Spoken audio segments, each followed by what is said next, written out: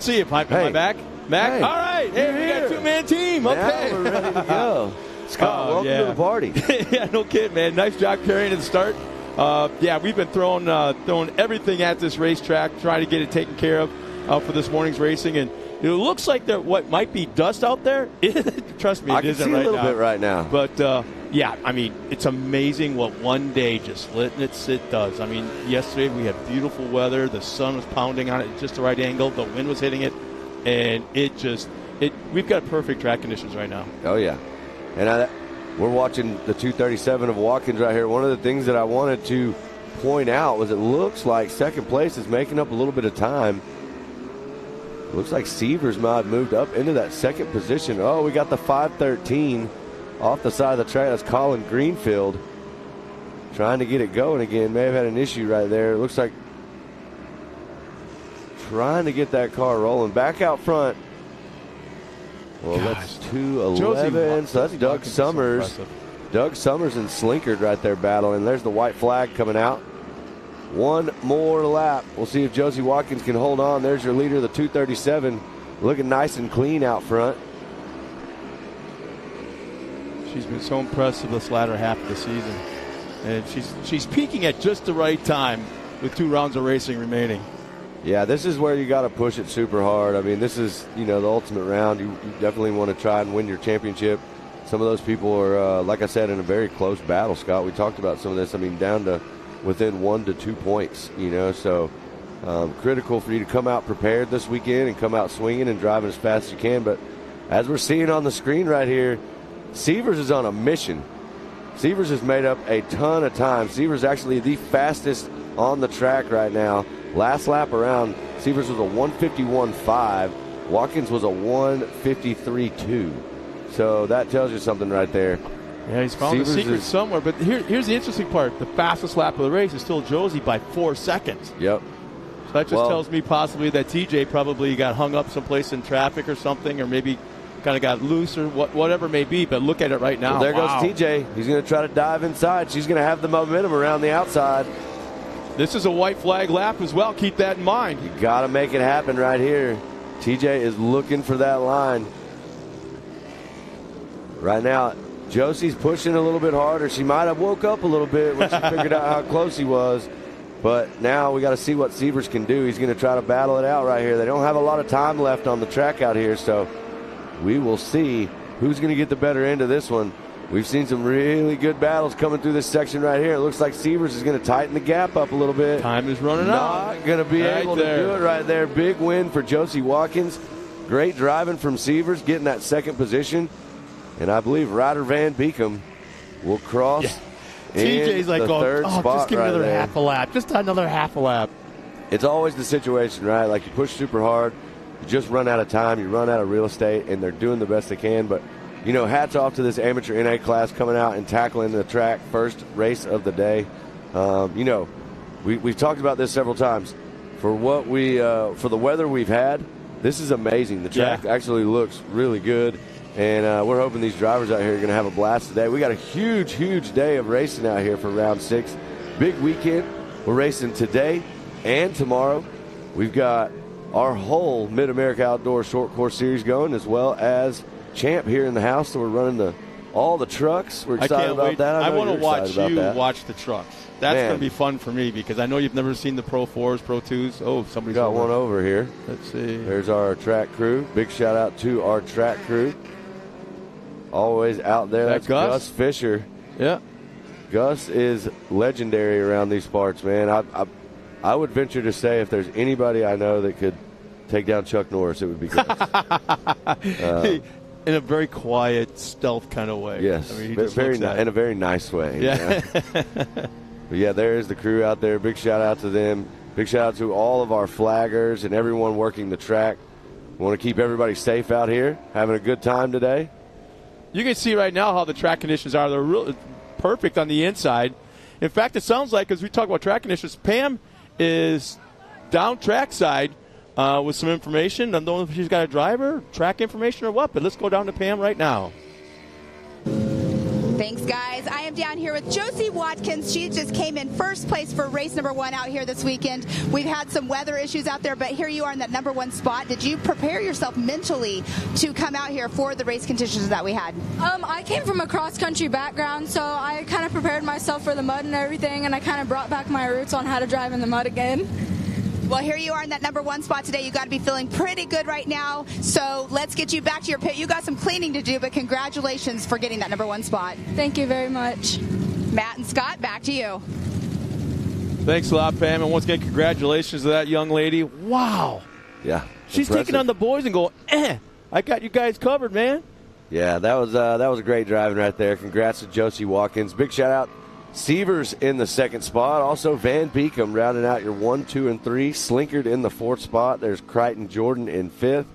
Ashley Rowden in 6th.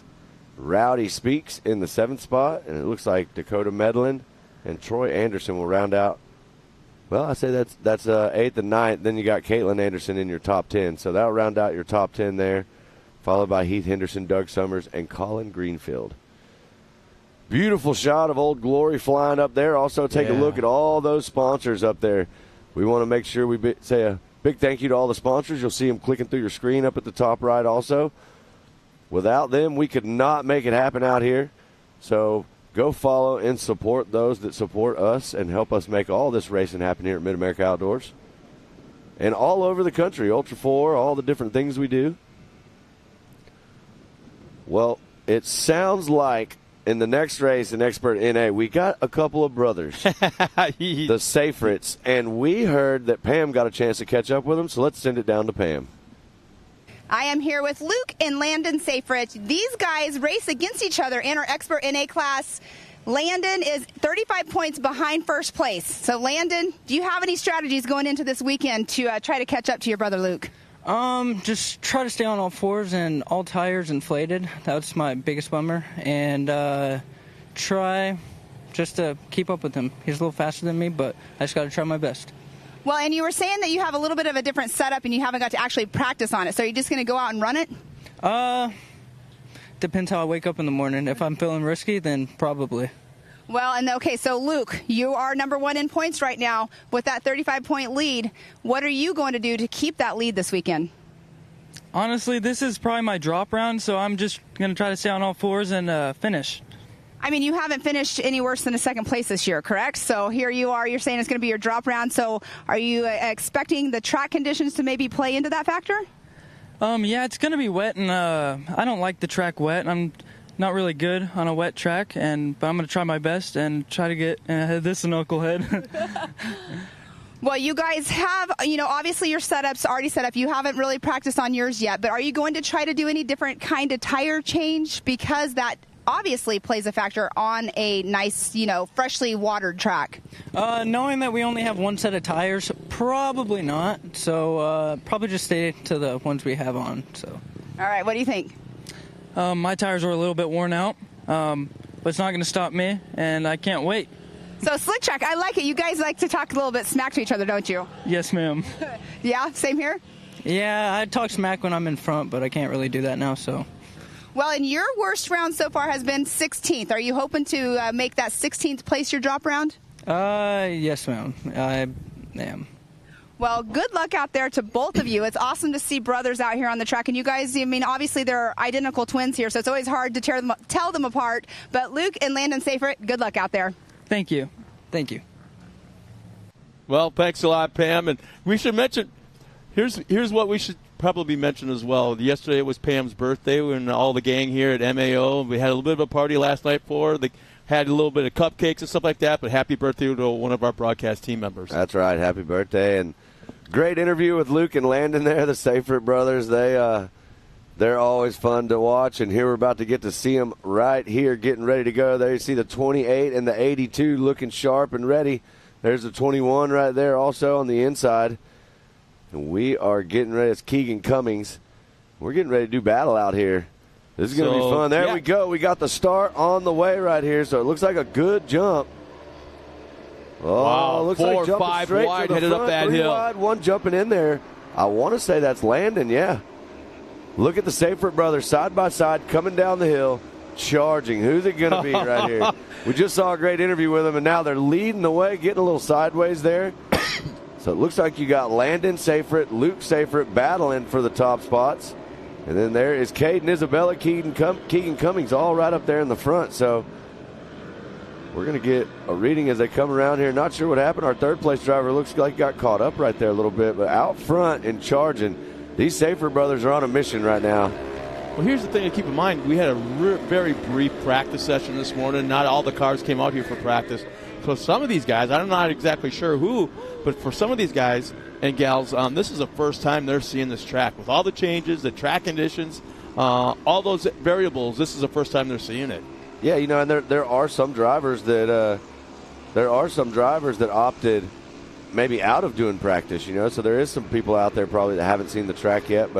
And as you can see right there, looking nice and clean, there's the 82 machine of Landon out front, followed by the 28. And then that looks like actually the 124. Oh, getting up on two wheels, saving it. Bicycle. He was ready to go there, but he saved that. Looks good. I believe that was Caden Isabella that made that save right there, the 124. Great shot right there as you see the 82 machine coming through. Landon Seyfried, 138.9 on that lap time. Luke with a 141, so Landon definitely a little bit faster out there, pushing a little bit harder. We talked about those setups out there just now with Pam. So it sounds like Landon is pushing a lot harder right now and trying to keep that car in front. Definitely wants to beat his brother. And there you see it looks like Caden Isabella in the third spot with Keegan Cummings right behind him in the green car.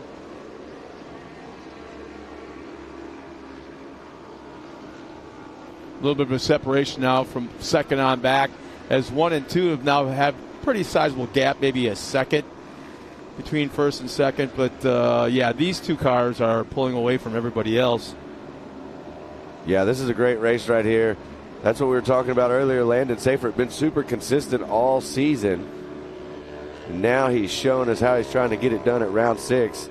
They talked about how, you might have heard them talk about how they have that drop round. Some of the riders throughout the season, if they have a bad race, they do have the option to take a drop round. Well, when you're super consistent, like they were saying in their interview, you can choose to take that drop round whenever you want. And so have finished no worse than second the entire year. Which race do you drop? Exactly. So we'll see how he finishes this out. But right now, Landon Seyfried leading the charge. Luke Seyfried in second, and Caden Isabella running in third. There's Keegan Cummings in fourth. Looks like Rinkmeyer in fifth. Bree Seek in sixth. Sean Philbin seventh. Braxton Moore out there running in eighth. Good to see Braxton out there racing. Randy Clifton in ninth. Jesse Greaves in 10th. And Jaden Lindemood in the 11th spot right now on the track. Yeah, you can see the lines are starting to get a little bit wider. Everyone's been taking that inside line, maybe like somewhat in the middle of the track, but you can see that mud is slowly getting pushed to the outside. And that's what's going to happen. Yeah, the track's going to come in, and it's going to get better and better as the day goes on. Yeah.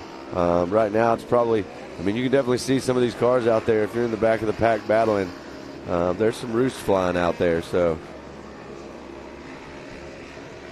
there's not an issue of traction, that's for sure. The only probably issue they might have would be vision with tear-offs and that car getting real heavy.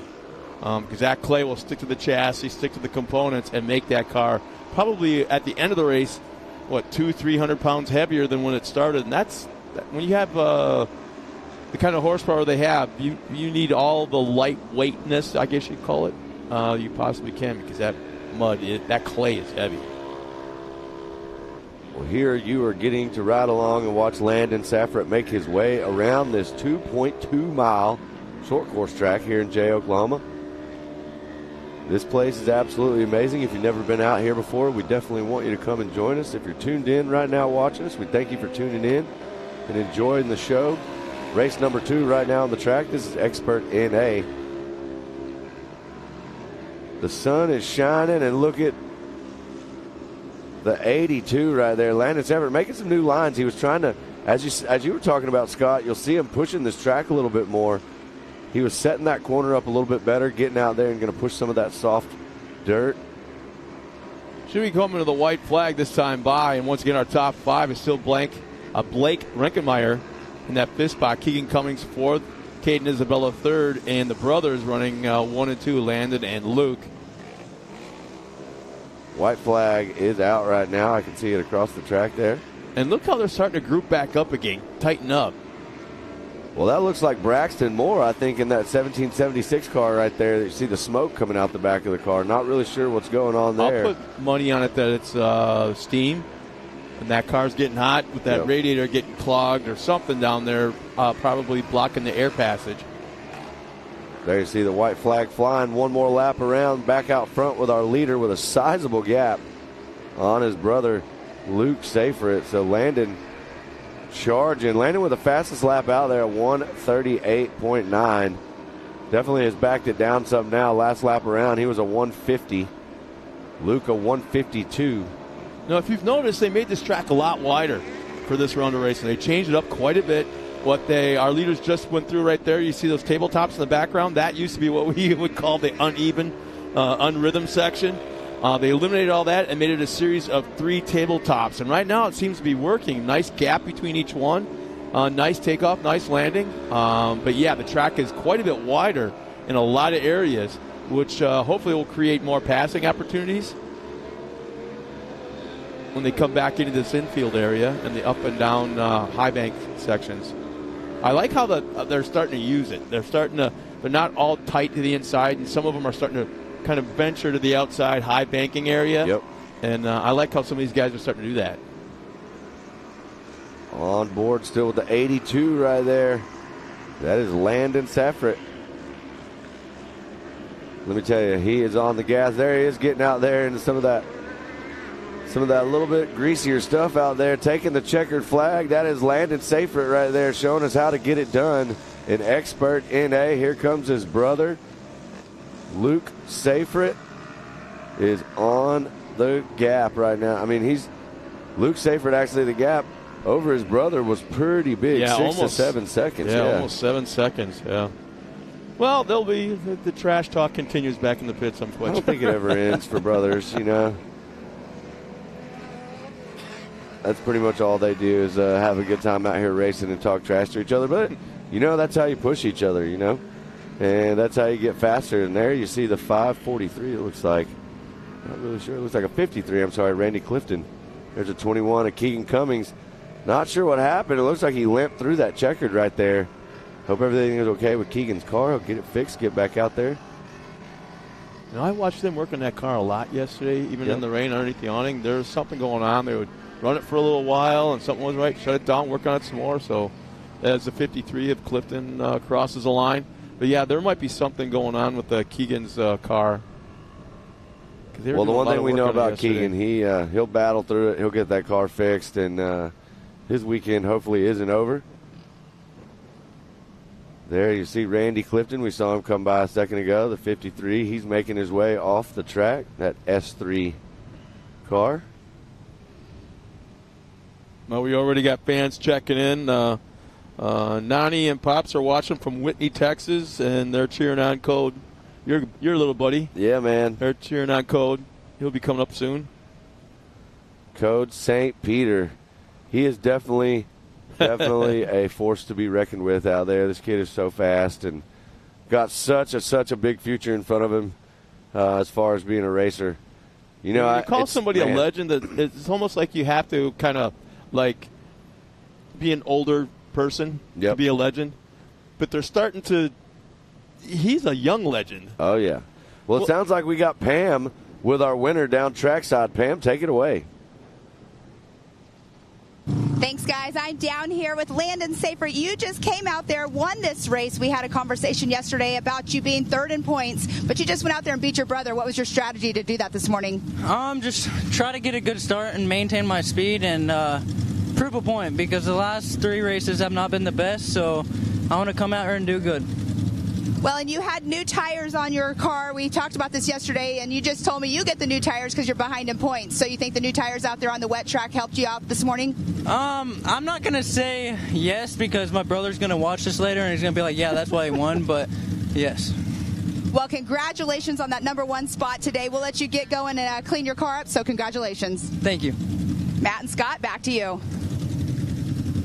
Well, that was an awesome, awesome interview. Landon stoked on getting that win over his brother, Luke. We are going to step away, take a quick break, and hear a word from our sponsors, and we'll be back with racing here just shortly.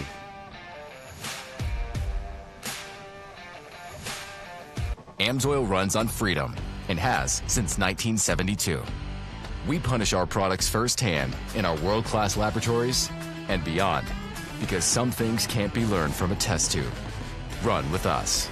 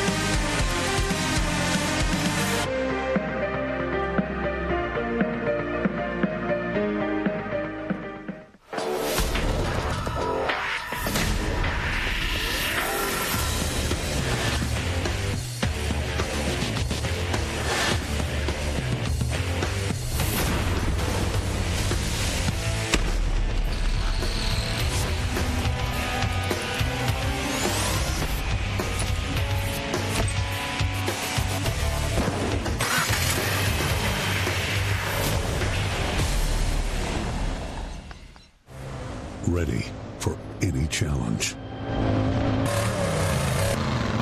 Maxxis tires can handle even the most punishing off-road conditions.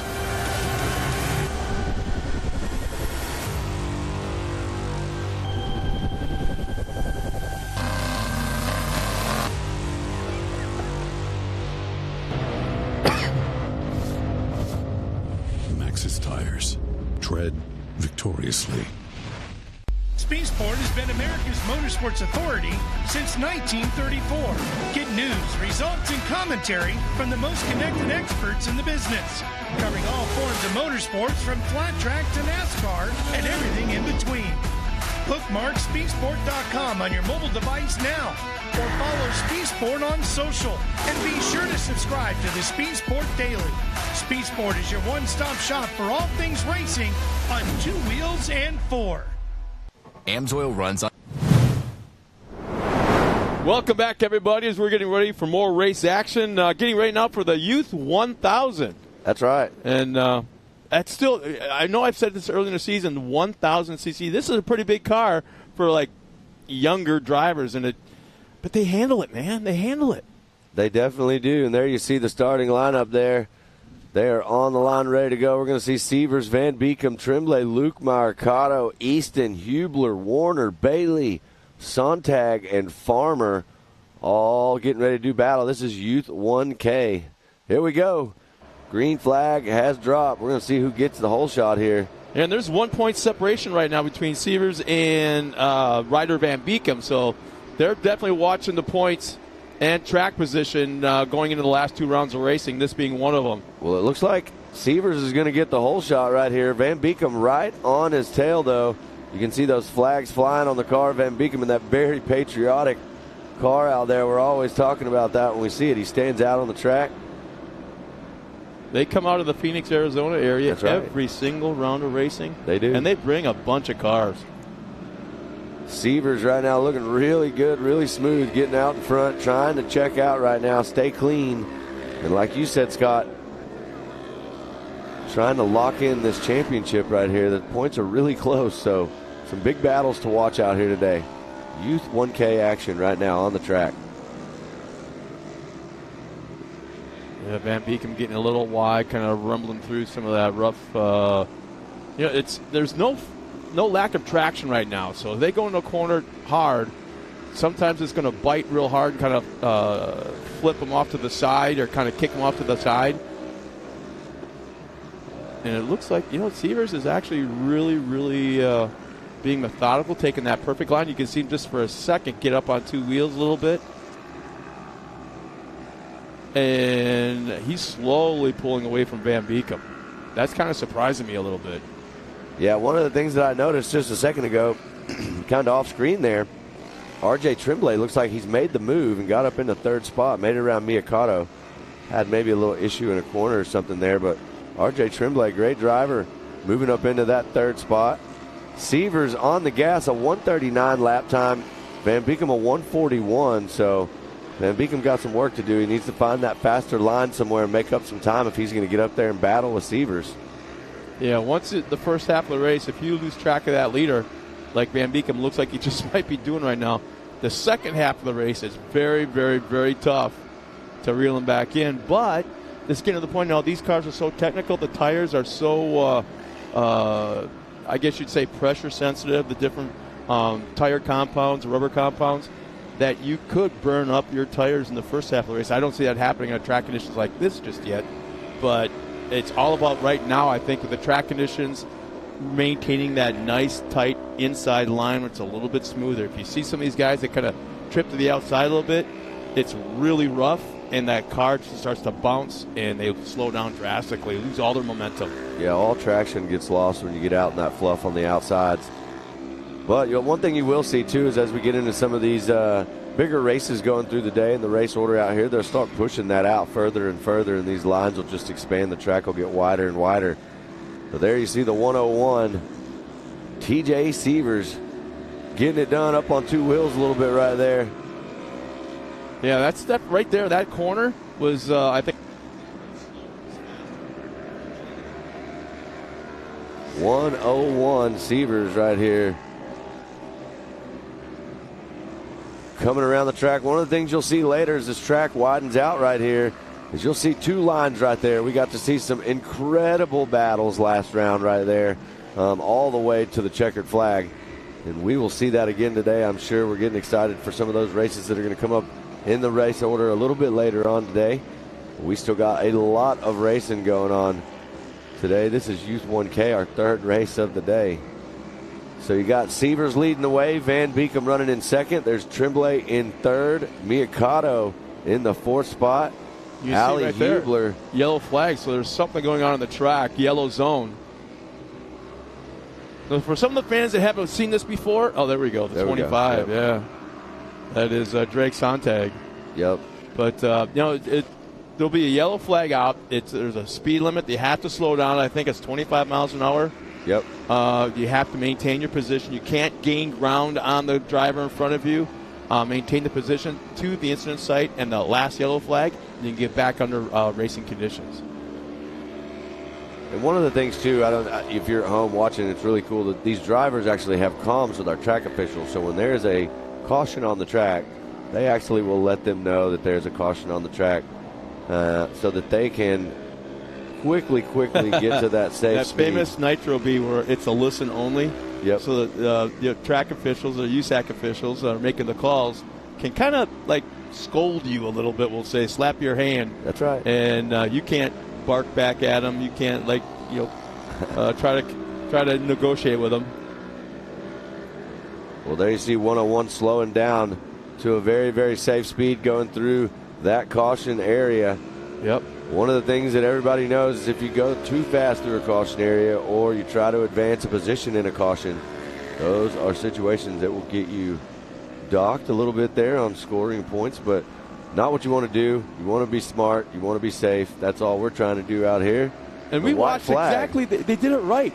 They didn't. Van Beekem didn't try to make up ground on second, kind of cheat up a little bit. No, he didn't do it. He did exactly as they're supposed to do it. The speed limit was right. Severs went the right pace through that yellow zone. So kudos to these kids out there. They're doing it the right way. Well, I can tell you this. Van Beekem checked up a little bit there and did the smart thing through that caution, but he better get on the gas now. White flag is out, and Severs is on the gas. It looks like they're coming into another caution here. I think it's the same one. Can't really see. I think it's still... we'll see here in a second. I think it's still because of Sontag. Unless somebody checked up hard because of him, and now they have issues, whoever they is. Okay, now we're seeing what's going on over here. On the outside Something's of the track. going on the outside of the track, which has caused a caution back through that rhythm section. But it looks like now the 101 of Severs is back under full power heading up the step up here. Coming through the corner looking good. Van Beekem right there in second. on the gas, trying to make something happen here. He's running out of time. As I'm looking at timing and scoring, I think that's Caden Farmer that has the issues on the outside of that course. That's caused that second yellow. Well, you're seeing our battle right here. See if we can tighten it up a little bit. Van Beekum doesn't have much time, but it looks like he's pushing really hard on this car, trying to get up there with Sievers. Sievers is going to try and hold on. It's his race to win if he can stay up front. Is he slowing again? Yeah, we're back in this caution zone, so you got to slow down. Very smart move by both those drivers. Going down to caution speed. They'll be back under full speed right here. Van Beekum kind of... Sievers getting on the gas. You can see the car rock up just a little bit on two wheels there. Over the new tabletop, and here's this double line section. Sievers going to go to the inside, protect his line, and heading up the hill to the checkered flag. Congrats to TJ Sievers and Ryder Van Beekum, first and second on the track. In Youth 1K. Points lead by a few going into the final round of racing. There's the 181 of Tremblay, your third place driver. And there is Miyakato in that fourth position. Looks like we got our car that was off the side of the track back on the track. The 25, Drake, is getting ready to go. Wants to finish this race out, get those points. Look at this battle all the way to the end right here, side by side. That's what I'm talking about. You're going to see some battles throughout the day right here, especially in this corner. We witnessed some great racing, especially with some of the youth classes out here. And right now, just getting to watch this Youth 1K race, kind of setting the tone for the day. These kids are putting on a show, and we always have a good time with the future of our sport out here. You know, we talked about the radio communications with the Nitro B and the USAC officials talking to our drivers. They also, that car looks like it's sitting kind of funny. Yeah, flat tire. There we go, flat tire. It was one of those situations where they also have communication with spotters. Yep. Somewhere out there in the racetrack, usually it's a dad or a mom or maybe an uncle or a family member.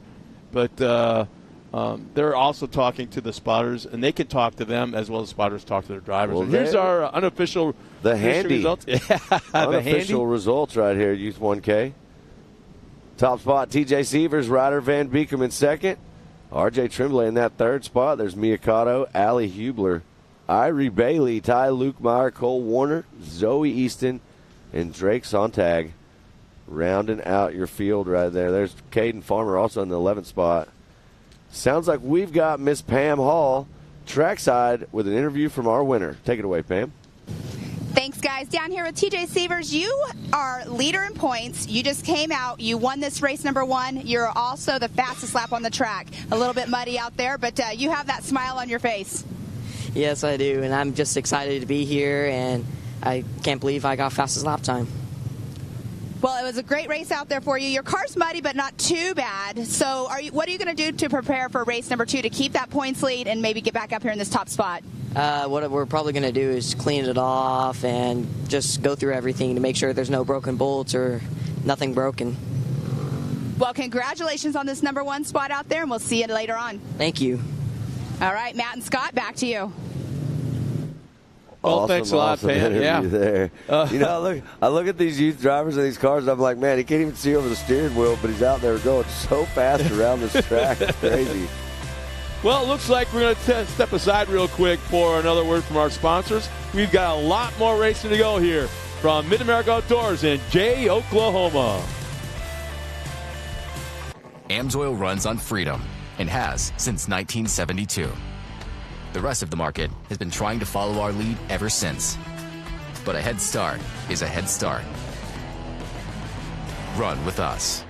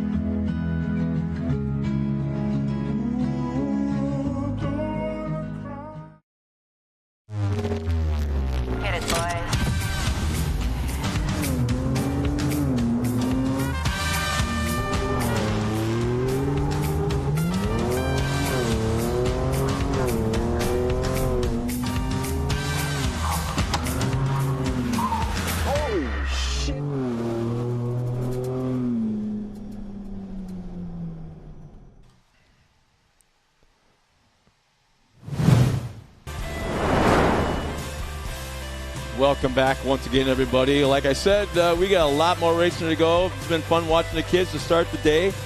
Matt, what do you think of so far? The track conditions, the weather, the racing, the enthusiasm from the racers themselves. What do you think so far? Man, it's an awesome start to the day. There you see the U250 modified grid lineup presented by Ultimax, Coach St. Peter.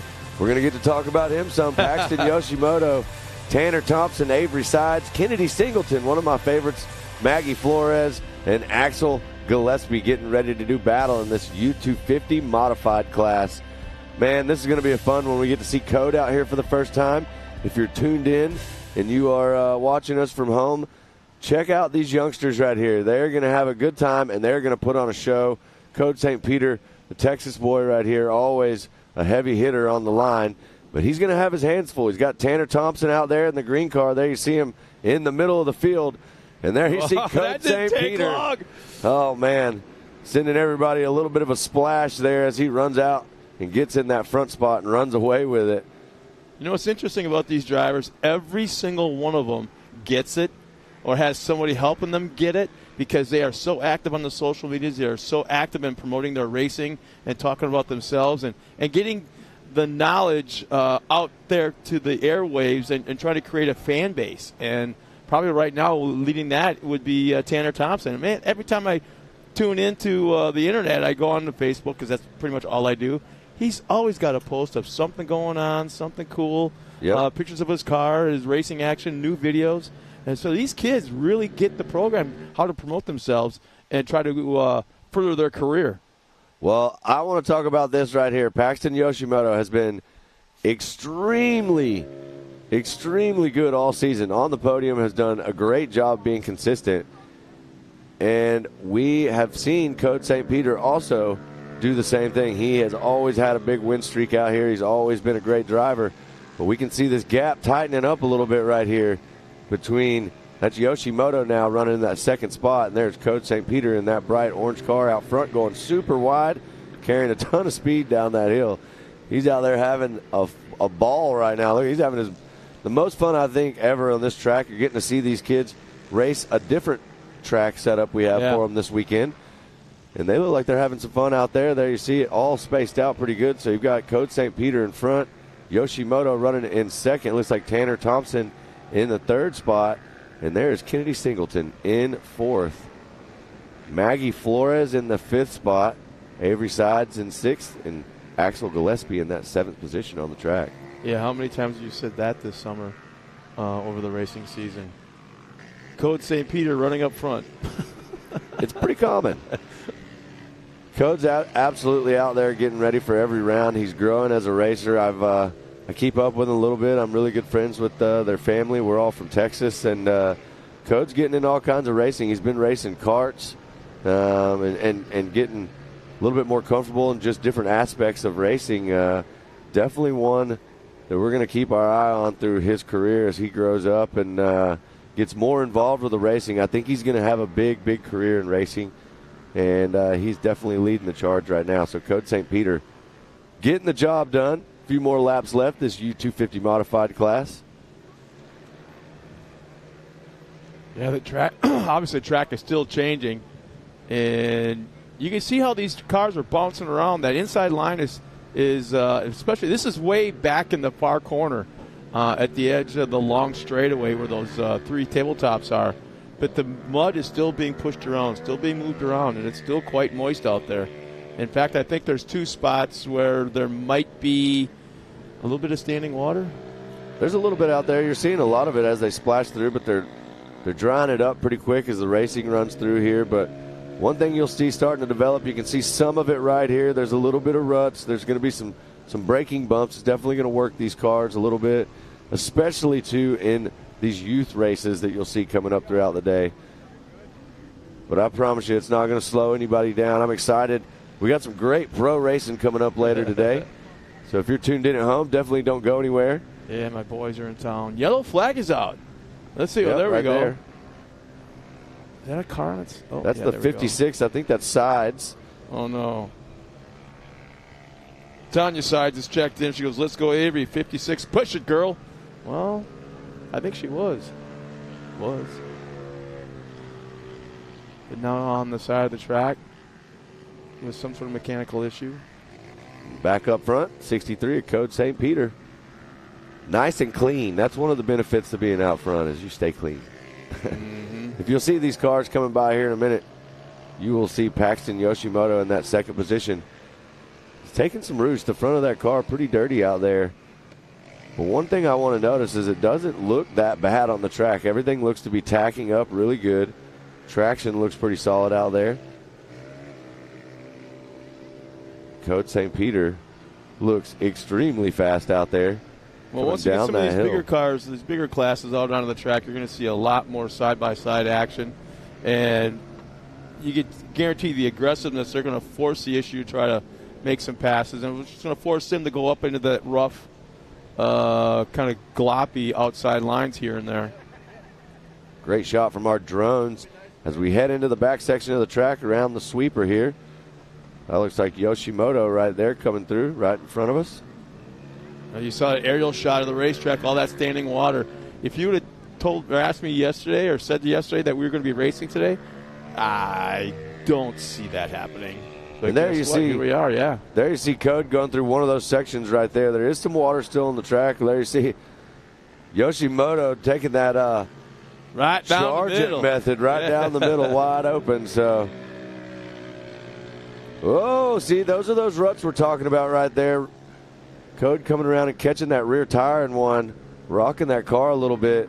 Those are the things that as this race goes on and as these things develop, you'll see those ruts. Those ruts will be things that drivers try to figure out where they are and dodge those because they can get that car up on two wheels. The other thing it could possibly do is mess you up on a tire or something like that. It looks like Code definitely found the mud. The whole side of the car right there is a new shade of brown. Yeah, white flag will be coming out this time by. In fact, this is all really a brand new dirt surface on this racetrack. They brought in a ton of clay. I think this is only the third race on this clay, and clay needs to settle in. It needs to compact, and it usually takes a year or 2 years to really grip the ground underneath it. And so what you're seeing is that clay is still moving around. They'll work on it during the off season and pack it down and try to get it to grip and settle in. And next year you're going to see less and less and less of those grooves, or I should say ruts. Well, the track crews had their work cut out for them. We've been up here several weekends, and they've been up here working, and it has been quite the undertaking for them. Yeah. But white flag is out. Code St. Peter still leading the charge. There you see Kennedy Singleton taking the white flag right there, the 71 machine, running in third position right now on the track. Looks like Paxton Yoshimoto may be having some problems on the track. You know what? Do you think that didn't even complete the last lap there? It started right after he went right down that middle of that big old water section. May not have been the way to do it there for Paxton Yoshimoto. Maybe something in the clutch, the belt, who knows when you go through water like that. Code St. Peter charging a 154.8 fastest lap right now for Code St. Peter out there. Last time around he was a 2:15. Oh, no. Code stopped on the side of the track. Not exactly sure what's going on. This is what we talked about. This is the leader, Tanner Thompson, is taking over the front spot. Scott, you said it best right there. You don't see this happen very often. Not sure what happened right there. This is not what the St. Peters wanted to have happen in their camp. Code is hopefully going to get that car started and be able to salvage this. Tanner Thompson capitalizing on the last lap. He raced it all the way to the end. The Code is still stopped on the track. That is the big story right now. Code St. Peter, someone that you never see in these situations, is sitting on the side of the track. Not sure what's going on right now with Code, but hopefully they can get that car going. I'm sure him and his dad are having a great conversation right now on the comms. But back up front, the Mid-America Outdoors Ambassador 21 machine of Tanner Thompson, capitalizing on the situation and moving straight up to the front of the pack. You ever see him get excited? Do what? You ever see him get excited? He's always just staring at you, calm, cool, collect.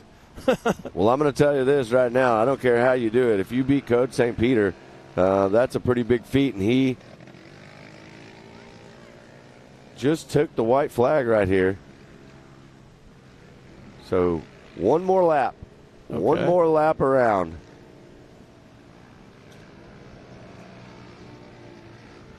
Tanner Thompson looking sharp. There is Kennedy Singleton now. Kennedy Singleton also moving up, and there's the checkered flag coming out.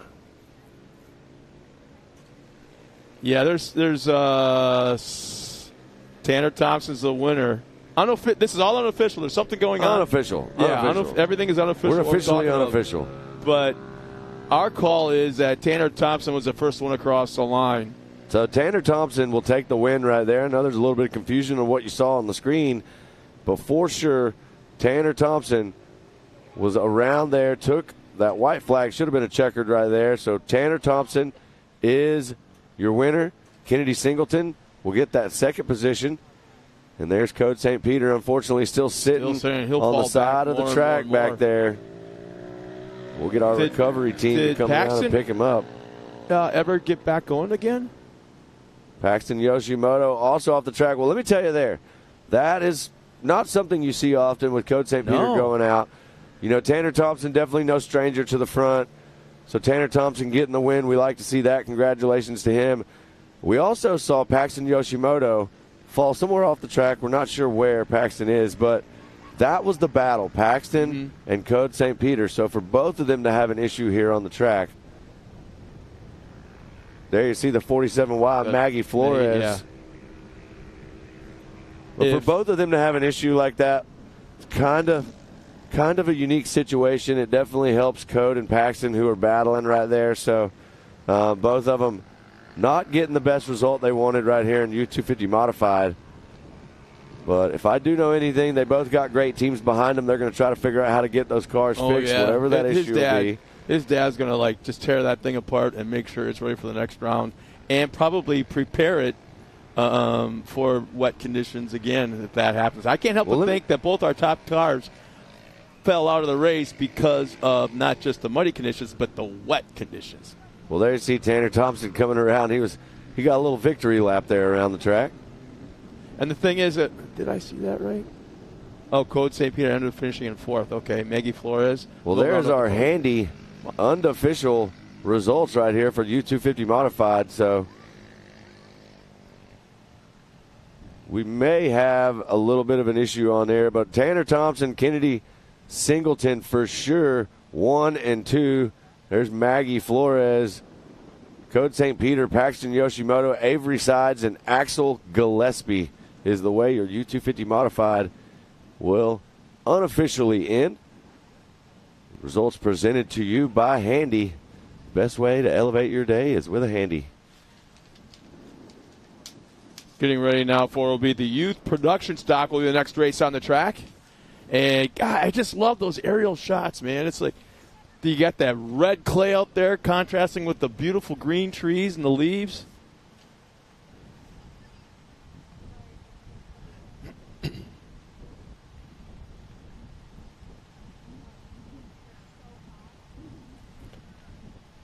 Well, it looks like as they're clearing the track with all these race cars, a little bit of track prep, we'll be right back with more racing action. Coming up next will be the youth production stock A-Main.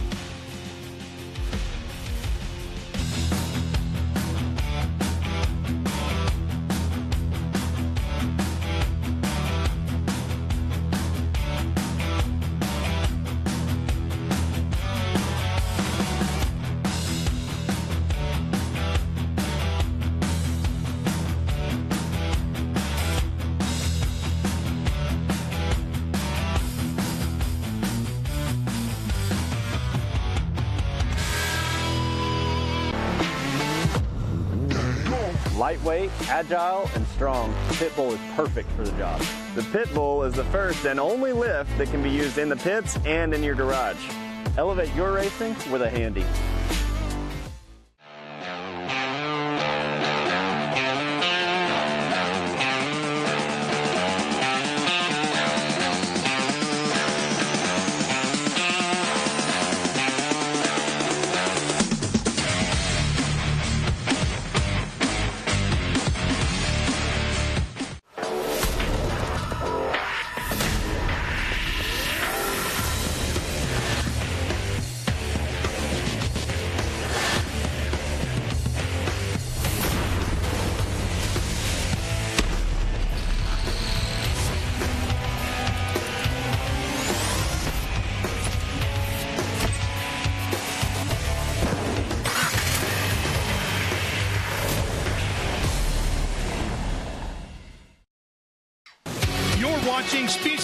One, your home for great off-road racing from America and around the globe.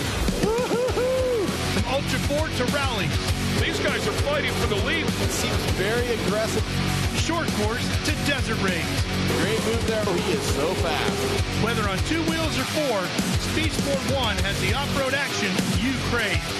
Look at that move. Jumps to the inside. Speed Sport 1, the Motorsports Network.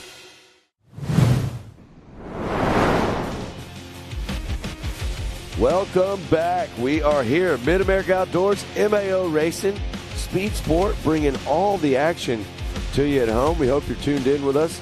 I'm sitting here with my man Scott Rain, and we're having a lot of fun, aren't we, Scott? Oh, yeah. I mean, I love the fact that the track is changing, and yet the drivers are adapting to it, and everyone is doing a hell of a job. And this is a brand new track for them because there's so many changes in the track structure itself. Well, let me tell you, Carson Hill is coming up in this race right here. This is my man. He is out of Broken Hill, Oklahoma, racing in that youth stock and limited class. Carson is no stranger to the spotlight. Got some of the coolest hair out there in the park, and he's also leading the charge in points right now. So big race for Carson coming up right here. He wants to further extend that lead and try to take this championship home. We've got round 6 today. Round 7 will be coming up, and that'll be the finals for these guys. So and they recognize it. They know there's only limited chances left for this championship. Yeah, they do, and they're going to give them a little sight lap if you're at home watching, trying to figure out exactly if this is the slowest race you've ever seen or what's going on screen. They're just giving them a sight lap. They're going to show them around. They run a little bit of a reduced course for some of these cars, and you'll see them line up. There's TW. He's going to get them all staged up and ready to go right there. This is going to be a youth 11 cars. This is going to be a large stock race. Yeah, this will be a big race right here. 2 rows. There you see them lining up.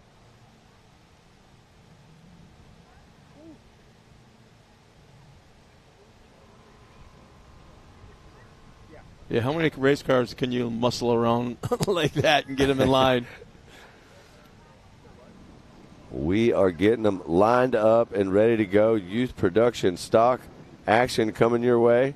Yep. Here is the grid lineup for youth production stock. So we're going to see Emily Fowler, Lane Plummer, Caden Vanover, Harper Hess, Heston Hess, Piper Doublehead, Tyson Raby, Ellie Lindemood, Gunnar Totten. There's Carson Hill, the 126 we just talked about. Kane Brazino, Axel Dreher, and Ashton Dreher rounding out your field. And that is the Ultimax grid lineup. We're going to get them all staged and ready. Carson actually starting in the second row? I believe he's on the front row right there. There you see the 126. Okay, there he is. Actually on the outside, will be the outside of... there you see Caden Vanover in the 22 car. Looks like Caden's going to be potentially in a third row.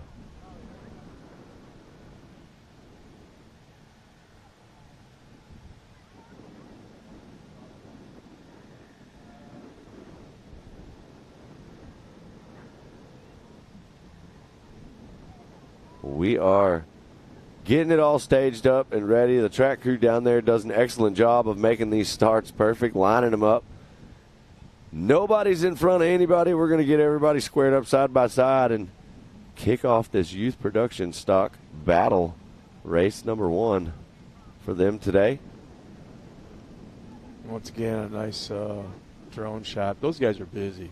Man, they're doing a great job out there for sure. They're getting bringing some like of the best NASCAR viewing team angles. Changing tires. Yeah, they'll come in, land, change batteries, and send them out like right away. That's right. Bringing all the action to everyone at home tuned in. We hope you guys are watching from home. Scott's told you a few times. You got anybody you want to give a shout out to, or got a couple any here. Questions for us? Shoot them that way on that live feed.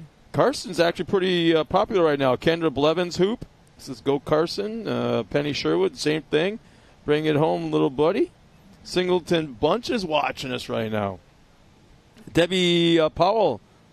Boy, Carson, is he buying fans or what? Man, they're all for Carson right now. Pretty famous. Patton is watching us. All right. Penny Sherwood once again. Go Carson Hill. Man. So, yeah, if you had any questions for Matt or I of what's going on, please let us know. We'll do our best to answer them for you. You can see, actually, the VIP area right there in the edge of the track. That is the best viewing area on the property. Yes. If you're out here and you'll see that hill right there, the whole hillside will be completely full later when you get to see these pro classes run, especially these trucks that we've got out here this weekend, the Pro 2s and Pro 4s. So, man, what a big weekend. We're super excited to have everyone out here for round 6. The sun is shining today.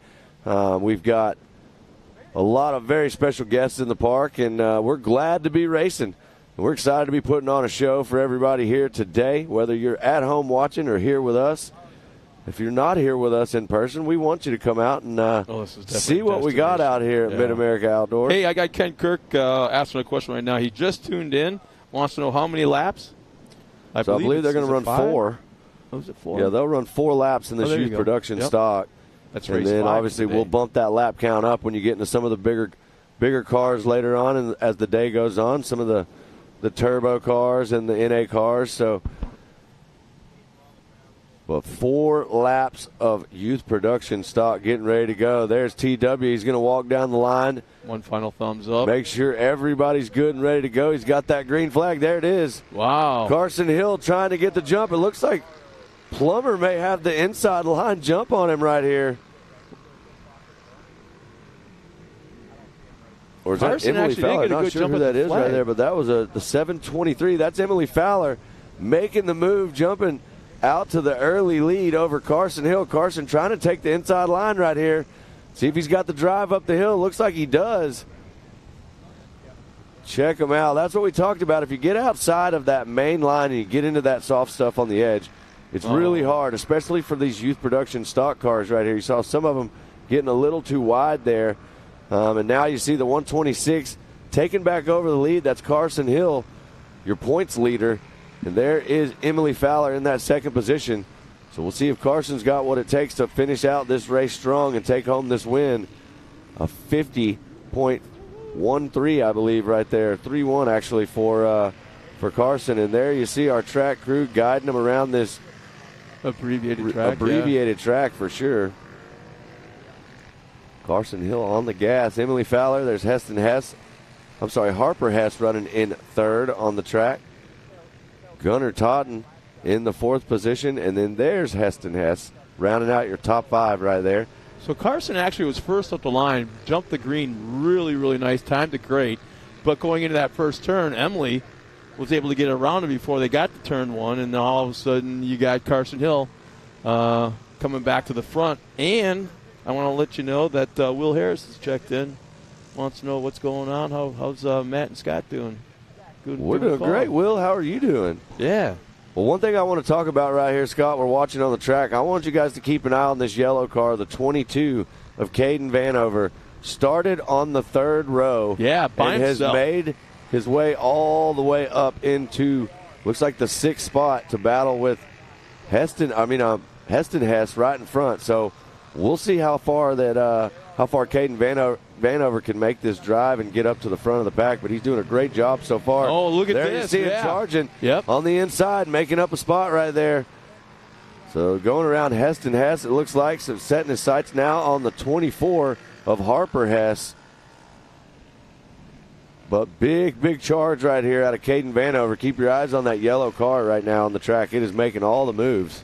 There's just a little less than 2 laps remaining, and there's a shot for Vanover to get on that podium.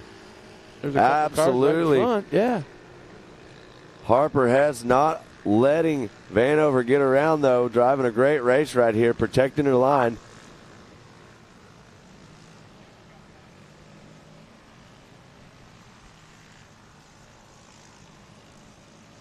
There's not a lot you can do with the production stock car. Nope. You can work on the clutch. You can work on the clutch springs. Work on the shocks, that kind of thing. Who we got Unfortunately, here? that looks like the number 7, I believe. Not really sure. We'll see. And there is Carson Hill coming around, slowing down as he goes around that caution traffic right there on the track. We've got white flag coming out right now. And there you see, we'll see if Vanover trying to make another move right here. Going to be on the outside of the 24. There, he got it. Slid right in to that spot. One more spot so for a podium. Caden Vanover's in 4th right now, so if he can catch up to Gunnar Totten, you'll see Caden Vanover go from the 3rd row to the 3rd spot.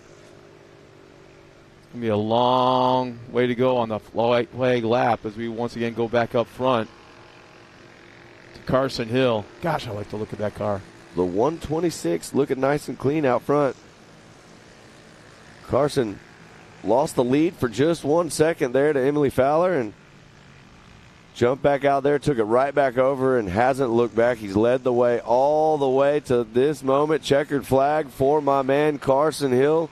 We talked about him right before the race started. He showed us how to get it done right there. And now he got Emily Fowler coming across right there in the 2nd position. And it does look like, well, no, he didn't get it done there. It looks like Gunnar Totten going to take that 3rd spot on the track, holding off the hard charge from Caden Vanover. There's a 22 nice coming job. across. That was a great drive right there for Caden Vanover. Really nice job.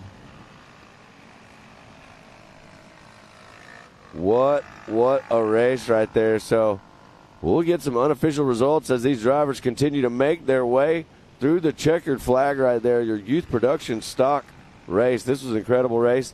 Carson Hill, another great showing for him, coming out, getting the job done, taking home that top spot.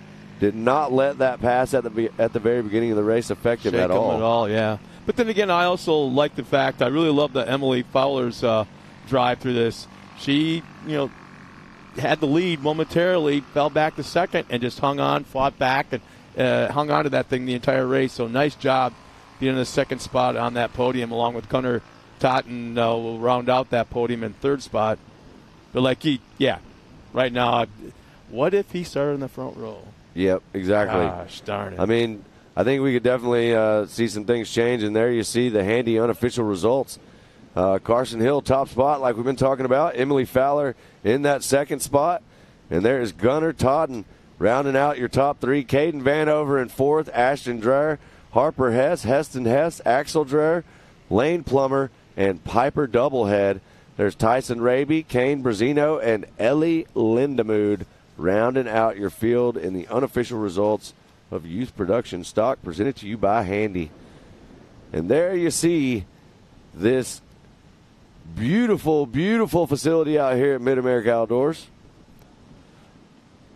Well, it looks like we got pro racing coming up next. We're going to step aside real quick, talk to some of our sponsors, show you who's behind us here at MAO. We'll be back with pros coming up next.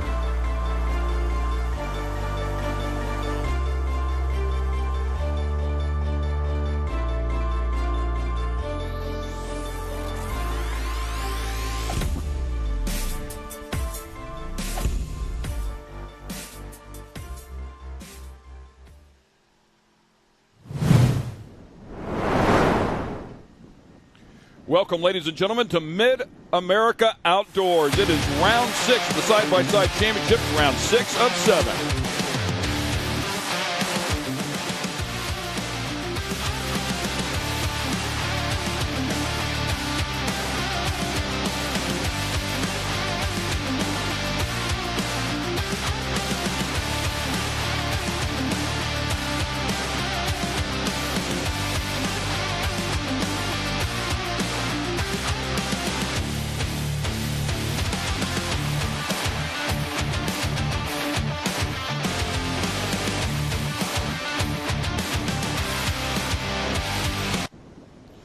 Welcome, ladies and gentlemen. We're in Jay, Oklahoma. Mid-America Outdoors, round 6 of the side-by-side championships. I'm Ken Stout. Pam Hall joins me here at the desk. And once again, we have a new configuration here for the racetrack. It's going to throw everybody something a little different here today, primarily because nobody has seen this track, Pam. Exactly, and they have changed our rhythm section, our non-rhythm section into tabletops. It's just a completely different track out there, and the conditions that we had yesterday, obviously nobody could go on it, but here we are. They're getting to see it for the first time.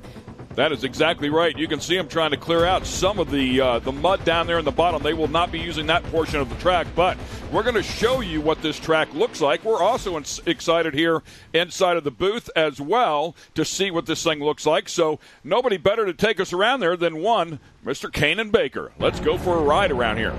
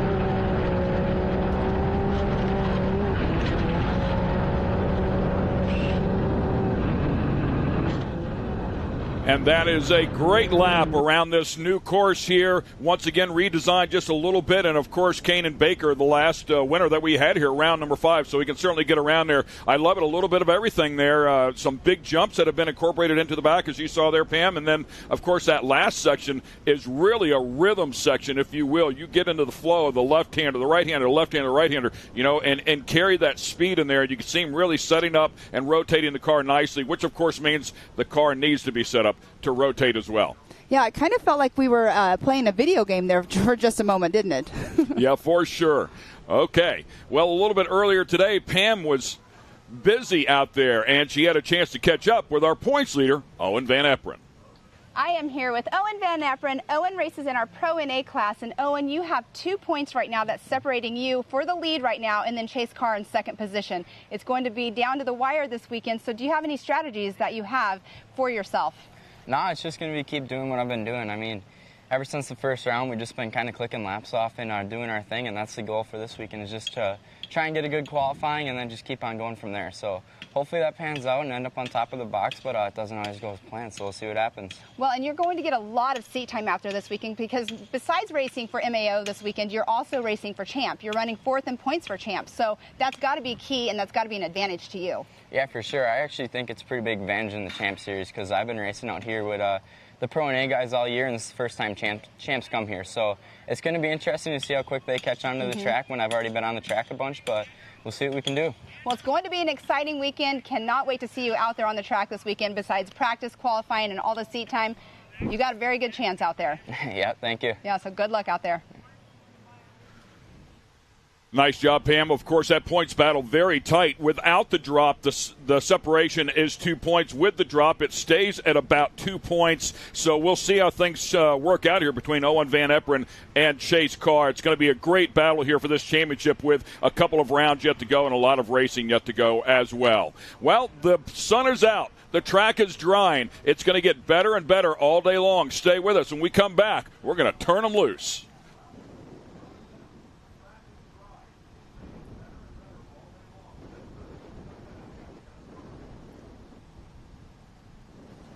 And once again, welcome back to Mid-America Outdoors. As you can see, a lot of fans out there looking on as well here this morning. It is a beautiful day here in Jay, Oklahoma. Ken Stout and Pam Hall sitting right alongside. And the third member of our team is going to be a longtime friend and a longtime broadcaster in the short course off-road industry. We welcome in Mr. Scott Rain. Scott, what you got, buddy? Hey guys, I've been up in the booth all morning long, been watching these track conditions, and right now I'm trackside. The track conditions are beautiful. The weather is fantastic. You've got the pro drivers up there right now ready to come down from staging, and I'm expecting a super, super exciting race, especially with Owen Van Eperen coming all the way from Green Bay, Wisconsin, our current points leader. We're going to see what he can do off the start with this race. This is going to be very cool. Thanks a lot, Scott. Yeah, appreciate that. As we talk about these cars, we call them Pro NA, and of course the naturally aspirated vehicles is what NA refers to, which means no power adders. You can't have turbochargers, superchargers, nitrous oxide, those types of power adders. So it is just all engine, if you will. They weigh in at 1,650 pounds. A lot of Polaris out here, of course. The Yamahas have infiltrated as well, and of course Owen Van Eperen on one of those Yamahas.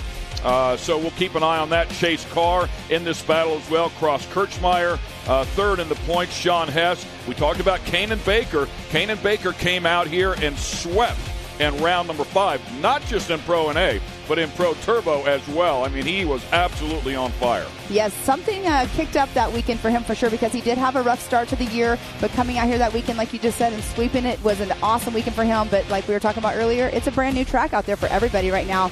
But watching his onboard camera, you know, you can see that he was pushing the limits to see how hard he can actually take the new jumps that we have out there, because there are some kickers on them as well. They made them kind of more of a lip on some of those tabletops, and yeah, you got to definitely make sure you're practicing and learning how to take the speed, because that can definitely throw off your whole entire race. Yeah, no question. And you could see, obviously, the early morning practice laps. The track was really soggy, as Scott just referred to. It's drying out quickly here. Sun is out. It's supposed to go to 90 degrees here today. The breeze is blowing as you take a look at the flag, so that will help dry things out there. A little track grooming going on. We will not be using the under part of that over-under right there, but they're doing some maintenance nonetheless to relieve some of the water. So we're looking forward to this race. No question about that, because as we saw Kanan running around this track with it being a little bit wet, he had to be careful not to turn that car sideways going off the face of a jump. So we'll see if he can square that thing up. I expect him to carry a lot more air once they get at speed and when they have some grip. All right, and once again, we will take a quick break right here. Stay with us. We're in Jay, Oklahoma, round 6 of the Mid-America Outdoors Side-by-Side Championship.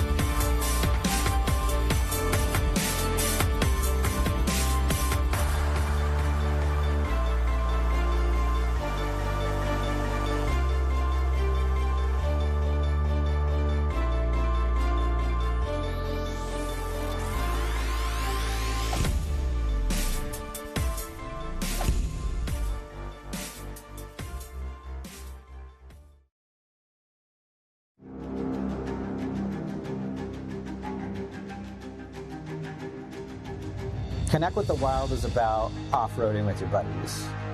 Connect with the Wild is about going to Moab and conquering new challenges that you didn't think were possible. Ultimately, Connect with the Wild is about enjoying the outdoors in your vehicle as best you can. We're treating it like we know it's something special that everyone will remember.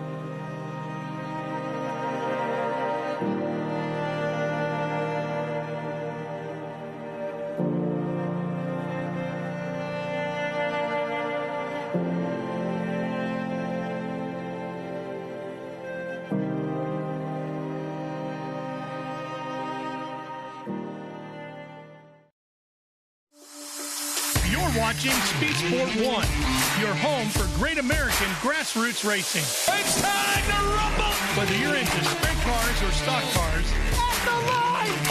Modifieds or midgets, down to the low side, retake the lead! Dirt late models or demolition derby. Oh! Speed Sport 1 has the grassroots action you love. Are you kidding me? Speed Sport 1, the Motorsports Network.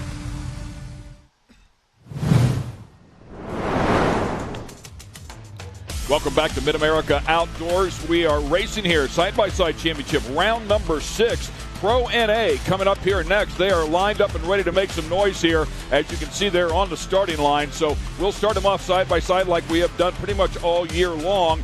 Bring them around here to the start-finish and turn them loose. So my guess is they are lining them up based on points since there was no practice or qualifying time.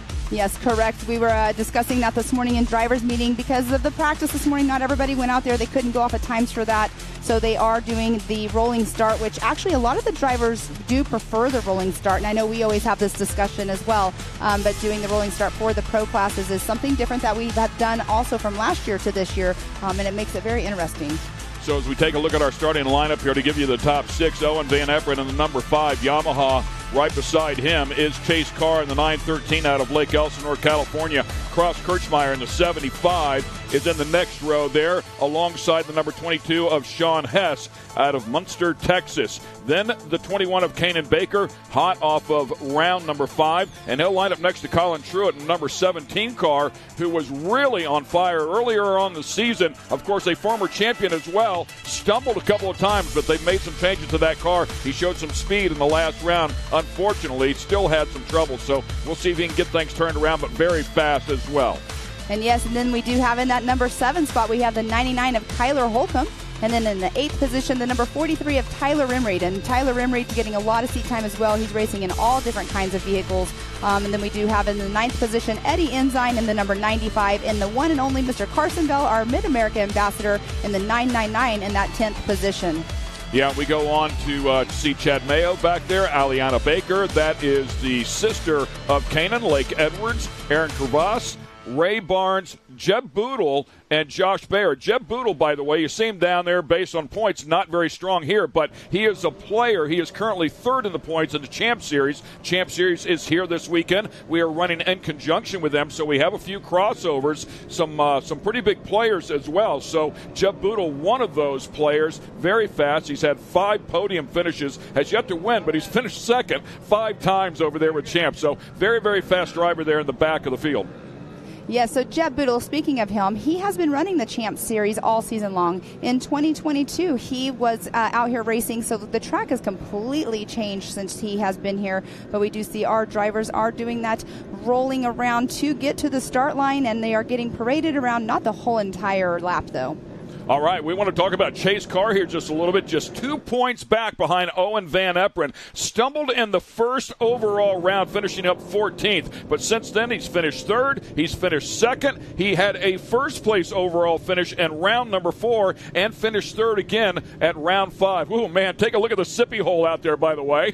Oh, wow. Talk about a pond in the middle of the track. Good luck with that one. They better get them single file before they run through the sippy hole. That's going to be interesting. But Chase Carr is one of our featured drivers here. Yes, and that area that we were just looking at with all that water, when we were watching Kanan Baker's on board, I'm wondering if that's the section that he went through where he kind of turned it sideways and went over the jump and purposely went around that. So clearly saw it on his first lap. We were watching him on the second or third lap. But, that's a big obstacle, no doubt, as Mother Nature dealt us a pretty tough card one day ago. I'm telling you, there was a deluge of water that came down off and on all day long. And finally, about 3 o'clock, 3:30, the sun came out, and we've been dry ever since. But boy, oh boy, did we get a bunch of water. Producer Jared Sells, sitting in the truck next to us, just in our ears, said 6 inches of water in the last 2 days. So, and with talking to Jason Robinette, the gentleman who does not know, he is the owner of this whole facility that we're at. He said there has not been any rain for the last 6 weeks, and then all of a sudden it's race weekend. Exactly. I mean, Mother Nature. It's the MO all year long. We've lost the opening day every single round, I think. So it's been crazy as, once again, you take a look. Yes, it's been definitely very interesting this whole entire weekend, but it's been a great weekend. I mean, yesterday, let's talk about this for a minute before we take our start line. We are on a rain delay yesterday, could not do any qualifying, doing any practice. So guess what we did? The Mid-America whole entire crew wants to make it a fun, family-friendly weekend, so the pool was open, even though there was rain at the beginning.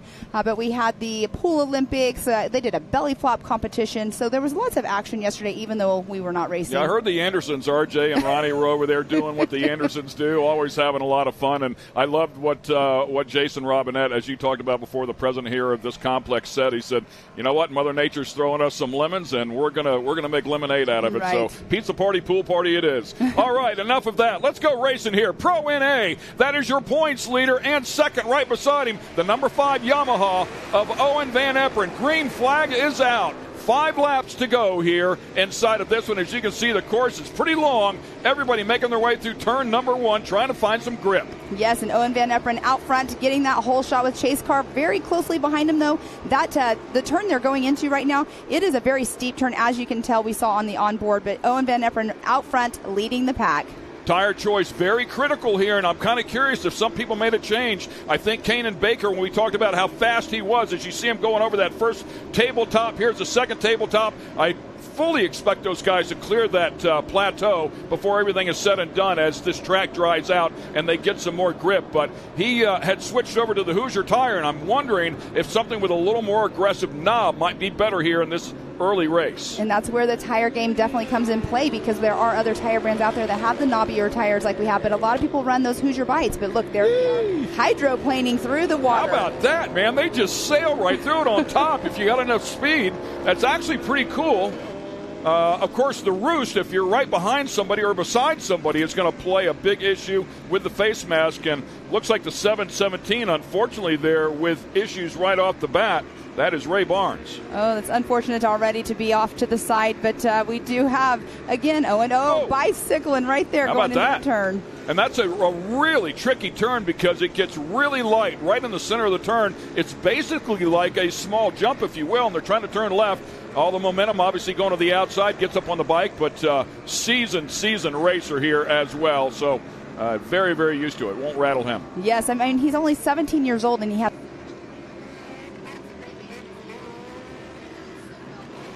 lead as well. Yeah, he's also crossing over. He is running in both the NA class and the Turbo class with Champ. So busy weekend here for Owen Van Eperen. Kanan Baker. We see it looks like time and scoring has Kanan Baker up into second place. So nice run for him, starting off in the 5th position. Well, I wonder if he's going to continue on with his success from round 5 and try to catch up there with Owen Van Eperen, because now he is in that number 2 spot. His lap time was a 1:48.501, but Owen Van Eperen has the fastest lap so far of the race at a 1:46.278. Yeah, I just saw Kanan launch it up over that first jump there, kind of nose down a little bit. So you mentioned a kicker off that first one. It can be adjusted with dampers. It can also be adjusted with the driver's right foot and, of course, the left foot on the brake. So they'll have some options there. And he'll know if he had a good, clean run at it or not, too. Sometimes if you get off the throttle a little bit earlier, it'll nosedive on you. Yes, I can't quite make out who that is. I think that was Kanan Baker just now came off that jump going a little bit sideways, but there are some battles going out on race course right now. Looks like it will be between the number 6 and 7 car. That is Chase Carr and Colin Truitt right there going through our big Talladega turn. Yeah, and Colin Truitt right down a little bit shorter distance, did not use the banking. Colin Truitt, as we talked about before, very fast out here. Former champion, made a number of changes to the car and showing some speed here, much like he did in round number 5. But again, had a couple of mechanicals that bit him, but the car was fast. And Chase Carr looks like he's dropping back just a bit. It looks like he might have a right or a driver front flat going down. It kind of looked like to me, not quite sure, but he is dropping back just a little bit. See if we can keep an eye on the, that left front does look soft. Yeah, I agree 100% there. So that left front has gone flat, and horrible timing there for Chase Carr, of course, being in the thick of this championship. Very unfortunate for him. I mean, when you're running for the championship, you're pushing your driving as hard as you can, but you cannot help it when you get a flat tire. I mean, you can only push your car so far before it's done. And we have the 41. There's Boodle right there on the side. Yeah, and boy, I hope that's not the announcer's jinx, right? Talking about how good he is, and he really is very, very talented, but something clearly bit him there. You can see that heavy loam and mud up there at the top. Yes. So if he got up in there and had any angle in the car, it'll launch him. Well, and we did see Owen earlier bicycle just a little bit, but that was Gus Fisher making sure he was all good. I looked like I saw a thumbs up. So Gus Fisher, big part of this park out here, making sure all of our drivers are safe out on race course. Owen Van Eperen still out front here so far. Kanan Baker trying to track him down. And here we are. Let's just talk about Gus for just a moment. He came out here this morning at 6:30 in the morning to come out and look at the track, and he was surprised, actually talking to him down by the start line earlier, that the track was actually as good as it was. So he is the one who actually made the main call for us to be out on course today. Oh, and here we have Owen Van Eperen just slowing down for the caution flag. Yeah, so a local caution right there through that turn.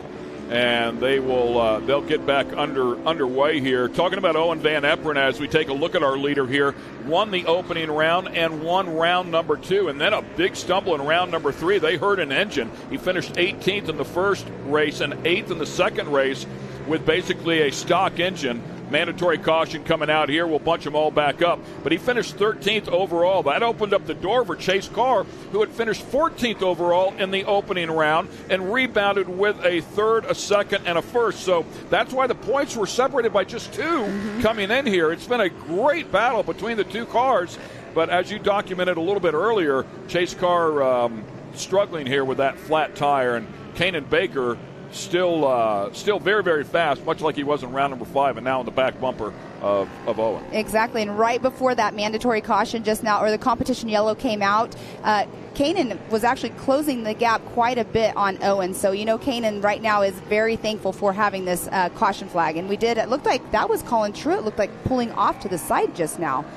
So that will be very unfortunate as well for Colin Truitt. And he has just been snake bit this year. Yes. Despite his best efforts, and sometimes it just goes that way. 2 drastically different combinations here in first and second as we take a look at them. Of course, the Yamaha for Owen Van Eperen is manually shifted, and then the car right behind him, that's going to be a CVT-style clutch. No shifting whatsoever. Stand on the throttle, and it takes care of itself. Chase Carr, from what we're being told, has decided not to pit.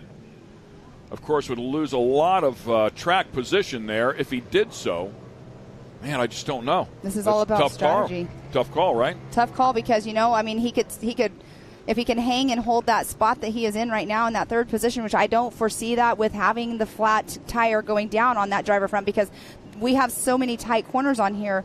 Having those, tires going flat in the front is not an advantage whatsoever, because it'll make it obviously harder to make their turns. Yeah, Kyler Holcomb right behind him, 24 years of age, out of Texas, and finished up on the podium in round number 1. He's finished 4th overall. He's finished 6th overall. So, I mean, he's no slouch. Point being is, if there's any weakness there in front of him, he's going to take full advantage of it. Sean Hess right behind him. So a couple of players there that will certainly love to make him pay. And let's look at this. We have Carson Bell, who's moved up into that number 6 spot. He's had a tough year as well. I mean, he's usually one out there. He moved up into the Pro NA class this year, but he has had a very rough year, and he was questioning coming out here and racing, but here he is out here more than likely having a blast. But look at the cars right now, all the mud that's on them. Lots of cleaning to go on before they have to put them back in their race trailers after this weekend. Well, of course, typically we would run 2 races in the same day. With this schedule that we have, with Champ being running their series as well in conjunction this weekend, they will have that luxury tonight to clean the car, get things prepped and ready to go out here for tomorrow's race. It'd be interesting to see how much teardown the pro classes are going to do, because the pro guys, obviously, that's why they're a pro. They do 100% teardown usually between races, and it'd be interesting to see in the pits tonight if people are actually going to be doing any of that. Yeah, it's at least in years gone by, whenever we competed on a 2-day format, which is really what it was typically, there's some maintenance that has to be done, but certainly not 100% teardown like you were saying. But there are the critical items that need to be looked at after every single race that they will go in, and of course cleaning the car is really important as well. It'll take them a number of hours. If everything is perfect, they'll have a good 5-6 hours worth of work to get those things ready to go for tomorrow. And that's when you're hoping you have a lot of people in your pit area to help wrench on the car. Or sometimes when racers actually end up out of the race for any kind of reason, if they know that they cannot get their car back together after working on it, they'll go and they'll help their other players that they're against normally out on racetrack. But it's pretty cool to see teams do come together like that. But there we do, Kanan Baker in that number 2 spot. Let's talk about Kanan Baker for just a minute. He races in the Pro NA class. He races in the Pro Turbo class. But outside of Mid-America Outdoors, he also races in the Nitro Cross. He started doing that this year. He's been doing very, very well at that. He also races in the Pro Lights as well. He raced our series this year, our new series. And then he also will be racing in the Pro Light later on with Champ, just because, they're here. Why not?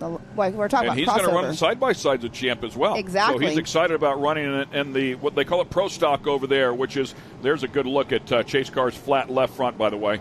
But they call it Pro Stock over there. There is a big difference between the Pro Stock class over there and our Pro NA class here. You're allowed a built-in motor here. They can alter the internals inside. They can't make the engine any bigger, still 1,000 cc's, but they can alter pistons and stuff like that inside of these things to make some more power. Over there, they are not. They have to run a stock one. So here we go. Recon lap here. Once our mandatory caution lap, I should say, complete. Once again, we will hand the field over to the number 5 Yamaha backed machine of Owen Van Epperen. Kanan on the back bumper. Green flag is out. Chase Carr right there on the throttle as well, trying to keep pace with that flat left front tire. And already sticking a nose inside of Kanan Baker. Wow, that was amazing to see. And I was wondering, he knows he's limping his car around this racetrack, but he is not letting up whatsoever. I was wondering if he would move over and let the drivers go by, but I guess when you're in race mode, you are not ever going to let cars go by. Clearly he is going to fight for every inch that he can get out here in the hunt for the championship. Decided not to make the change. A lot of left-hand turns out here. It's really the right-handers that would affect him, but this track is predominantly left-hand turns, so he can still carry a lot of speed, and if he can finish up inside of the top 5, maybe the day isn't so bad. Maybe it's a good decision. Could he scrap from last up to the top 5 in 2 laps? That's a tough call. Yeah, very tough call for sure. He looks like he has already been passed by Kyler Holcomb. I believe that is who it was. So here we are, a race for 1 and 2, and then we have a race for 3rd and 4th. But going through that right there, you were saying earlier, you do not want to be the person in the roost in that water, because you hopefully have a lot of tear-offs on your visor if you are in behind somebody. Yeah, Kanan Baker just ate a bunch of it. He tried to get to the outside, but was still right there in the splash. A little moment there as he got a little offline and got out there in the rough stuff, and now Owen Van Epperen able to drive away. Talked about the manually shifted car there for the Yamaha, so Owen's a good bit busier in there with his hands. Again, riding up on the bike just a little bit. That's all you can get out of one right there when they're doing that. Yes, and it definitely will kill your lap time just a little bit, but Kanan Baker is still closing the gap once he got back in rhythm. Now right here, normally we have 3 of those S-turns on the backstretch. We have cut one of those out, and when they come out of the second one, we do have a tabletop jump. But here we do have the white flag out. 1 lap yet to go. That is the battle for the lead right there. Kanan Baker trying to make it 3 in a row here, 3 race wins in a row here in the Pro NA category. It would effectively be his 5th since he won both in the Pro Turbo as well last time we were out here. But Owen Van Eperen looking to break that streak up right here, and he's got a good run in the Yamaha. Wow, what a big run there down the hill. Yes, he does. He has had the fastest lap of the time today at 1:44.420. We were talking earlier about lap times, and we were guesstimating they were going to be about 150 because the laps, are decent size lengthwise. But here he is pulling a 144. I mean, the pro guys are going to definitely turn it up, and the track conditions are getting better and better, except for the little pond area coming up here in just a moment. Yeah, we didn't have a chance to go out there and really measure the track, but we're estimating somewhere between 1.3 and 1.5 to 6 miles long. It's a long course. Again, sailing through that big sippy hole, if you will, and Owen Van Eperen, again, with a nice lead here, although when they get to the tight stuff here in the back, this is where Kanan starts to shine, but I see a little smoke out of the back of Kanan's car, maybe just hoping he can survive to the finish line here. I mean, he's just got to get just a little bit longer. He's about halfway around, maybe a little less than halfway around to get that checkered flag, but he's already, he right here in the turns, S-turns right here, he actually seems to be closing the gap every single time, but maybe that comes down to, like you're saying, Owen Van Eperen has more of a, he's busier with his hands. Well, and also I think the wheelbase is a little bit different there for Kanan's cars. You can see just a little bit smaller, so it might rotate through that tight stuff a little bit better than the Yamaha is doing there, but it's one thing to catch him, it's another thing to pass him. And Owen Van Eperen puts together a perfect race here in the Pro NA to kick off his weekend in hopes of that championship, of course. So nice job for him. Kanan Baker started off 5th, jumps up into 2nd, and Kyler Holcomb with a nice effort here as well.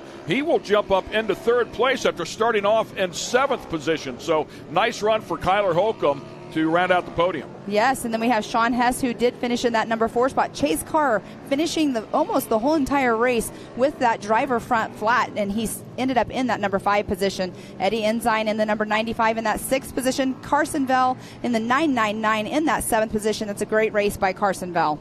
Yeah, Tyler Rimreed, Ileana Baker, Chad Mayo, Josh Baer, who also competes on the Champ Series as well.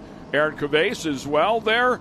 A little bit deeper in the pack in 12th position. So Chase Carr, I think he made a good decision given the tough predicament that he was in, but he ends up inside of the top 5, and he'll still have a shot at this thing, of course, in race number 2 tomorrow. Definitely a good call, like you just said, for sure on that. He, driving a race with a flat tire, like we were saying, is definitely not fun. But here we do have the Pro NA handy results, our unofficial results. Yeah, once again, Owen Van Eperen has been on the podium every single round here, with the exception of round 3 and 4, of course, in terms of the overall, I should say. So he's looking to solidify that and keep that points lead. Kanan Baker right there showing he still has a lot of speed. Kyler Holcomb, again on top of the podium. Sean Hess and Chase Carr in the hunt for this championship as well. Loses a couple points to Owen Van Eperen, but he'll have an opportunity to fight again tomorrow. Yes, and then Eddie Ensign in that number 6, Carson Vell 7th, Tyler Rimreed 8th, Aliana Baker 9th, Chad Mayo in that 10th position.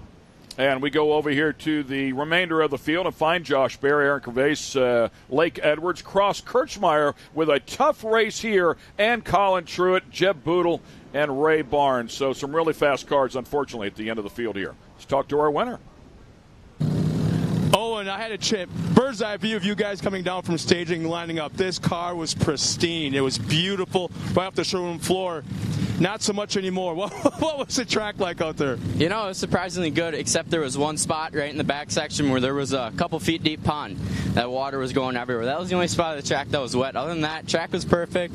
There's actually a lot of traction out there. You got to watch it in the corners so you don't go up, but it was just super good race. You got out front and did consistent laps. Made a few mistakes that I got to clean up for tomorrow, and just keep doing what I'm doing. It was super good to get out front, get a win in this series, and move on to tomorrow. Nice job, man. Thank you.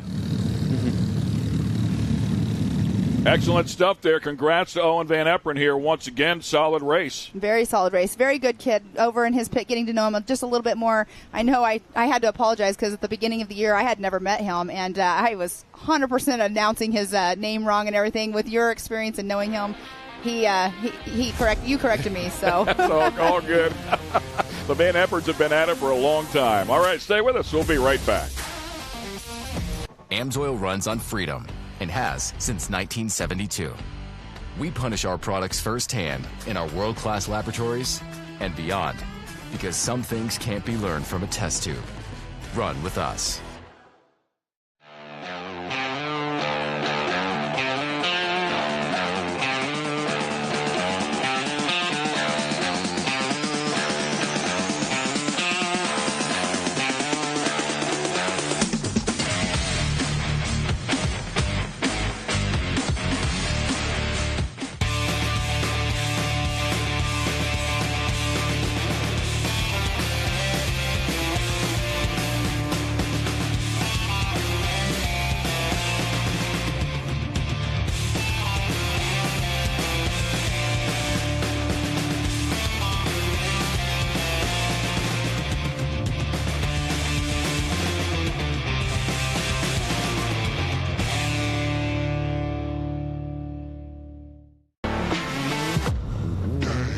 Lightweight, agile, and strong, the Pit Bull is perfect for the job. The Pit Bull is the first and only lift that can be used in the pits and in your garage. Elevate your racing with a Handy.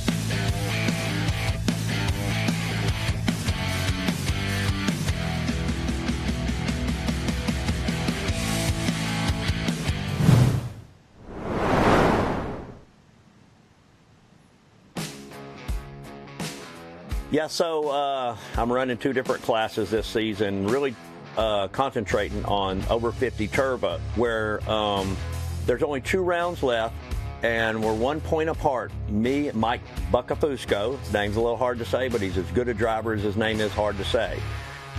We've been jumping back and forth. If you take our drop race away, I'm 1 point above. So we're back and forth, battling back and forth. Mother Nature has been winning a lot of this season. We've been having rainstorms and tornadoes and whatnot. But all through and all, we're having a great time, Mid-America.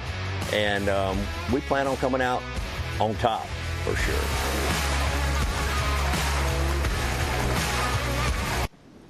And we welcome you back to Mid-America Outdoors. Rusty Pipes, just saw a little piece on him. Matt has joined me here in the booth, just covering until Scott Rain can get back in here. But Rusty Pipes is one of those personalities here at the park, man. He's a great dude. He is a character. I mean, we enjoy all of these guys out here, but Rusty Pipes definitely stands out.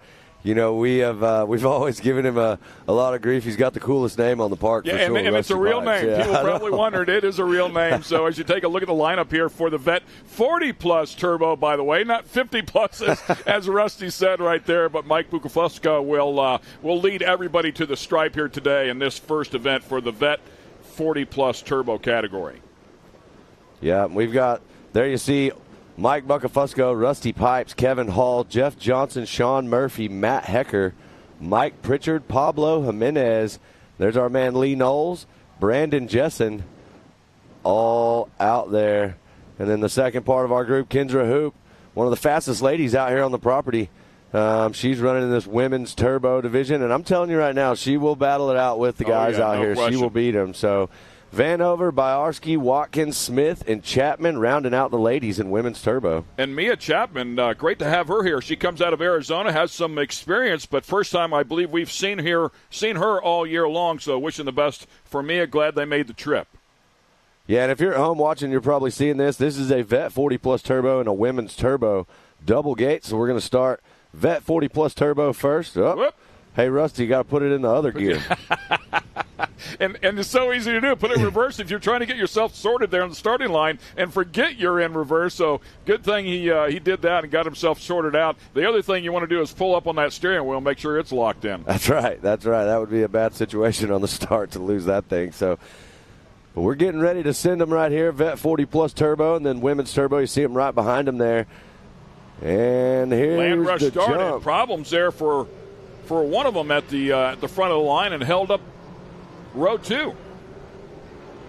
Yeah, it sure looks like, too, that Rusty Pipes getting the jump right here. We'll see what scoring timing comes around with here if we see him. But there you see the battle we were just talking about with Mike Buckafusco and Rusty Pipes shaking up right here. Early leader pulling off to the left-hand side just a little bit. Clearly having a mechanical there as Scott Rain will work his way back into the booth. Yeah, we see the car off the side of the track right here. Here comes the second wave. The ladies taking off. Kendra Hoop with the big jump, charging out to the front. We got to make sure the ladies in this second group right here get all the attention out here. But they are on the gas and on the way. There you see that big pond in the back section of the track back there. That's claimed a few drivers, and we see the 41. That's Lee Knowles. He's getting a little squirrely out there. He just went off the side of the track, got a little bucked off the top there, and now back out front with our leader, Rusty Pipes, doing the thing there. 31, that's Matt Hecker. Got off the side of the track there. He'll try to get back on. It looks like we got another car off the side of the track right up there.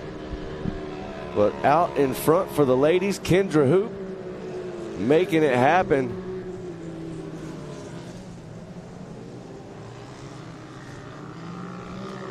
There you see the 41 of Lee Knowles battling with the 27 of Jeff Johnson right there.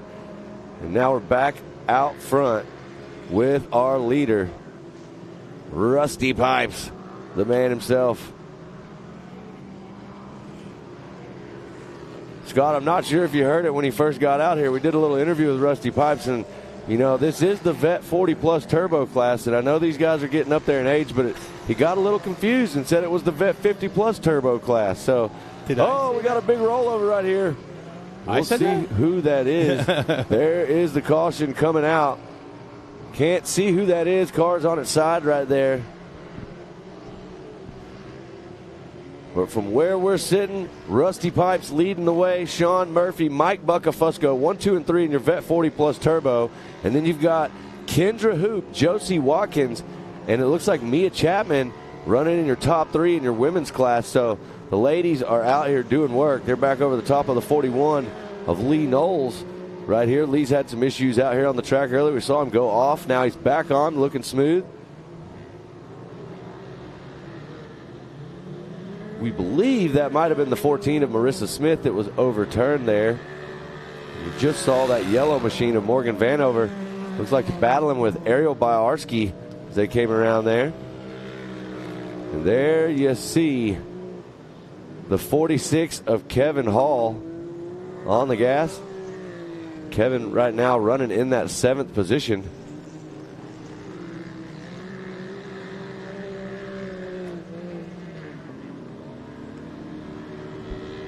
Well, there you see the 41, and I do believe that might be Mike Buckafusco right in front of Lee Knowles. They're battling out. There you see the caution out there. Everybody coming through nice and smooth. It is.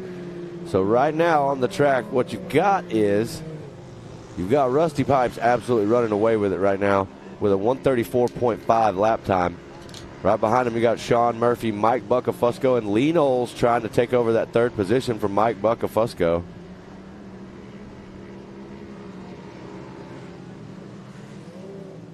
There you see our women's leader coming through, Kendra Hoop. So back out front, here's Lee Knowles, the 41, trying to find the inside line right here to make the move around Mike Buckafusco, the 901. And it looks like he's not going to be able to make it do.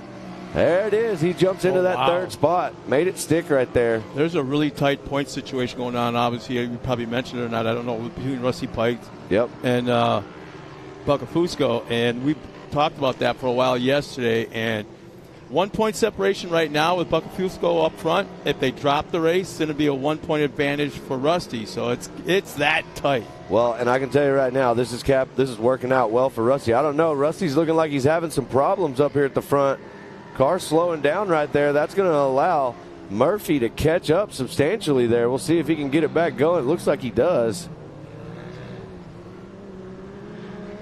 Rusty Pipes having a little bit of an issue there. Looks like recovered. No problem. Gear, but they don't have gears. So. Well, then we look over here, and you see the ladies coming into play. You see Kendra Hoop making her way through the field. We've talked about this. Kendra Hoop, one of the Mid-America Outdoor ambassadors up here. Extremely fast and talented female driver out here. and she will get out here and battle and show these guys how to get it done, and the ladies too in the women's classes. So Kendra looking sharp.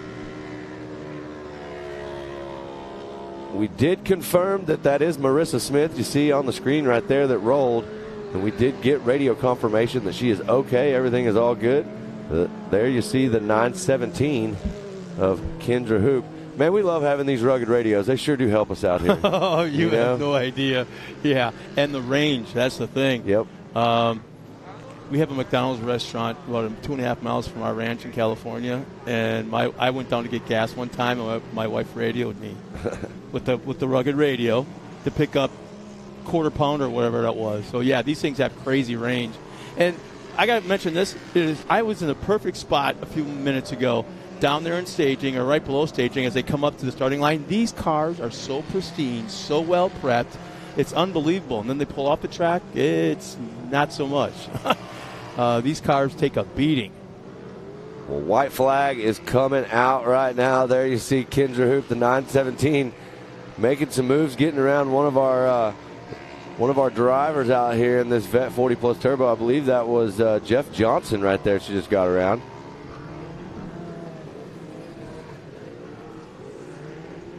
So 2 more laps for Kendra Hoop.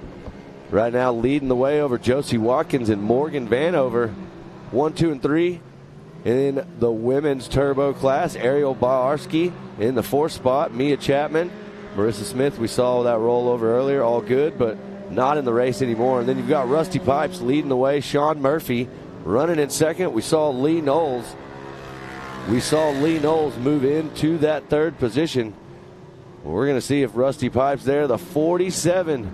The man we just got to hear from in the interview. Those ruts are getting deep down there. Yeah, they're kicking these cars all over the place. And the scary part is if they weren't running what's called bead locks, these tires would be ripped right off these rims without an issue. But they're running those specially prepared off-road wheels. That's right. That basically pinch the sidewalls of the tires onto the wheels. So very just cool. A few more corners. Yeah. For my man Rusty Pipes. There he is, the 4-7. He's on a Sunday cruise. Okay, Saturday cruise right now. He's taking it easy. He's got this in the bag. He knows that. He's going to try to save that car a little bit. He can cruise right up here, take this checkered flag, and take the win right there. Yeah, a little bit in your Vet 40 Plus Turbo. So great drive right there for Rusty Pipes. We got to see an awesome interview with him, and incredible race for him. Way to start the weekend. There you see the 917 Kendra Hoop looking sharp, taking that checkered flag in your women's turbo.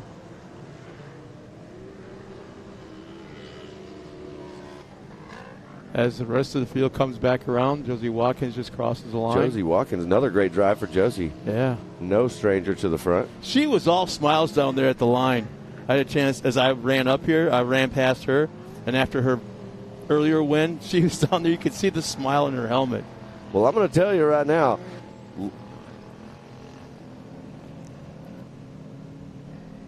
let me tell you something that we're hearing right now in these statistics. I told you guys that Kendra Hoop was incredibly fast and talented female driver out here.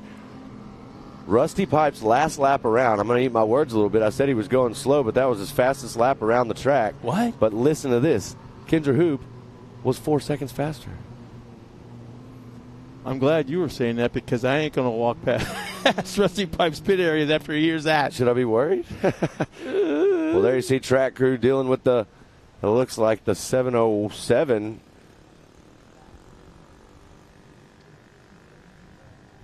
Well, we are getting the track cleared. Here's our handy unofficial results for Vet 40 Plus Turbo. Rusty Pipes, like we said, top spot. Lee Knowles in that 2nd position. Mike Buccafusco in 3rd. Jeff Johnson 4th. Mike Pritchard rounding out top 5. There's Matt Hecker, Sean Murphy, Kevin Hall, Pablo Jimenez, Brandon Jessen rolling through your Vet 40 Plus Turbo. Unofficial results presented by Handy.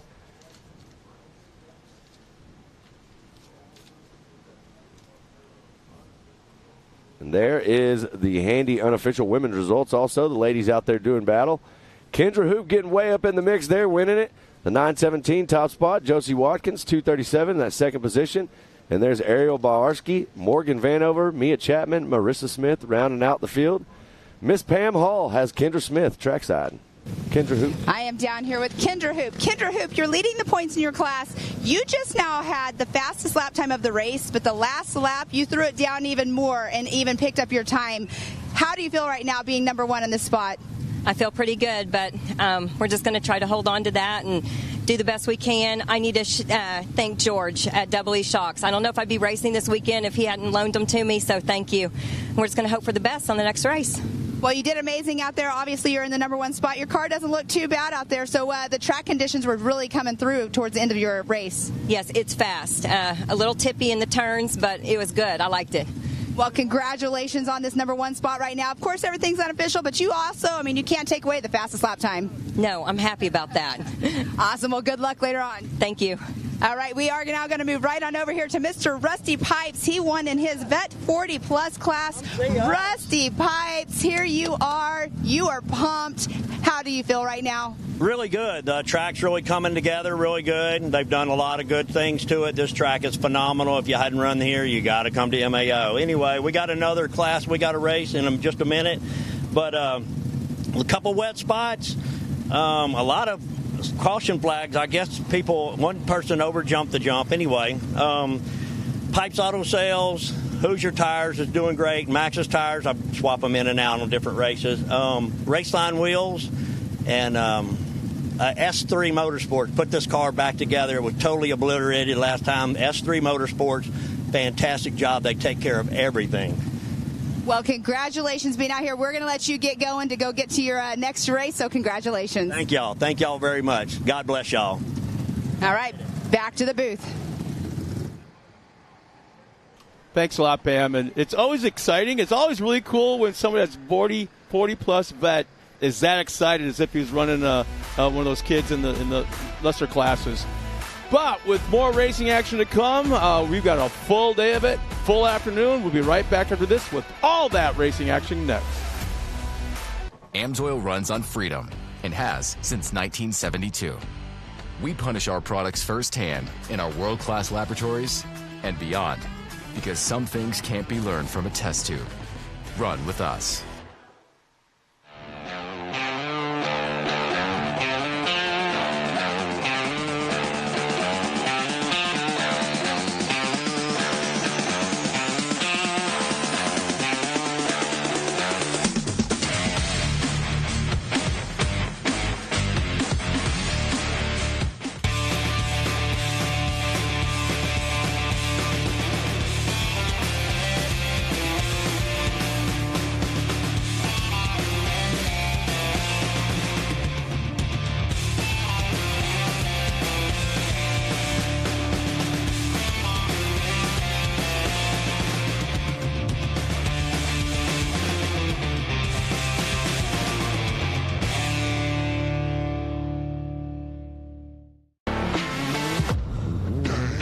Lightweight, agile, and strong, the Pitbull is perfect for the job. The Pitbull is the first and only lift that can be used in the pits and in your garage. Elevate your racing with a Handy.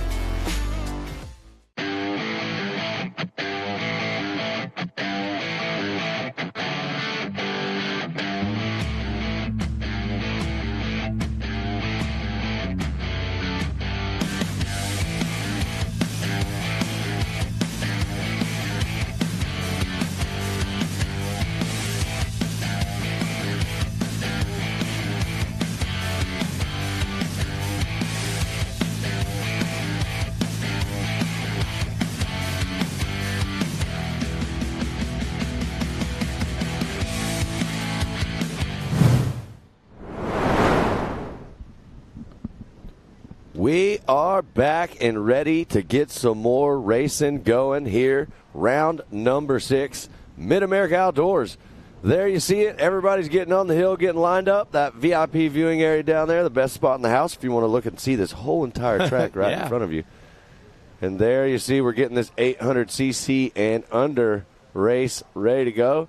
We're going to get to see my man Code St. Peter back out there again, see what he's got for us.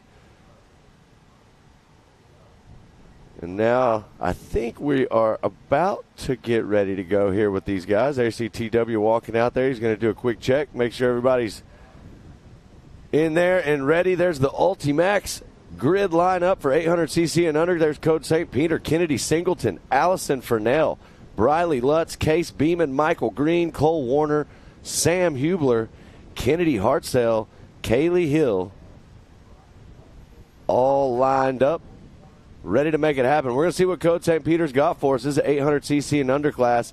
We've seen some good battles right here with him and Kennedy Singleton, and we've been wondering what it's going to take and how Kennedy's going to be able to get up there and battle with Code. I know that both of them are fierce competitors out here. The Singletons back out here doing work on the track. They've been at the Sand Sport Super Show having a good time out there representing their race team and Heisen and all the people that they race for. So excited to get this 800cc and under race going. We got Ella Warner and Tucker Berza also out there rounding out our field. I'm really impressed with how many racers from this area or this series actually went out to California for that expo at Costa Mesa. There's a lot there, and it's turning into the SEMA show for side-by-sides. It's huge. Well, it's a great thing for these racers to be going and doing all this stuff, and furthering their career, and one of the things with that, one of the biggest people to talk about on this line, one to watch, is Code St. Peter. I mean, he is going to go places in racing. This kid's straight out of Whitney, Texas. My buddy Tom, this is his little boy, and he's coached him. Tom's a big desert racer and, incredible athlete, incredible driver himself, and now Code's following right in those footsteps, and he has some of the biggest winning streaks we've seen out here at the park. I mean, he's no stranger to the front. His cars are always in tip-top shape. Rhett Byrne and the team over there at St. Peter Racing, they're top-notch. Some of the best prepped race cars we have on the facility. Yeah, absolutely. They look good. Multiple cars. They know how to put that car out in front. And I'm telling you, Code's focused right now. I mean, I've been talking to that family a lot. We're really good friends, and they are 100% focused on where this is going to go for Code and where this career as a race car driver and in off-road right now, and he's racing karts. Like we said, Tom's been taking him to the track. He goes out there and races against these kids in karts that have been doing it forever. Yeah. And Code shows up, sets fastest lap of the day, wins the race. I mean, he is just a very, very talented driver for sure. Well, it sounds like we are going to take a quick break, and when we come back, we'll get this 800cc and under action going and see what Code St. Peter has to offer. We'll be right back. Speed Sport has been America's motorsports authority since 1934.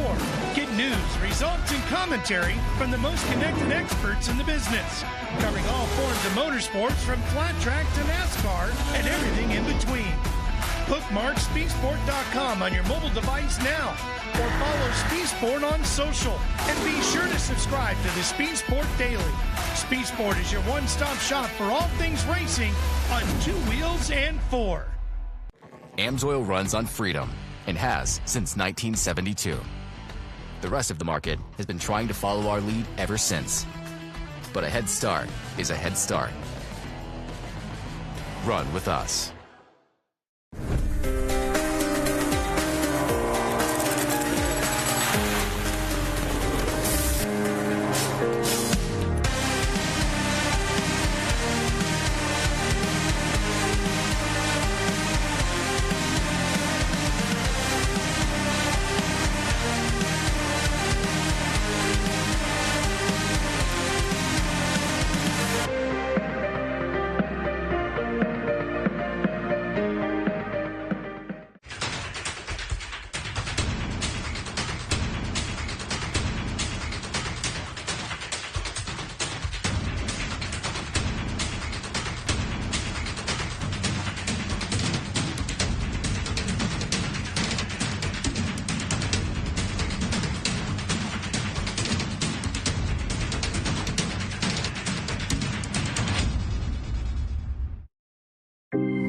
At 360 Wraps, we've been working hard to transform the vehicle wrap industry. Wherever you are, we're standing by to show you the professionalism you deserve.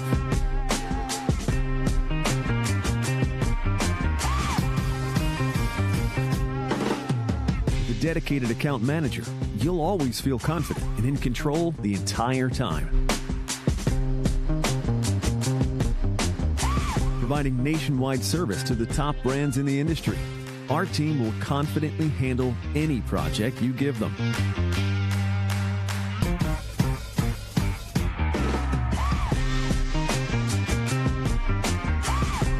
One contact, one company, nationwide service.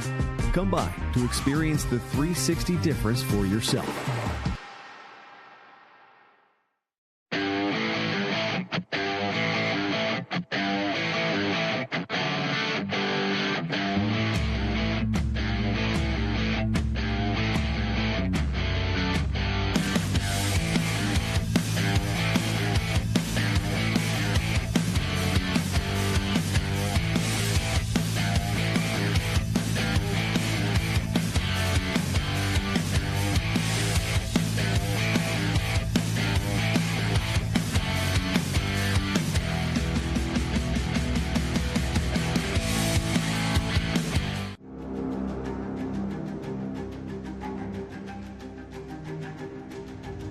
Connect with the Wild is about off-roading with your buddies.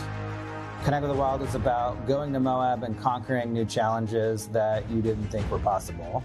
Ultimately, Connect with the Wild is about enjoying the outdoors in your vehicle as best you can.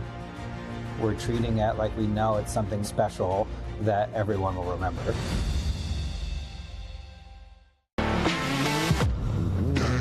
Lightweight, agile, and strong, the Pit Bull is perfect for the job. The Pit Bull is the first and only lift that can be used in the pits and in your garage. Elevate your racing with a Handy.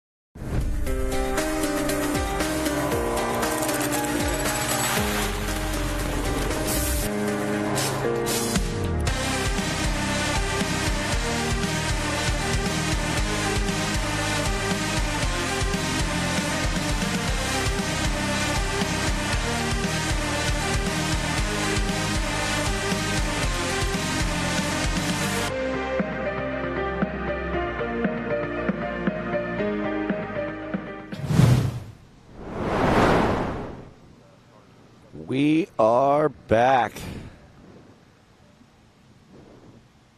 We are looking at this beautiful track out here. We're under a brief pause out here as we are dealing with an injured driver out there. We're going to get them all taken care of, and we will come right back to some more racing. We still got this 800cc and under class ready to go, so give us a few minutes and we'll be right back.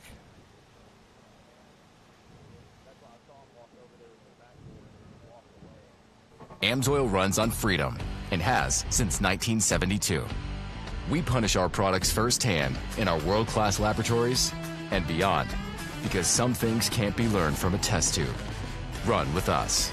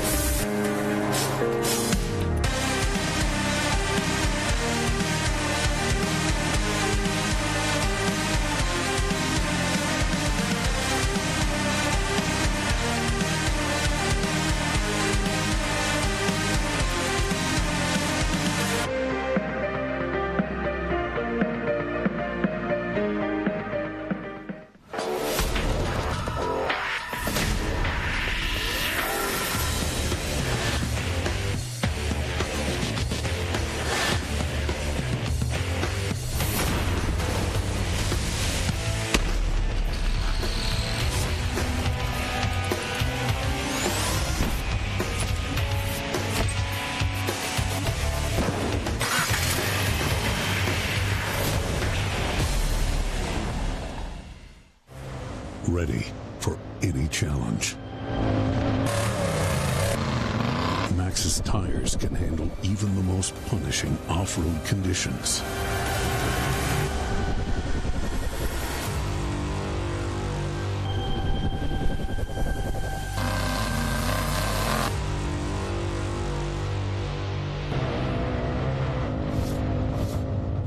Maxxis tires. Tread victoriously. Speed Sport has been America's motorsports authority since 1934. Get news, results, and commentary from the most connected experts in the business, covering all forms of motorsports from flat track to NASCAR and everything in between. Bookmark speedsport.com on your mobile device now, or follow Speed Sport on social, and be sure to subscribe to the Speed Sport Daily. Speed Sport is your one-stop shop for all things racing on 2 wheels and 4. AMSOIL runs on freedom and has since 1972. The rest of the market has been trying to follow our lead ever since. But a head start is a head start. Run with us.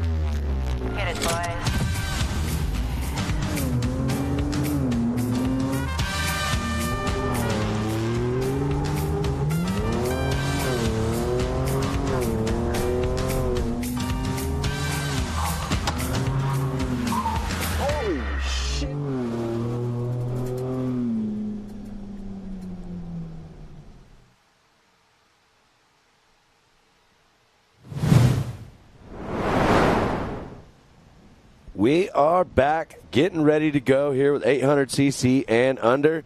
But it sounds like we have got Pam down there to talk with Code St. Peter. Let's see what Code had to say about earlier. Take it away, Pam. Thanks, guys. Down here with Code St. Peter, he's patiently waiting for his 800cc class to start. Earlier on, he raced in the modified class, but didn't quite finish. So, Code, give me a little rundown. What happened earlier on in the race? My start went good. It was about, I had like a half a lap of a lead. It was last lap. It was pretty good, but I went through this big puddle, and I think it got in my intake. So, really mad about that, but we're going to try to redeem myself in this 570 class. But here you are in your other race car. You do get a lot of seat time out here at the track. What do you think about the new layout that they did with the different jumps we have? Or have you been on the complete track yet? Oh, I have been on the complete track. The track's really fun, those big jumps. But if you want to clear them, you got to hold it wide open. Well, you are our points leader for this 800cc class. We're excited to see you get out there. I know that you're always one to reckon with, so good luck out there, bud. Thank you. All right, there we have from Code St. Peter. We're going to give it back up to the booth. Well, thanks a lot, Pam. And man, such confidence, knowing how to talk on a camera. He's getting better. Microphone. Yeah, the kid's getting it. The kid's got it, I should say. Yeah, he definitely got it. I got a chance to also sit down and visit with Tom and Rhett there during the Pro NA race. And definitely that puddle back there in that big section of the track has posed some drivers some problems for sure. And Code St. Peter was one of them. He took a big splash. They're not sure whether the water was in the intake or coil or what it was, but something definitely happened there. And they feel pretty confident they'll have it all going and ready to go. And like I said, that St. Peter racing team is a force to be reckoned with. So no doubts about that at all. Coach St. Peter getting ready to show us how to get it done right here in his 800cc and under. But let me tell you, he's had some battles. Kennedy Singleton, she's a good driver. Team 360 driver right there. And Kennedy is fast. So we're going to see who out of the two of them can get the best. Allison Vernell, Briley Lutz, all of them coming up here in just a few minutes. Case Beeman out there. So a big group. We've seen Cole Warner had some incredible races this season. We'll see what he can do. You know, it was interesting when I was down trackside getting ready to do some interviews, right at the starting line, it's still really wet outside the track. Right. The track itself is pretty good. It's out. The racing line is perfect. But if you get outside that racing line, like we talked about the edges, it's still real fluffy, real heavy. But if you get off the track altogether, you're in a world of hurt. It's messy, but the track itself is absolutely fantastic. Yeah, having all these wheels running on this surface has definitely improved the track conditions. You know, we've heard that in a few different interviews. Kendra Hoop was up there earlier after she took that women's turbo win, and she said the track is extremely fast and that traction was really good. And it definitely looks that way from where we're sitting in the booth right now. And we are trying to get everybody back in position out here so that we can get this 800cc and under class going. But while we're sitting here looking at this beautiful track, we want to give a big shout out to the track crew and everybody that worked super hard to get this track prepped and ready for all this racing we got going on today. Lots of fun stuff. We've got the Mid-America Outdoor Side-by-Side Championship Series Round 6 going right here. And we also have Champ here with us today. But, you know, Kennedy Singleton, let's talk about Kennedy. Kennedy is part of that Singleton bunch. You mentioned him earlier. Big family of racers there, and Kennedy is no stranger to being up in the front out of Coweta, Oklahoma, driving for Hyson. We talked about it earlier. They've been out at that Sand Sports show representing the brands that support them, and they've got a big old massive Team 360 rig that they travel in. And, man, they put together great performances every time they come out here, you know, whether it's any of the Singleton bunch that's on the track. You know, John and Misty, awesome parents, keeping these kids out here having a good time. And you know what? They're great sportsmen, too. They are ambassadors for the track out here at Mid-America Outdoors. And there you see the Ultimax 800cc and under starting grid. Code St. Peter, Kennedy Singleton, Allison Furnell, Briley Lutz, Case Beeman, Michael Green, Cole Warner, Sam Hubler, Kennedy Hartzell, Kaylee Hill.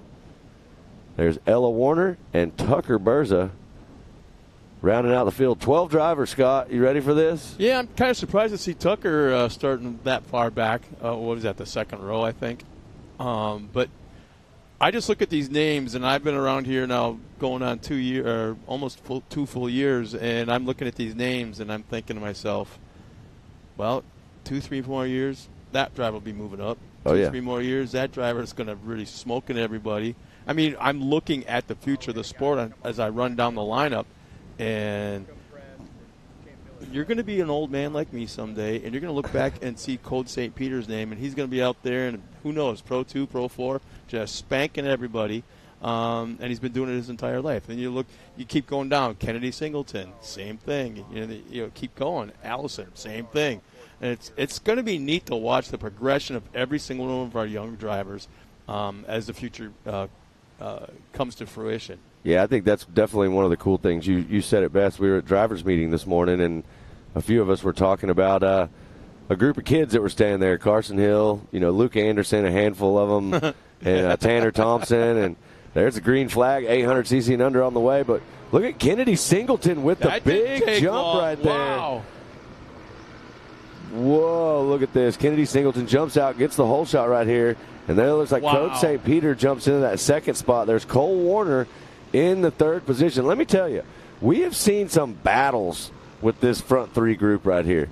I mean, there was one a couple weeks ago. I don't know if you guys were tuned in and watching, or at the last round. I almost jumped off the balcony up there while we were calling this race, and there you see Cole Warner making the move on Code St. Peter.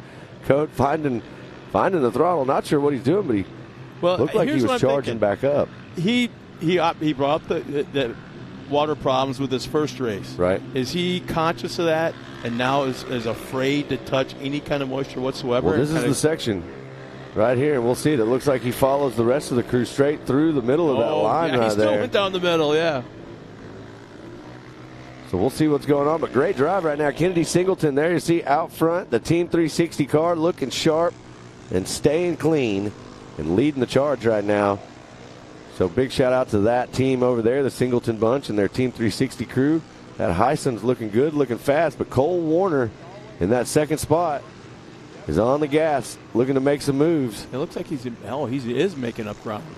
Yeah, making up some big ground right here, really fast. Cole Warner, always a very strong competitor out here, but Code St. Peter, he's doing the same thing. He's sneaking up there ground, too. yeah. He's not going to let him get away. I can guarantee you Tom and Red are in the radio right now pushing Code.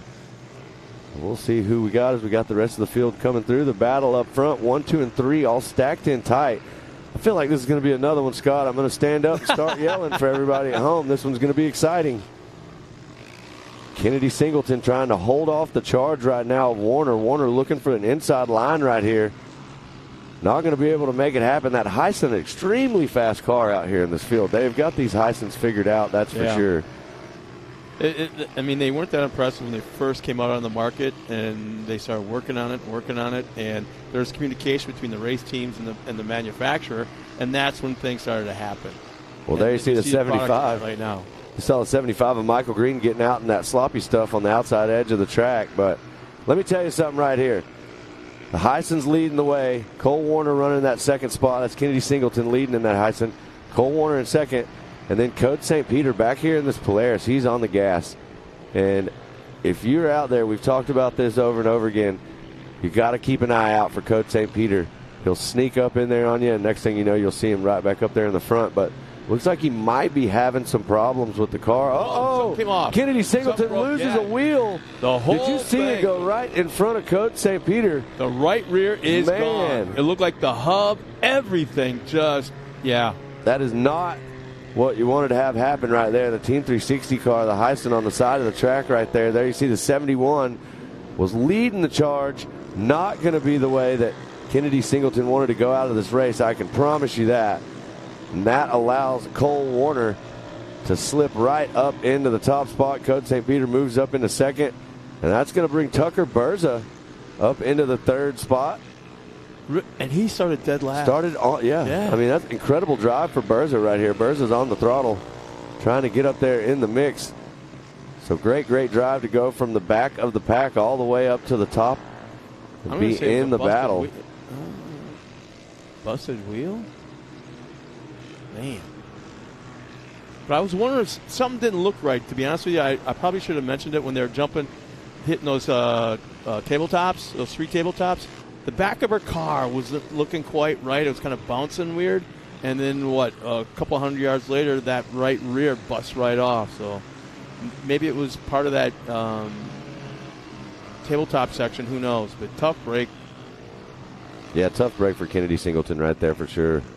Cole Warner capitalizes, moves to the front. There's Code St. Peter coming through. There's Tucker Berza.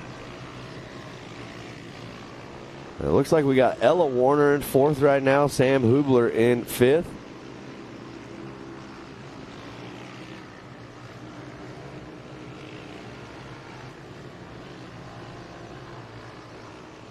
We are actively dealing with a medical issue out here at the track. That's what you just saw on your screen.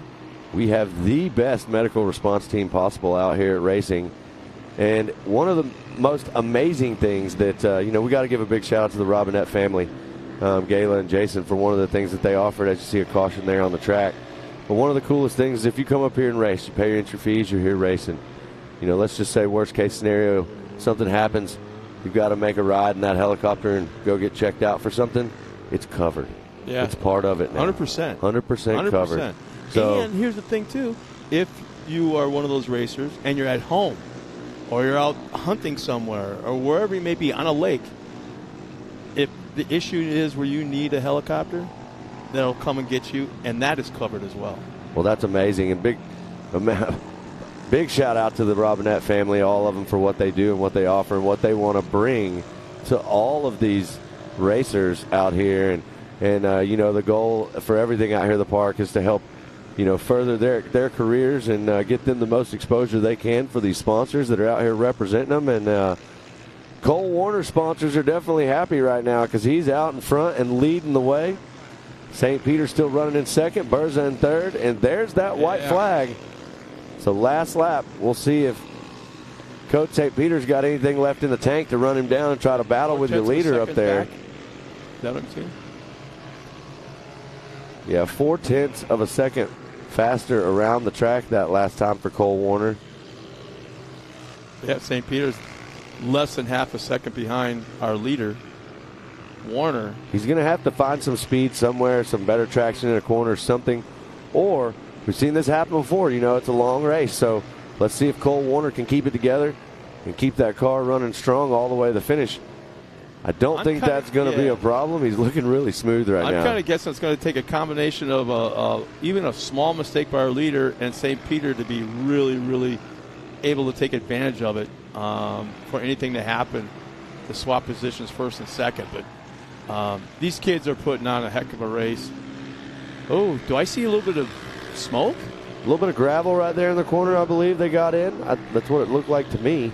It was a whitish, bluish kind of tint of the smoke. Well, there's a great look coming down the hill. That is a high-speed downhill. Look at that full send right there for that driver. And there it is, the 119, Cole Warner making his way around the track. The checkers will be coming out this time around at the finish. Cole looking smooth. Great lines, figure out a great way drive. to describe to the camera and to the fans at home how banked these turns are and the elevation change. We got to figure out some way to portray that on the TV screen for them. Well, it is crazy. I have a better challenge for them. Just come visit us and try to walk up and down it. There you go. Yeah. Then you'll definitely see the elevation out here. Muddy, yeah. It's absolutely incredible for those at home watching. I don't know if it's been mentioned out here today, but this used to be a lake bed. Everything got drained and knocked everything out so that we could drain the lake. And there's the checkered flag right there for Cole Warner. Coach St. Peter taking that second spot. I was just you heard in the ear, our producer was just telling us, Jared, that the first banking, when they come down the straightaway, that banking right there, that's just off camera, 45-degree banking. 45 think about it. degrees. That's 90. Yep. Then go, holy smokes. Yeah. Yep. Tucker Berza hitting that third spot. That was a great drive. There's Ella Warner in the fourth spot coming around. So we're finishing up, watching the drivers right now come through the field right here.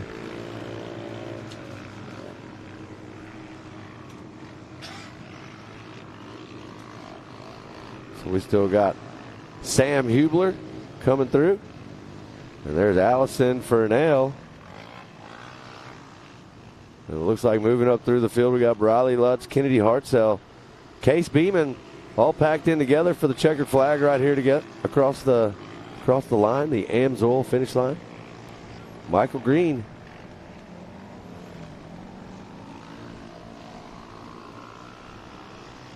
We got Kaylee Hill, I do believe, still out on the track. We'll get Kaylee around here to take this checkered. And unfortunately, you see Kennedy Singleton there at the bottom of the lineup. Lost that wheel. Unfortunate accident there for Kennedy Singleton. We'll get that car fixed, I'm sure. And hopefully we'll see her back out here tomorrow.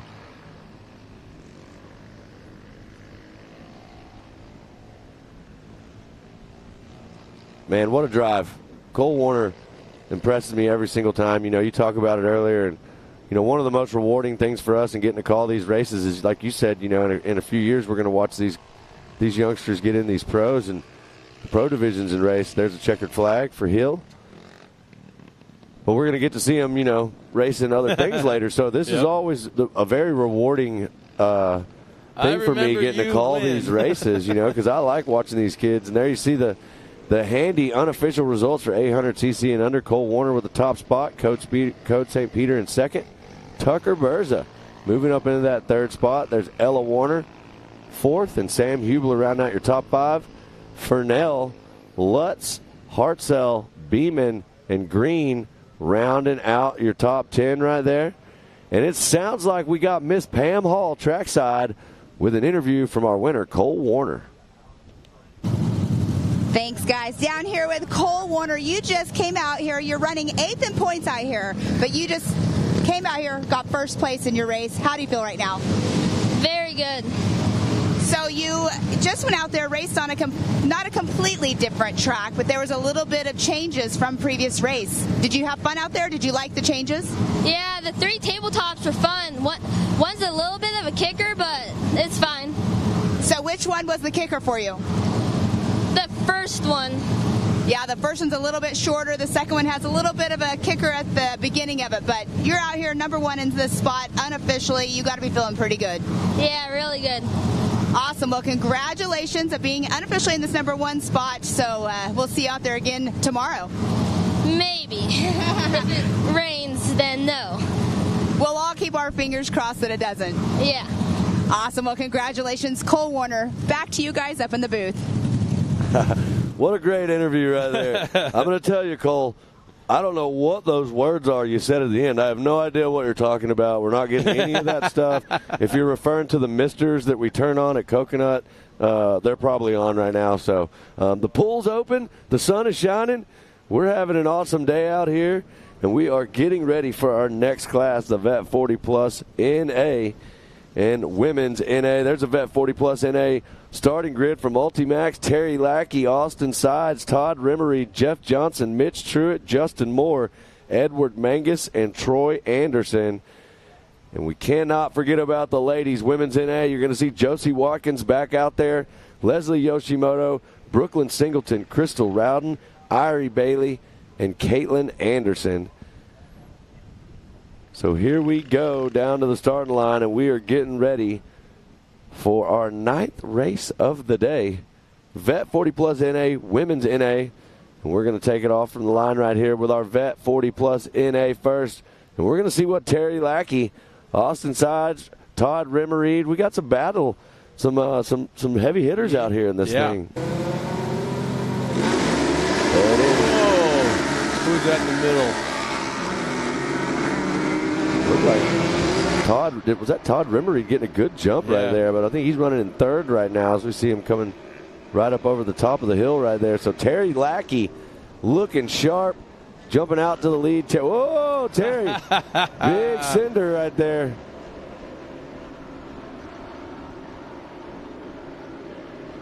And now we've got our ladies taking off right here. And it looks like no stranger to the front. Josie Watkins is going to jump out there and get the early lead in the women's class. But here we are. Back up front, Vet 40 Plus NA. Terry Lackey looking sharp and on the gas, leading the way right now over Austin Sides and Todd Rimmery. It looks like there in the women's class, someone is dragging some body panels. Yeah, left a little panel right there on the track. Not sure what happened right there, but so your Vet 40 Plus NA and Women's NA. If you're asking, if you're at home and you're not familiar with what this means, it means these are naturally aspirated cars. So NA, non-turbos. And Terry Lackey's got it figured out, and he is flying right now. He wants this win. I think a lot of people, you heard earlier in that interview, Cole Warner was talking about the rain. You know, looking at the forecast, I think we're going to be okay and have another great day of racing tomorrow. But I can tell you the mindset of a lot of people is that we got to capitalize today while we have this beautiful sunset. Let's pack them in. Let's get the races running. Bam, bam, bam. And the nice thing about this, all the rain we got yesterday that canceled everything is providing us a racetrack that we don't have to water today. We don't have to groom today because the track is staying with it. We're staying on top of the track, and it's like really almost advantageous to have everything canceled yesterday because we got a pristine conditions today. Doesn't take a lot of babysitting, so to speak. Yeah, for sure. I mean, like I said, we're 9 races through the day. We haven't thrown any water on the track at all. Normally, we water quite frequently out here on the track. But Vet 40 Plus NA, Terry Lackey getting it done. still leading the charge. Mitch Truitt running that second spot. There's Todd Rimmereed moved up into third. There's Austin Sides in fourth. Edward Mangus running in fifth. Justin Moore in sixth. Jeff Johnson in seventh. And Troy Anderson.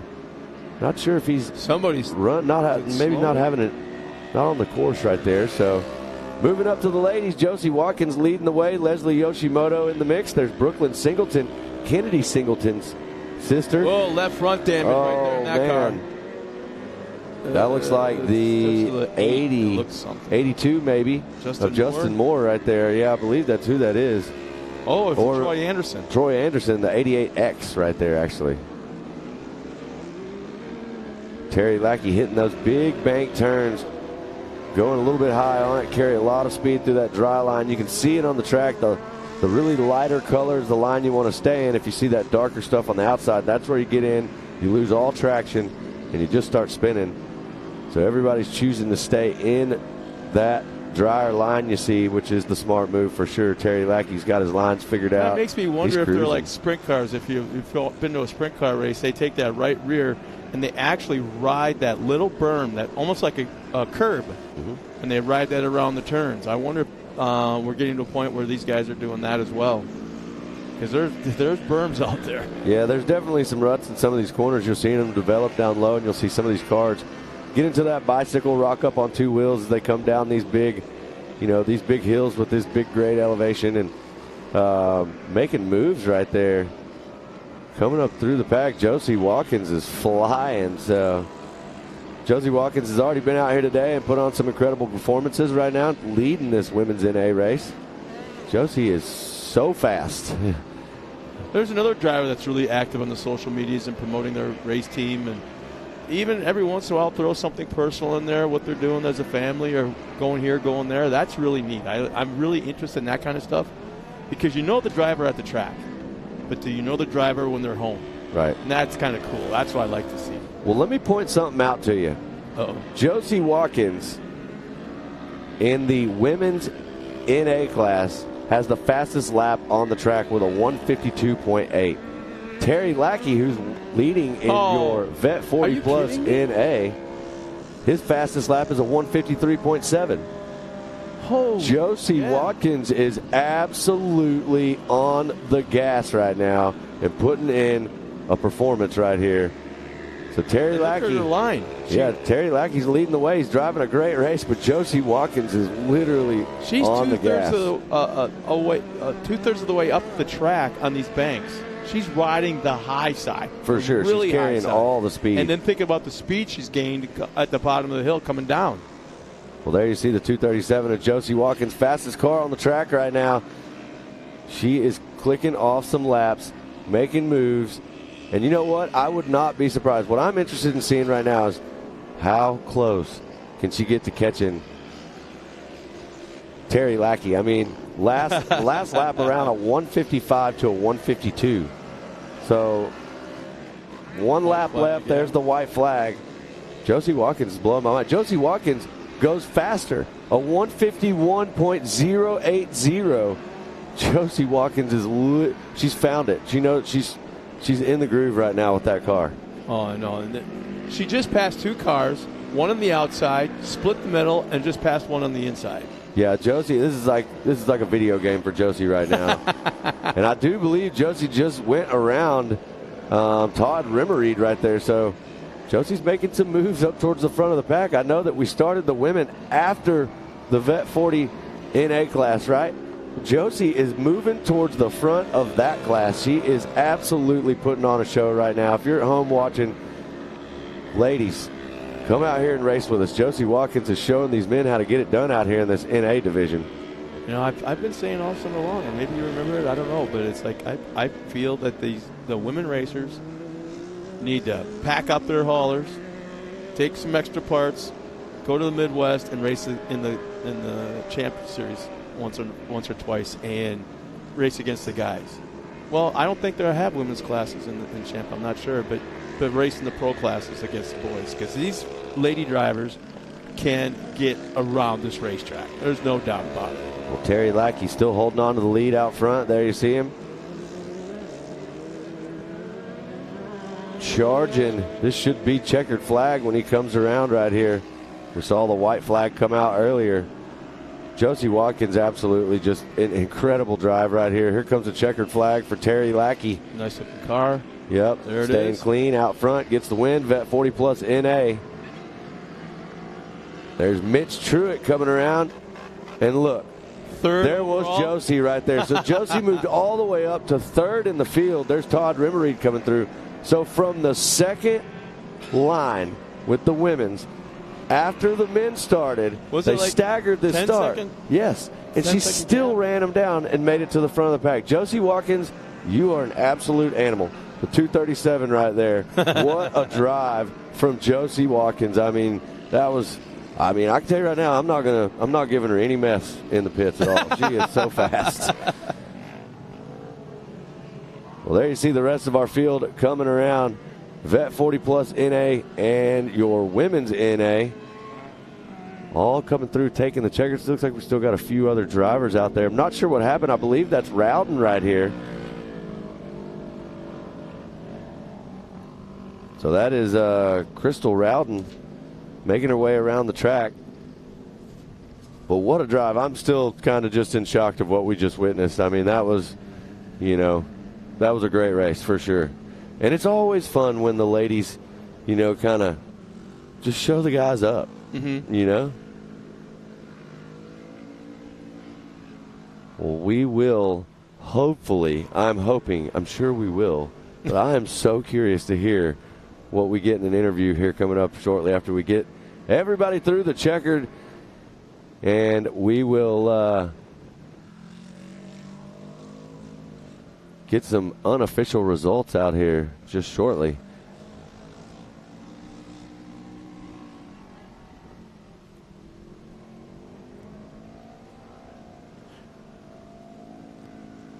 And she's... Well, there you see Crystal Rowden almost done, almost finding that checkers. I'm not really sure what happened out there, but I'm pretty sure there's an issue with that car, the TQR car there. There's no doubt there. So Rowden's going to come through right here and get this checkered flag. They'll try to get that car dialed in and ready for the next race they have coming up. Looks like we've got all of our Vet 40 Plus NA and women's NA drivers off the track now. There's our Ultimax Women's NA unofficial results. Look at that. Josie Watkins up top. Leslie Yoshimoto in second. Brooklyn Singleton in third. Caitlin Anderson, Crystal Rowden, and Irie Bailey. Josie Watkins is with Pam. I'm curious to hear this. Pam, what you got? Down here with Josie Watkins, you are the star of this show. You just came out. You had the fastest lap overall of the race. You also, on a staggered start, ended up third overall. You caught up to all those vet NAs. How do you feel about your race right now? I feel pretty good about my race. I felt pretty confident going into this race. I had P1 in my amateur class and P2 in my women's turbo class, and I just felt like I had my head on straight and really confident for this race. I mean, you had seat time from earlier on. Here you are. These guys haven't been on the track yet, but you did. You came out here. You just killed it out on that race course. An amazing job by you today. Thank you very much. Well, I'm going to let you go because you got some cleaning to do, but you're done for the day. You can go enjoy the pool and watch the rest of the racing. So congratulations, Josie Watkins. We're going to go right on down here to Terry Lackey. He is out of his car and ready to go. So Terry Lackey is our points leader in our vet NA class. Terry Lackey, you just finished first in your class. You're our points leader. Amazing race out there. What do you think of that new track layout? Oh, the new track layout's great. I mean, it's fun. It flows. All the rain actually, I think, kind of helped the track. The track is pretty epic right now. I mean, it's fast. I mean, we were all worried about it being way too muddy out there, and the drivers are saying exactly what you said, that they think that it helped the track. So it's pretty fun out there today. Yeah, it was fast. I got the whole shot again, and I saw that I had a good lead, so I really didn't push it that hard. Matter of fact, the puddle in the back, I was actually almost coming to a stop going through it, so I wouldn't wash the motor. Well, you did an amazing job out there. Like you just said, you got the whole shot, stayed out front. Josie was gunning for your position, though. Josie was faster than me today. I'll admit it. I know, but being third in the vet NA, if you look at the way she finished out, that's pretty cool. She's a young lady out there reckoning with. She's definitely cooking.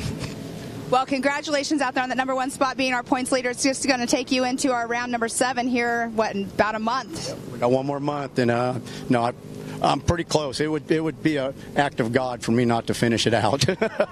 Well, congratulations. I'll let you get going, clean your car up, and enjoy the rest of the day. Thank you, Pam, and thank y'all. Thank you, Terry. Good job to everybody out there today. We're going to go back up to the booth to Matt and Scott. Well, thanks a lot, Pam. Great interviews. Yeah, great interviews. There's no cookie cutter interview going on right there because he's getting ready. You know what? We got more racing to come, but we're gonna step aside real quick and come back with all that racing action and then some right after this.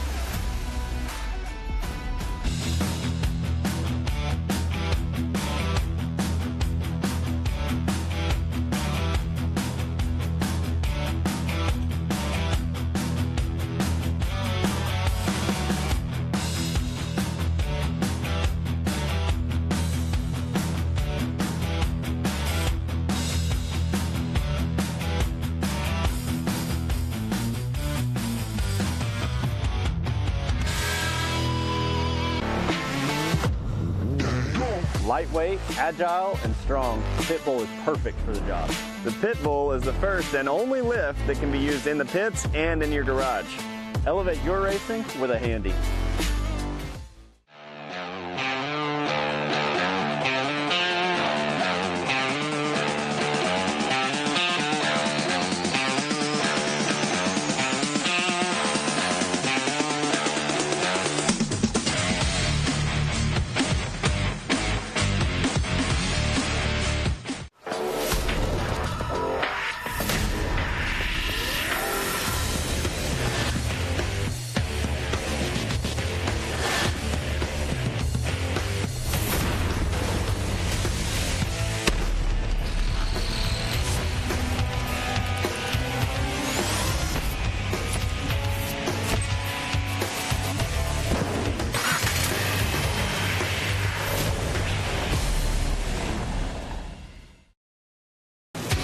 Watching Speed Sport 1, your home for great off-road racing from America and around the globe.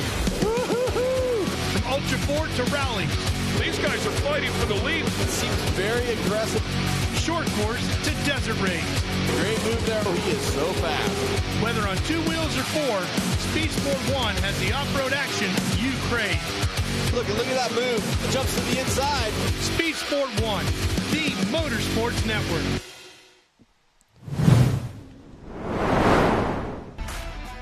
Welcome back, everybody. We're getting ready for our next round of racing, which is youth limited 6 and 8-year-old and 9 to 12-year-old. And I got to tell you, Matt, this is when you get that many cars. I don't care how old you are. I don't care what the car is. When you get this many out on the track, it's some pretty exciting racing. And these kids do put on a heck of a show. Yeah, they definitely do. We're going to get to see some of my favorites get out here, you know. I love hanging out with these kids around the pits and watching them have a good time and have a blast. They run around together. They play together. Man, they make these weekends that we're up here at the racetrack just absolutely incredible. And now they're out there to do battle. And we're seeing the Ultimax grid line up for Youth Limited. Slade Dowden, Declan Shields, Tucker Berza, Avery Sides, Carson Hill, Alexandra Easton, Triton Lawrence. And then in the 6 to 8 division there, you got Luke Anderson, Paxton Shamblin, Alexander Walraven, Blaine Singleton, Atlee Yoshimoto, Lariat Lawrence, Braxton Fernell, and Nolan Hartzell. So you got the 6 to 8 and the 9 to 12-year-old youth limited class out there getting ready to do battle. We're going to get to see Slade Dowden and Declan Shields. Who's it going to be? They've had some battles. You know, Slade's been very consistent and fast. Declan also up there battling with him. We'll get to see Tucker Berza back out here again, see what Tucker's got. My man Carson Hill, super fast also. And one of the happiest kids in the park, Luke Anderson. Yeah, I was just about to say that. The kid's always got a smile on his face, and it's a goofy grin I can't even replicate. There's just no I think it's so cool. You know, we get to come here, and you were talking about it earlier about just the social media and the things with these kids, and you know, it's so cool to see them come out here and race and do all the things and do well and succeed at racing. But it's also really cool to see them, we're back. A lot of these kids are back in school now and competing in school sports and doing some different things there. And, man, I always like keeping up with them and kind of rooting for them in general and everything. Oh, not really sure what happened here. This is not unusual, though, when you get the youngest drivers on the track. They are so damn excited. Probably amped up on Captain Crunch or something. Who knows? All hopped up on Mountain Dew, Chip. Well, I can tell you this right now. They're getting them back up there and getting them all lined up and ready. I think you're going to have to turn it around, bud. You're not going to be able to start that way. That is the 158 right there. Declan Shields, I mean, he's ready. Really? Yeah. That was Declan that did that? That was Declan. Declan's ready to go. So I'm not here to play. I'm ready to race.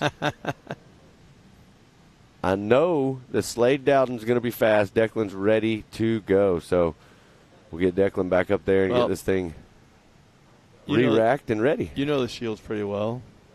How much of that was Declan and how much of that was his spotter going, go, go, go, go, go, go? Oh, I believe that. Yeah, for sure.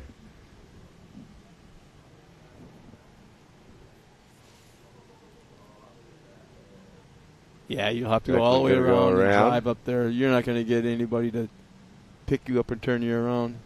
TW, the man up there with the master plan. There you see him in his high-vis shirt. I told him we call him out all the time at the starting line. But you got to get more dramatic when you do that final thumbs up and make sure the drivers are ready. I was telling him all the different gestures and how to do it. Throw the thumbs up in the air, and he just looked at me with a goofy grin. He goes, "Okay, I'll work on it."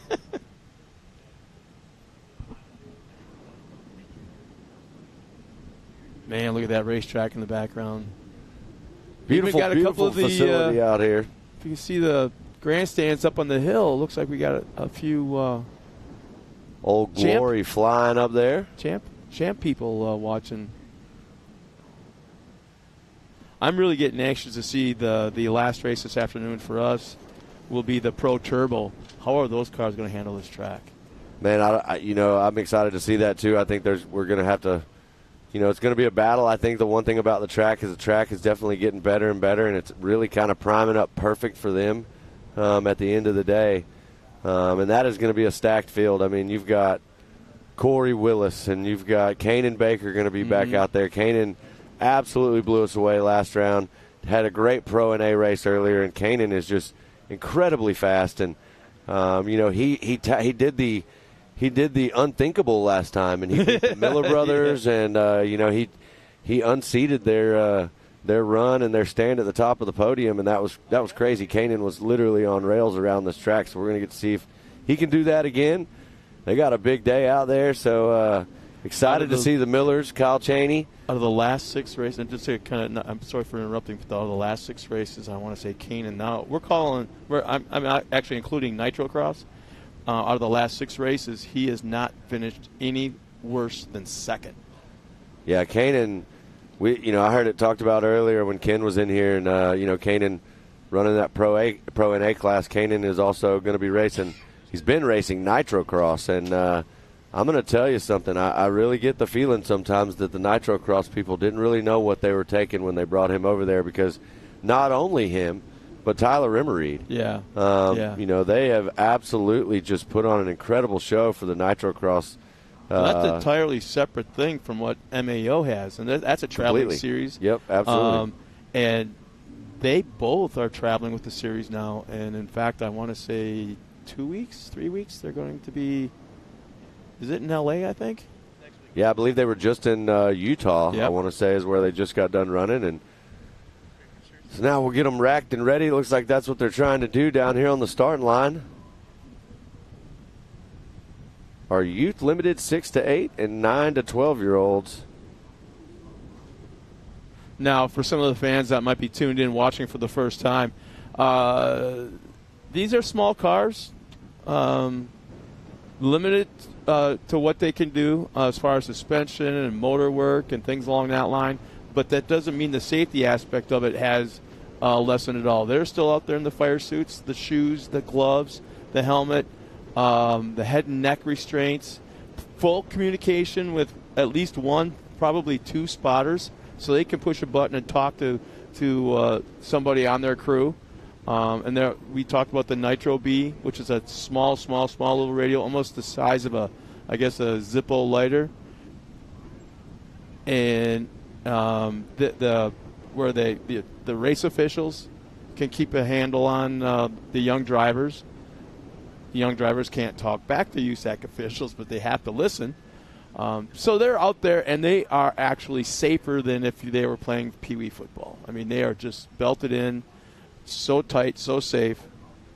I'd have no problem if I was a young dad, soon to be with a racer on the track. I'd have no problem with. I'm ready. My young He's here right now. Yeah, he's roaming the pits. He's ready. I mean, we're going to get ready and dive into this racing thing. That is so in the cool next to hear. year and see how much fun he can have doing it. Like we've talked about a million times, this facility is more than just racing. It's we're about outdoor events and kind of doing it all, whether it be here on the property and we're doing Barbie Jeeps or concerts or. We just got done hosting one of the biggest events we've had here at Mid-Americas with Lifted Truck Nationals. That was an incredible event out here and absolutely packed. But it looks like we're getting ready to go right here. Sounds like what we're hearing is we had a car on the line that may have had a flat tire, trying to figure out what exactly we were going to do with that. But TW is telling them right now, if you're on that back row, you are going to stay. The front 2 rows will go. Don't get confused. And there he is. He's going to give everybody the thumbs up, make sure they're good. And we are going to get a green flag right now. A little bit of a staggered start. And somebody's pulling off the track right away. Yeah, not really sure if maybe that car wasn't supposed to get out there yet, and they did. But I can tell you this. This group is charging right there. You see Declan Shields. He's about mid-pack right now, so he's going to have to work through this group a little bit. So Slade Dowden, it looks like there's a second group heading out right now. See, Declan Shields did exactly what a friend of mine did quite a few years ago in a pro light race. He wasn't getting enough camera time. And we're racing a live race, live TV program. So what does he do? He jumps the green flag. Cameras is right onto him. And he goes all the way to the back of the pack, gets back in line. The whole time, the whole 2-3 minutes, the camera's following him. Guess what? He got a whole lot of camera time. Media smarts right there. Well, Slade Dowden leading the way. Tucker Berza running in second. And then you have got Carson Hill running that 3rd spot. And then there's Declan Shields in 4th. And Easton in the 5th position there. Yep, so we got Alexander Walraven leading that 6 to 8-year-old group. There's my man Luke Anderson running in second, and it looks like Lariat Lawrence, your top 3 in the youth limited 6 to 8. They are on the gas right now. A little bit of a reduced course out here that you're seeing on the track. We don't run the full course for these smaller cars out here, but they still got 3 laps left. There you see that car sliding into the corner. Slade Dowden side by side. Look, we got a battle on our hands right here. Berza's on the inside. Slade Dowden slides back up into the front of him right there and takes over the top spot again. But Berza is not playing, and I'm telling you, Declan Shields isn't either. Declan's right there in that 3rd spot. So keep your eyes on this 1, 2, and 3. It looks like somebody losing a body part right there. Lap traffic looks like going to play a little bit of a role here. And there is the 118 of Alexander Walraven leading the 6 to 8 group with Luke Anderson. Looks like actually Lariat Lawrence running that 2nd position now with Luke Anderson in the 3rd spot.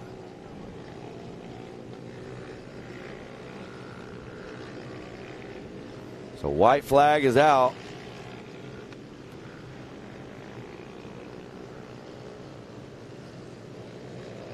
As we're watching these drivers come through, we still got them battling up here at the front. Slade Dowden making his way through lap traffic right there, and it looks like Tucker Berza is still trying to charge right there. So Not a lot of time left for these drivers out here in this youth limited 6 to 8 and 9 to 12-year-olds.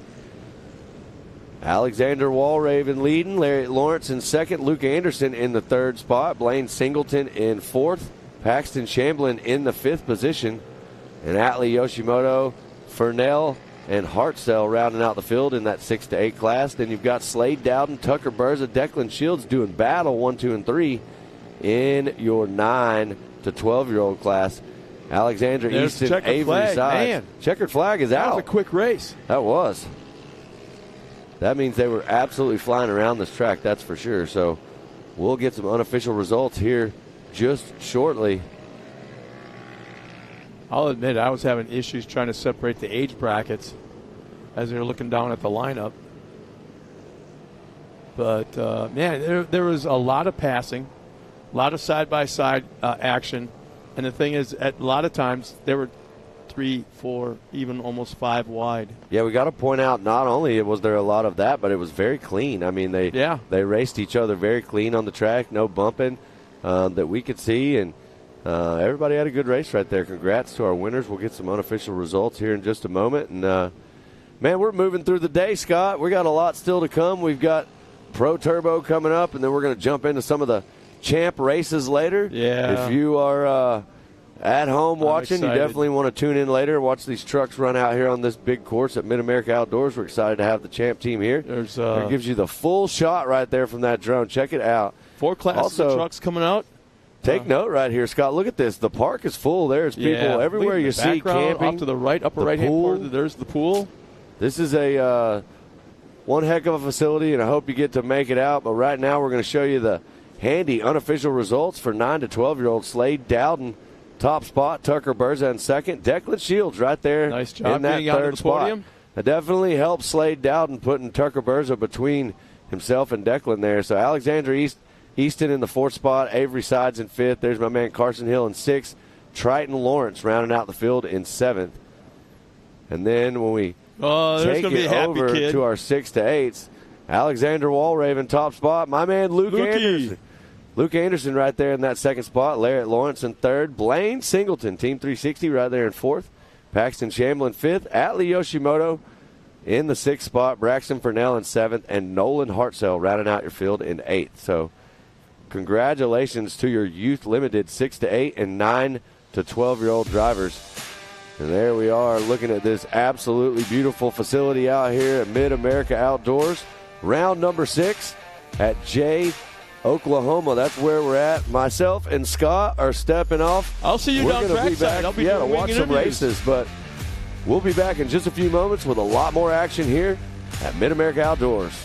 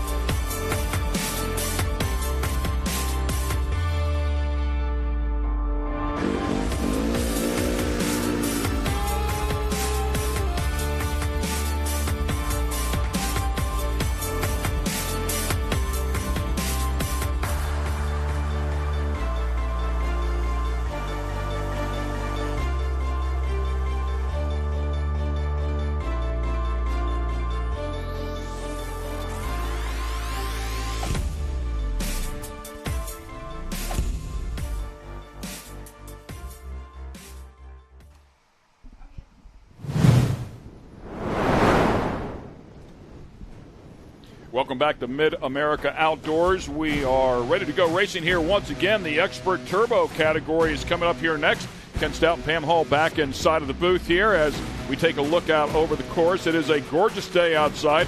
Working its way up to 90 degrees. Nice breeze out there. Humidity feels like it's very low. It's warm, but I think, are we still officially in summer? No, I think last Sunday was the first day of fall, if I'm not mistaken. So, but nonetheless, we had a bunch of rain a day ago. Today it is absolutely gorgeous, and we are ready to go racing here with our next category. I think we have 4 more to go here today. Yes. Expert Turbo, Expert NA, and then we will end things up with the Pro Turbo category. Yes, it's a beautiful day out here. The track is coming to. The drivers are having a blast on the new layout, but there we do see people over there under our VIP area, but we have our Expert Turbo grid lineup presented by Ultimax on the screen. It is Austin Dinger in that number 1 spot in the 88, Mickey Schroeder in the number 43 in second position, Austin Braden in the 894 in third, Donovan Willis 86 in number 4 position, Mr. Lee Knowles the number 41 in that 5th position. Yeah, Jason Kemp will be back there in row number 3 as well. Jake Frederick, Jason Roper, John Caligaroo has had a couple of bright moments here this year, and Grant Stephen will round out the top 10 inside of this category. We'll go to page 2 here and take a look at Bree Seek, Chris Adelot, Kyle Arkenau, and Kendra Hoop, of course, one of our ambassadors here. Yes, and Kendra Hoop, she just threw down the fastest lap when she was out there racing in the Vet 40 Plus in the women's turbo class. She did an amazing job, the fastest lap of the whole entire race. And then we do have in that number 15 position, Reese Fullman, 16th position, Randy Clifton, Rusty Pipes, fresh off the race course himself in that 17th position. And then in the 18th to round out our drivers are Braxton Moore. So we do have a full lineup taking the race course. They will do the rolling start as we have been doing in our expert and our pro classes. And there they are getting paraded around by our pace car. Yeah, they call it a recon lap, and they'll take the full lap here. It gives the drivers a chance to look at the course, find any potential ruts, any soft spots, any wet spots, whatever the case may be. And we know there's one big puddle here at least a couple of races ago. Can't imagine it's gone now. So a couple of things that they'll be able to take note of on their recon lap, and when they come back around start-finish, of course, they'll throw the green flag. Something new here are these jumps is triple, if you will. You can't triple it. It's too far apart, but first one's a nice jump, then a tabletop, land it, stand on the throttle, and a little bit larger tabletop there is a good look at it from the backside. And there's the sippy hole that we were talking about earlier. I think one of the drivers referred to it, might have been Owen Van Epperen, as the pond. So whatever you'd like to call it, but they were sailing through that a little bit earlier. Visually, it was pretty cool to watch. Yes, for sure. But, we do have Austin Dinger that is in our number 1 position in points, and that is how we are starting the race because we were unable to do any kind of qualifying due to Mother Nature yesterday. So Austin Dinger, he will be the one starting the pace as soon as that green flag drops. Yeah, we take a look at that in the points. 168 points coming in without the drop, 158 for Mickey Schroeder. Mickey Schroeder under the number of 43 here today as well. And Schroeder, his tough round, he finished up in 7th. Dinger's tough round finished up in 12th. If you count the drop race, at least I did some gorilla math here. It looks like they're separated by just 6 points. 10 points without the drop, with the drop. 6 points. So it is tight here in terms of the championship as you watch them make their way through the sippy hole. Yeah, we definitely if can't you're not familiar with the sippy hole, that is that's stuff that goes on down there in Naples. That's what I was wondering. You kept calling it a sippy hole. Well, it's swamp buggies. Swamp buggy racing, and they do it down in Naples, Florida. It's a huge thing. It's a long tradition, 50, 60 years old, and one of the most common referred to swamp buggies is DATS one, D-A-T-S, and DATS another one. So they were a 2-car team. But, yeah, they've been doing it forever down there, and the fans absolutely love it. But they have what they call the sippy hole, where it gets really the entire course is underwater to a degree, but then there's 2 areas where it gets really deep, and they call it a sippy hole. Now I know the backstory of that, because I was wondering, why is he calling that a sippy hole? And I didn't ask more you. Useless information from my my career in motorsports. Well, we definitely can't call it a puddle, because it's definitely not a puddle. I mean, we could put fish in there and probably live for a few days until that actually seeps down into the ground. Yeah, pond was a good description. Yeah, it could for sure be a pond. And they went sailing across it a little bit earlier. Nice size field here, by the way, in the Expert Turbo category. We talked about Austin Dinger and Mickey Schroeder being at the top of the points, and Donovan Willis also having some great moments here as well. Finished as high as 4th overall. Going back a couple of rounds, Austin Braden inside of this one. Lee Knowles, as you talked about here, an ambassador. So, yeah, it's a great category for sure. And you win the championship, good news, bad news. You win the championship is cool. Bad news is you get to go to the pros. Right, exactly. So, you can't hang out here anymore. Exactly. And speaking of, Lee Knowles was our champion last year in our amateur turbo class, so he respectfully moved up now into this expert class. Same with Kyle Arkenau. I mean, we've had a few people that have moved up. John Gallagher was another one that was in our amateur class as well last year. And he, like you were saying earlier, he really stepped it up a few races ago and did an amazing job. And we know that everybody wants that number one spot. And it definitely shows when we're getting up into these expert and these pro classes how hard they actually change in their driving. Yeah, starting off on points here. No practice time, no qualifying time a day ago, courtesy of Mother Nature. They throw the green flag, so our points leader, Austin Dinger, will lead them to the stripe here. You talked about John Caligaroo. He had a big moment here already, right at the start of this race. We'll see if we can get a number here for you. Number 40 involved, number 57 involved. Roper. Is that number 11? It's Jason Roper, yes. Number 40, you can see he's trying to move, and he is not able to. He took quite a large tumble right off the start. But right there, whenever you take the jump, I mean, you're in the air, and this is open wheel racing, and anything can happen, and that's so unfortunate. So Jason Roper we did see, but we are on our backstretch going through our triple, and that was a nice nosedive right there. Yeah, really kicked the back end up there. Did stick the landing, though, and was able to drive out of it. So a nice move there, and made a pass in the process. I can't quite tell who that was, but it's a white car, but I mean, can't see the number quite yet. Down through the sippy hole there, we're hearing that was Austin Braden. Yeah, if you're the first car there, you're okay. You're the second or third car, and I promise you can't see anything for a couple of seconds there. And reach up, pull a tear off. Yeah, car going off the track there, can't see where they're going. Yeah, I mean, that's where you're hoping you have many, many tear-offs. I mean, people probably were going over and buying a lot of extra after Mother Nature hit. But we do have Lee Knowles going through our horseshoe turn. That is our 45-degree angle. That's how steep that turn is. We got a little contact going on. Yeah, and of course the inside there launches a car up. It gets pretty light, so it's easy to swap lanes. And if you're in the outside lane, that means some contact. Yes, Austin Dinger right there out front. Yeah, a big moment right there. Mickey Schroeder. Oh, goodness and up gracious. on the bike there, second in the points, and finds himself on his lid.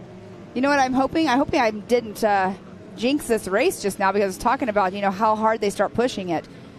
Wow, we do have Jason Roper I think it's over. worth mentioning that given the tight schedule here, keep in mind, we mentioned this before, that Champ is also here racing. That's the opening wreck. And he was out of the car. He was sitting on the wall, so that's good to see that he's actually out of the car. But we've not had groom time. They've not been able to groom this track. So they've been racing on it here all morning long, up into the afternoon. Consequently, there's a lot of ruts here. So when you stand on the throttle and you get after this thing in anger, if you're not ready for those ruts, it'll bite you quickly. And let's talk about this as well. So this track last year, we would have never had any major issues, because last year we had a race course where the water would drain. It was a rocky lake bottom, right? So they brought in the clay because drivers were wanting a non-rocky course. So here we have brought in tons and tons of clay, and you just can't. You have to get that packed in, and it just has been unfortunate with Mother Nature. They've been out here for 2 weeks before we got here trying to groom the track as much as they can, and they just could only do so much before the rain hit. So last time across the stripe, it was Austin Dinger, and Mickey Schroeder was right there behind him. Unfortunately, got up on the bike and ended up flipping over, so it ended up being Austin Braden who was second across the stripe, followed up by Grant Stephen, Chase Kemp, and Donovan Willis to round out the top five. As once again we go back and take a look at the number 88 car of Austin Dinger, points leader and leader for this race, starting off on the pole based on points here. Won the first event overall, finished up 7th overall, and the second event won round 5 overall as well. So has had actually 3 overall wins here so far this season, consequently the points lead. Yes, and you can see he's just out front running his own race right now. He just really needs to be cautious so he doesn't make any mistakes like what has happened already on course. You can see he's going through right there. That is a local caution. That is actually our finish line as well. So they have to slow down to 25 miles per hour through a local caution. They are unable to make any passes as well. So that's where they have to be really cautious when they're actually in battle really close with another racer. Yeah, great description there. Of course, we have the luxury of a nice view courtesy of that drone camera. But whenever you're in the car and you're coming up to that jump, that's blind on the backside. You can't see that all that safety equipment is there. Of course, they're going to rely on their spotters as well. Important to keep them safe there, but that's why they throw the caution before that jump there. They don't want those drivers sailing over the jump, hoping everything's clear. Yes, and speaking of the spotter stands is right up there where they can see that area as well.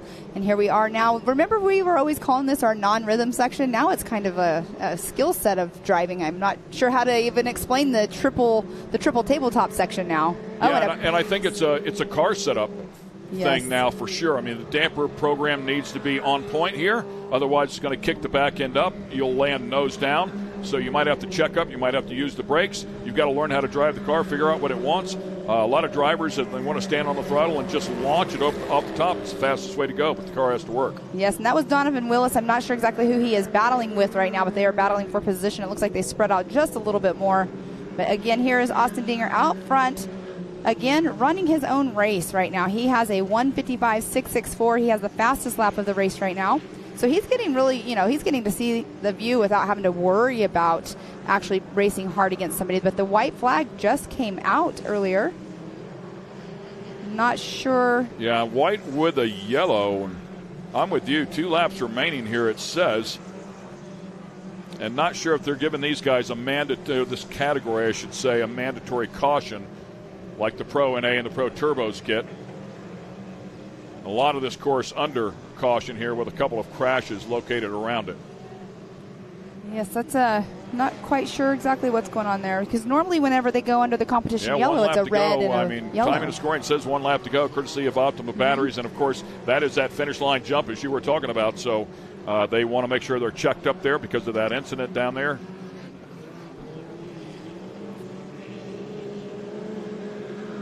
Racing up here, of course, nose to tail as we take a look at our leader again. Austin Dinger having a great race here. And we can see on the timing loop that we do have of Optima Batteries, Kendra Hoop is out on course. She's seen this race course quite a bit today as well. And Austin Dinger, though, I mean, this is his race right now. Yeah, chasing that championship. By the way, Grant Stephen across the stripe in second after that last moment coming to the white flag. So Austin Braden has fallen back a spot. Grant Stephen looking to finish up second here on the opening day. And if you look at the lap times right now, Austin Dinger has not taken the fastest lap now. He has picked up his lap time to a 1:48.746, but Grant Stephen has now taken over the fastest lap of this race so far at a 1:48.294. So you can tell that he's really picked up his speed and his pace during this race. Yeah, going back to round 3, Grant Stephen finished third overall, so second would be a season best for him to kick off this weekend. 2-race format, of course. Austin Dinger coming through the final turns here, looking to pick up yet another win. Has done a great job here this season. And there he goes. He just got that checkered flag. 6 race wins so far this year, and as we talked about, 3 overalls. Obviously set up here in great shape to get his 4th overall if he can have a good race tomorrow. And he picked up his last lap. It ended up being a 1:47.861. So great job by Austin Dinger. Unofficial in that number 1 spot, but also the fastest lap of the race. Grant Stephen, as we talked about before, a personal best for him, finishes up in second. Nice job. Chase Kempf will get up onto the podium for the first time this season. Congratulations to him as well. Previous best was a 4th, so nudges that up 1 spot. Congrats to him. You get up on the box. Yes, for sure. And Jake Frederick in that 4th spot. Austin Braden, he dropped down to the number 5 spot. He was running a really good race for himself, and not sure, maybe something happened with him. We did see people earlier getting flat tires as well, so who knows what happened, but Austin Braden did jump down to that number 5 spot. Yeah, and that wreck on the opening lap, they're still picking up the pieces and parts down there, trying to get a couple cars cleared out of the way. Just in a tough position for sure. And there's Mickey Schroeder. He's back number moving. 43 gets back rolled over on all 4s and drives across the stripe under power, which is good news. definitely, especially being in that number 2 spot with the points. Yeah, it would also indicate, of course, that the car is it'll be good to go for tomorrow. Not to say that some arms, suspension arms on it aren't bent, but clearly good enough to go out there and make a couple of laps there to finish things up, and they'll get it tidied up for the race. Yeah, they'll go back Sunday. and definitely do a total walkthrough on that car to see what all might need to be fixed, like you just said. Yeah, as you know, the suspension arms on these things are actually pretty fragile, but the cars themselves are actually very tough. So the main hoop and the cage and stuff, I'm sure, is all fine. Fairly soft rollover, but might have grabbed a couple of suspension arms front and rear as we take a look at the unofficial results here in Expert Turbo. Congratulations to Austin Dinger once again, and Grant Stevens, Chase Kemp, both having season best efforts here. Congrats to both of them. Jake Frederick, I should say, and Austin Braden, who unfortunately lost a couple of spots there on that last lap, rounds out the top 5. Yes, and then Donovan Wilson, that 6th position. Lee Knowles in that 7th. John Calligrew, 8th. Kyle Arkenau in that number 9 position in the number 93. And Bree Seek out there in the number 10 spot. So, good stuff there. Once again, let's get it back down to Mr. Scott Rain. He is there with our winner and points leader. Seasons like this don't come along very often in Austin. I'm telling you right now, 6 wins, 4 overalls, fast lap. You're killing it this year. Man, it's been a little bit of a battle, right? We're having to change some parts and working through some stuff. The driving's been awesome this season. Like I said, we've been able to progress. We've got to race a lot this year, doing some other series, just trying to stay sharp, with our sights set on the pro class for next year. But yeah, absolutely phenomenal season. These don't happen very often, so we're gonna super excited to keep running with this and hopefully bring home a championship. I kind of like that look on your face right now. It's a smile, but it's kind of like a sly smile. You got one more round to go. Obviously, you're in the catbird seat for the 2023 season. I'm looking at your car. It's not so bad, but talk about the track. The track's actually, considering the amount of rain we had this weekend, the track's not bad. There's only 1 or 2 mud holes, and it's not even sketchy going up the jump. So come this afternoon, race number 2. If we don't get too much tonight, the track's going to be phenomenal. Track crew did an amazing job getting this thing ready to go today, but track's awesome. It's got a lot of traction right now, and it's fast. Well, congratulations, man. The target on your back continues. Good stuff. Yeah, great job there for Austin, of course, and not so fortunate for a couple of other cars. We will take a quick break, and when we come back, it will be Amateur Turbo, which is the feeder class for the Expert Turbo class that we just saw. So stay with us. When we come back, we'll go racing once again here at Mid-America Outdoors.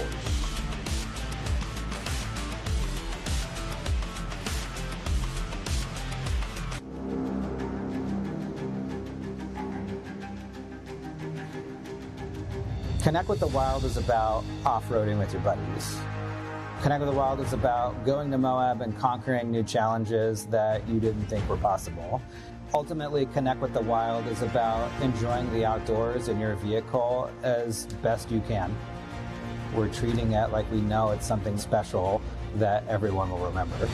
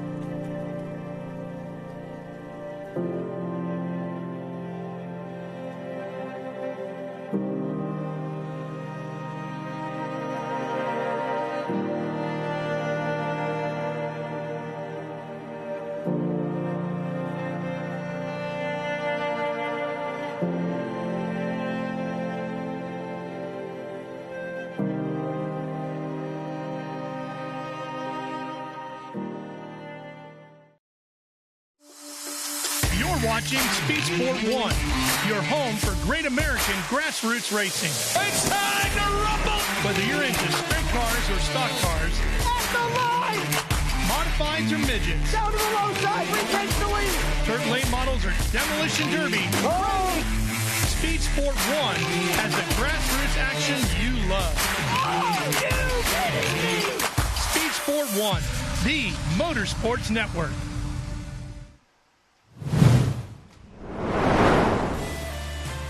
It's all going down at Jay, Oklahoma. This is MAO, Mid-America Outdoors. Ken Stout, Pam Hall, Scott Rain covering all the action for you here as we wind things down for our portion of the action that's going on here at MAO. We have amateur turbo class coming up, and then we will finish it up with the big dogs in the turbo, the pro turbo category. And a little bit later on after that, the Champ Series will take over here, and the big trucks will be out here on this racetrack as well. So make sure you tune into that as well. We're going to bring you our starting grid here for the amateur turbo category.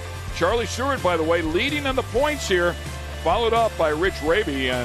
But Charlie Stewart having one of those phenomenal years, and of course we will line them up based on points again. Yes, and we do have Ariel Bayarski in third, Hank Hall in fourth, Randy Boyter in that fifth position, Justice Schmieder sixth, Parker Frank seventh, Sean Murphy eighth, Mason Prater ninth, and Ryder Van Beekem in that 10th position. Are you excited to call this race? You have somebody special in here? I do have to say my nerves are a little going right now. Here we do. We have TW right there getting ready to wave that green flag. All right, the green flag has just dropped, and off the start they go. Oh, look at that. We have somebody already that's Ryder Van Beekem. Too bad for him. He was going a little bit slow, but look who has that hole shot right there. How about that? Did a great job there. Some kid named Hank Hall. Wow. Apparently maybe related to you. 15 years of age out here cutting his teeth, looking to get up into the expert turbo category a year from now. Also having a good run here. Fourth in the points. Has really put some stuff together here as of late. Round 2, of course, finished second overall and then did the same thing again in round number 4. So he has for sure had some moments of brilliance. Yes, and not everybody went out for practice this morning just because it was a very short practice, but also the track was just coming to this morning, and he hasn't been on the new track, and here we'll see what happens, but we do have quite the field out there. Ryder Van Beekem out there in the backside of this course. He is actually in a what is that called? I just lost my train of thought. A RS1 in the turbo class, which you can do. You can run a non-turbo in a turbo class. Yeah, and I believe he's also running in a couple of other categories as well. He finished up on the podium here a couple of times already today, so some seat time for sure as they duke it out here. Great battle going on here. The number 57, that is Hank Hall, as we were just talking about, your son. Yes, and that's Mason Prater in the number 3, right behind him. Mason Prater, he does come from the West Coast. He's been racing for quite a long time as well. He came out and raced with us last round, which was awesome to see. And here he is out on course again. And almost a little bit of contact in the air just now. That's what we were talking about earlier. Open wheel racing can be a little iffy, but we do have a battle going on for second and third place right now. Did see Mason Prater. He hasn't raced with us all year long, but was here for round number 5 and put together some good efforts, and he is not going away. So the 3 is Mason Prater, who we were just talking about just a moment ago, finished up 4th overall here, round number 5. And, of course, as we mentioned before, your son, Hank Hall, just there ahead of him to number 57. But look at this right now. It is our points leader, Charlie Stewart, out front. He has made quite a distance between first and second position. He is our points leader. He cannot be touched right now. I mean, he is in that number 1 spot. And between this round and next round, nobody will be able to touch that number 1 spot from Charlie Stewart. I mean, a 28-point lead without the drop, even with the drop, it's still significant there. So he's done a great job, no question about that. Yes, he has. And we do have Ariel Bayarski out there who's running in that 3rd position. Looks like she is currently running in that number 7 position out on course on physical time. Yeah, part of that Johnny K's team, John Caligaroo, who we saw racing here a little bit earlier today. Tim Farr, part of that team as well. It's a big effort for Mr. Caligaroo and Johnny K's, and one of the supporters here for the series. And, man, this is a great battle. They are duking it out here. It is definitely a great battle. And big moment. There we go. That's where right now it's all about seat time and everything of making sure you don't make any mistakes. You did bicycle. But look at this. Now we have the number 26 coming into there. The 26, that is Justice Schmieder, who is running 6th in points as well. So Mason Prater has made that pass. Hank Hall running in that 3rd position with Justice Schmieder right on Hank Hall's tail. Yeah, good battle there. All 3 cars for sure. And I really thought Hank would take over that spot. If Bear had that big moment, he did go outside in on him and took it over for a moment, but then got caught up in the ruts out there, and he's going to have another run because Bear just did the same thing. I'm sorry, Prater. Yeah, I mean, we got Charlie Stewart. He's running his race all by himself, but the action right now is between second, third, and fourth position. And we do have, like I said, Justice Smeater. He's in that fourth position, sixth in points, but Hank Hall fourth in points, running right now second on race course. So all three cars, really good pace here, have stayed pretty tight with each other. Unfortunately, the 85 car of Randy Boyder off to the side has a mechanical variance out of this one early on. Yes, and he's having actually a pretty decent season, really. Exactly. Last race, he ended up, though, in, I think it was Rusty Pipes' car, and ended up with a gnarly crash, and that's Rusty Pipes had to have his car basically rebuilt. He was talking about that earlier. S3 Power Sports rebuilt his car for him. Yeah, I kind of remember that. Boyder comes in here top 5 in the points, but today will certainly not help him out in that situation. Again, all three of these cars still nose to tail. Great battle going on here. Exactly, and we do have Charlie Stewart has the fastest lap of the race so far at a 1:32.203. We know the lap times are picking it up.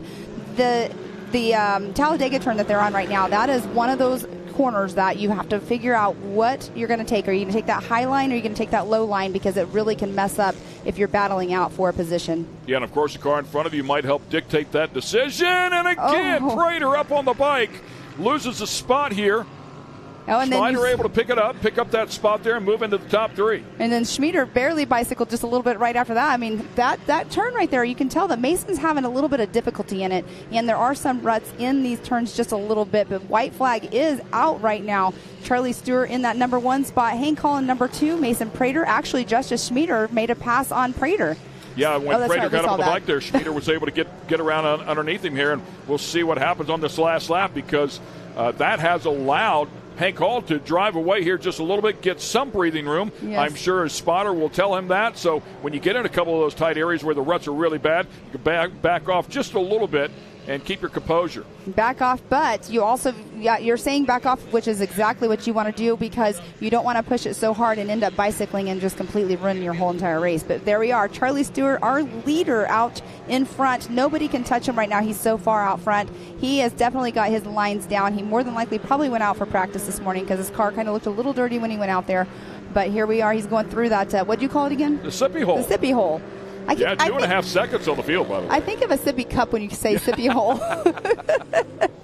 Right, so Hank Hall there, we saw him just ahead of that group of 3. Oh. And a moment back there, that looked like front-wheel drive was lost. I think. Typically when they spin around like that, they've lost front-wheel drive. I think it was possibly Prater, because I don't think that he has made a pass back on Schmieder. Oh, and we have a little contact going on back here. I'm not sure what position they are battling for, but they made a little bit of contact back there. That was Ryder Van Beekem that just passed by. Yeah, those two cars, you can get side by side. Rich Raby, that was part of that battle, which Rich Raby's second in the points here and a little bit deeper in the field than you would expect, down in 7th position last time across. As we keep an eye on Charlie Stewart coming across for the final time to grab that checker flag. Congratulations to Charlie Stewart. Excellent job for him. Yes, and he had the fastest lap time at a 1:32. He did have quite a lead. He had a 4.5 second lead over second place. So we do have Charlie Stewart in that first position, Hank Hall second, and Justice Smeater in that third position is what we have right now. So Mason Prater did that spin out. Not sure if he got going again after that, because like you were saying, that it definitely is a front-wheel drive problem when you spin out like that. Hank Hall having a good effort here as he finishes up in second. Charlie Stewart grabbing his 5th race win, by the way, of the season. And that is Ryder Van Beekem getting that checkered flag. Yeah, we saw Ryder have issues there in the beginning of that race, so that's a pretty good rebound. Really curious what happened there. He was completely off pace and off to the side of the track, but was able to gather it back up and make a run. Had a chance to speak to his dad a little bit earlier, who went for a big ride out here a couple of rounds ago. He's going to take it easy and come back next year. Sean Murphy across the stripe in 7th. Rich Raby able to grab one more spot there, up into 6th. So a tough race there for Rich. I see a name up there, Mia Chapman. I did not see 937. Oh, she actually raced earlier on, I believe, and had a little incident. So she had a big incident, actually. So I heard she is okay, which is great news. As Charlie Stewart up top, Hank Hall right there in second place, looking to work his way up into the top 3 in the points. Came in here 4th in the points. Justice Schmieder, as you were talking about before, had that great battle. Hall, Schmieder, and Prater, all three of them back and forth at one point or another. Ryder Van Beekem having a good comeback as well inside of the top 5. Yes, and Rich Raby in that number 6 position. Sean Murphy in 7th. Ariel Bayarski, she is actually our 3rd place in points right now. She is back in that 8th position. And then Parker Frank in 9th. And Randy Boyter, we did see him have an issue. And we did not see Mia Chapman actually take the green flag today. And once again, Scott Rain is down there with our winner, 5th race win, I should say, on the season, looking for another overall. Charlie Stewart, let's put it this way. You've had a very, very clean race, but it was a mess behind you. Do you even care what's going on as far as all the action behind you and just worry about the track in front, or what's your strategy out there?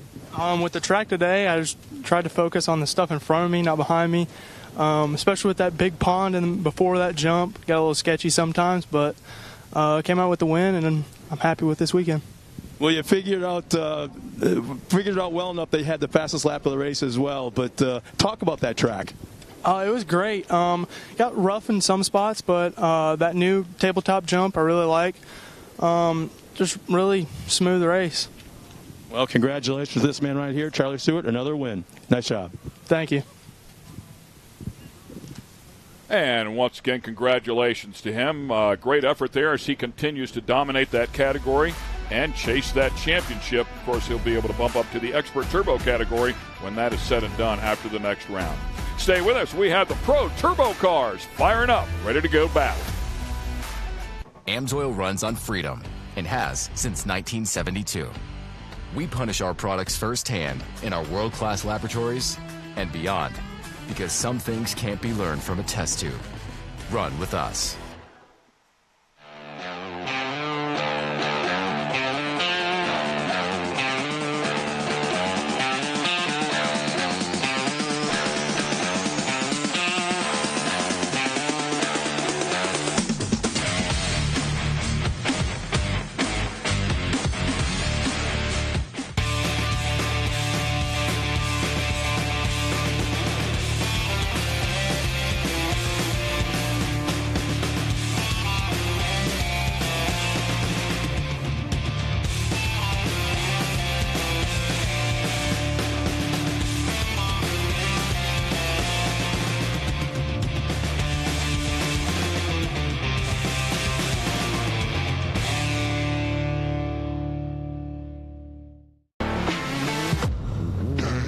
Lightweight, agile, and strong, the Pitbull is perfect for the job.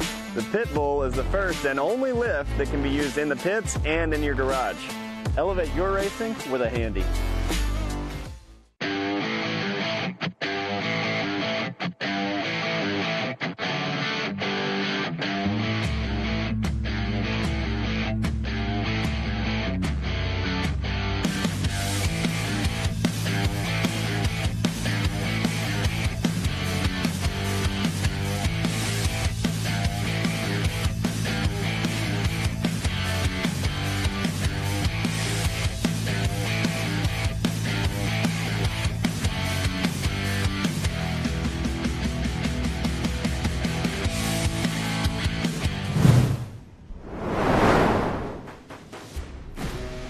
One race to go here with the Mid-America Outdoor Side-by-Side Championship, round number 6. We will wrap things up here after the Pro Turbos. They will all be back to do it again tomorrow as well, so we hope you will join us there.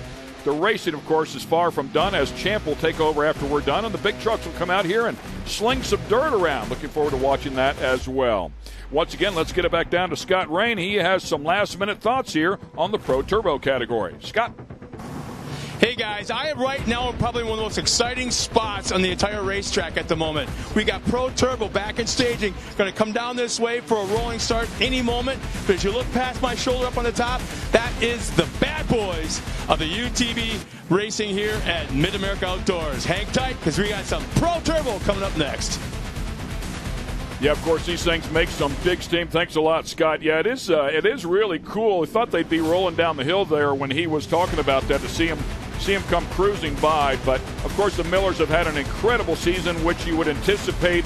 Kyle Cheney as well. Cheney did stumble, though, in round number 3. It opened up the door for, of course, Cody and Hunter Miller to take over that points lead, and Hunter Miller back just a little bit. We're going to show you points here in just a couple of moments as well, but if you count the drop races, even though without the drop race, Hunter Miller has 5 points on Kyle Cheney, but if you count the drop races, they're tied up for second. So it is on for this championship inside of this category, and they are absolutely the best of the best. Exactly. Talking to them out in the pits is pretty cool, and we do have this amazing current overall standings for our Pro Turbo class right there. And like you were just saying, I mean, you have to factor in, the drop races and everything, but we have Cody Miller in that number 1 spot, Hunter Miller in number 2, Kyle Cheney in that 3rd position. These guys all like to talk back and forth to each other and joke with each other and everything, but it's pretty fun to listen to those guys, and I know you've been around them quite a while, too, as well. Yeah, and that Can-Am team, so good. Corey Willis there in 4th, a solid player. Kanan Baker, we talked about him in Pro NA.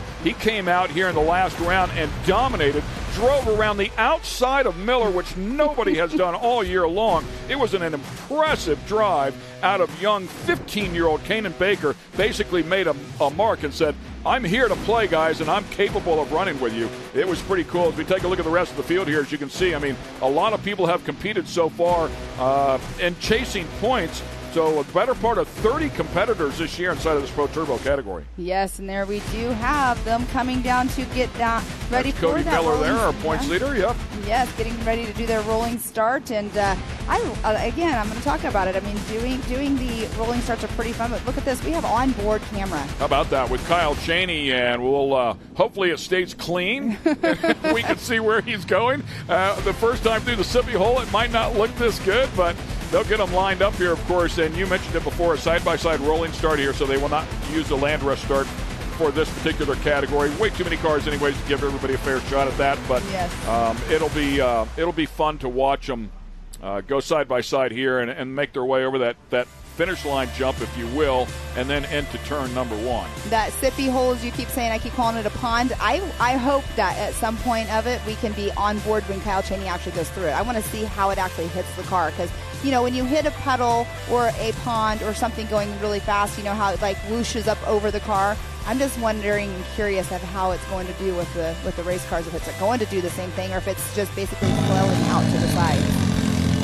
Yeah, we have seen these cars make their way through there at speed, of course, and it seems like they're able to stay on top of it for the most part. They certainly don't sink down half-wheel deep, which, as we watch them on this recon lap, we've seen them a couple of times, that it's way deeper than appears whenever they're racing. So they've got them lined up side by side here, and again, worth repeating that they had no practice time, they had no qualifying time, so they are lined up here based on points. I believe this will be a 5-lap race, if I'm not mistaken, and they should see a mandatory caution as well, which will bunch them back up there in the middle of the race.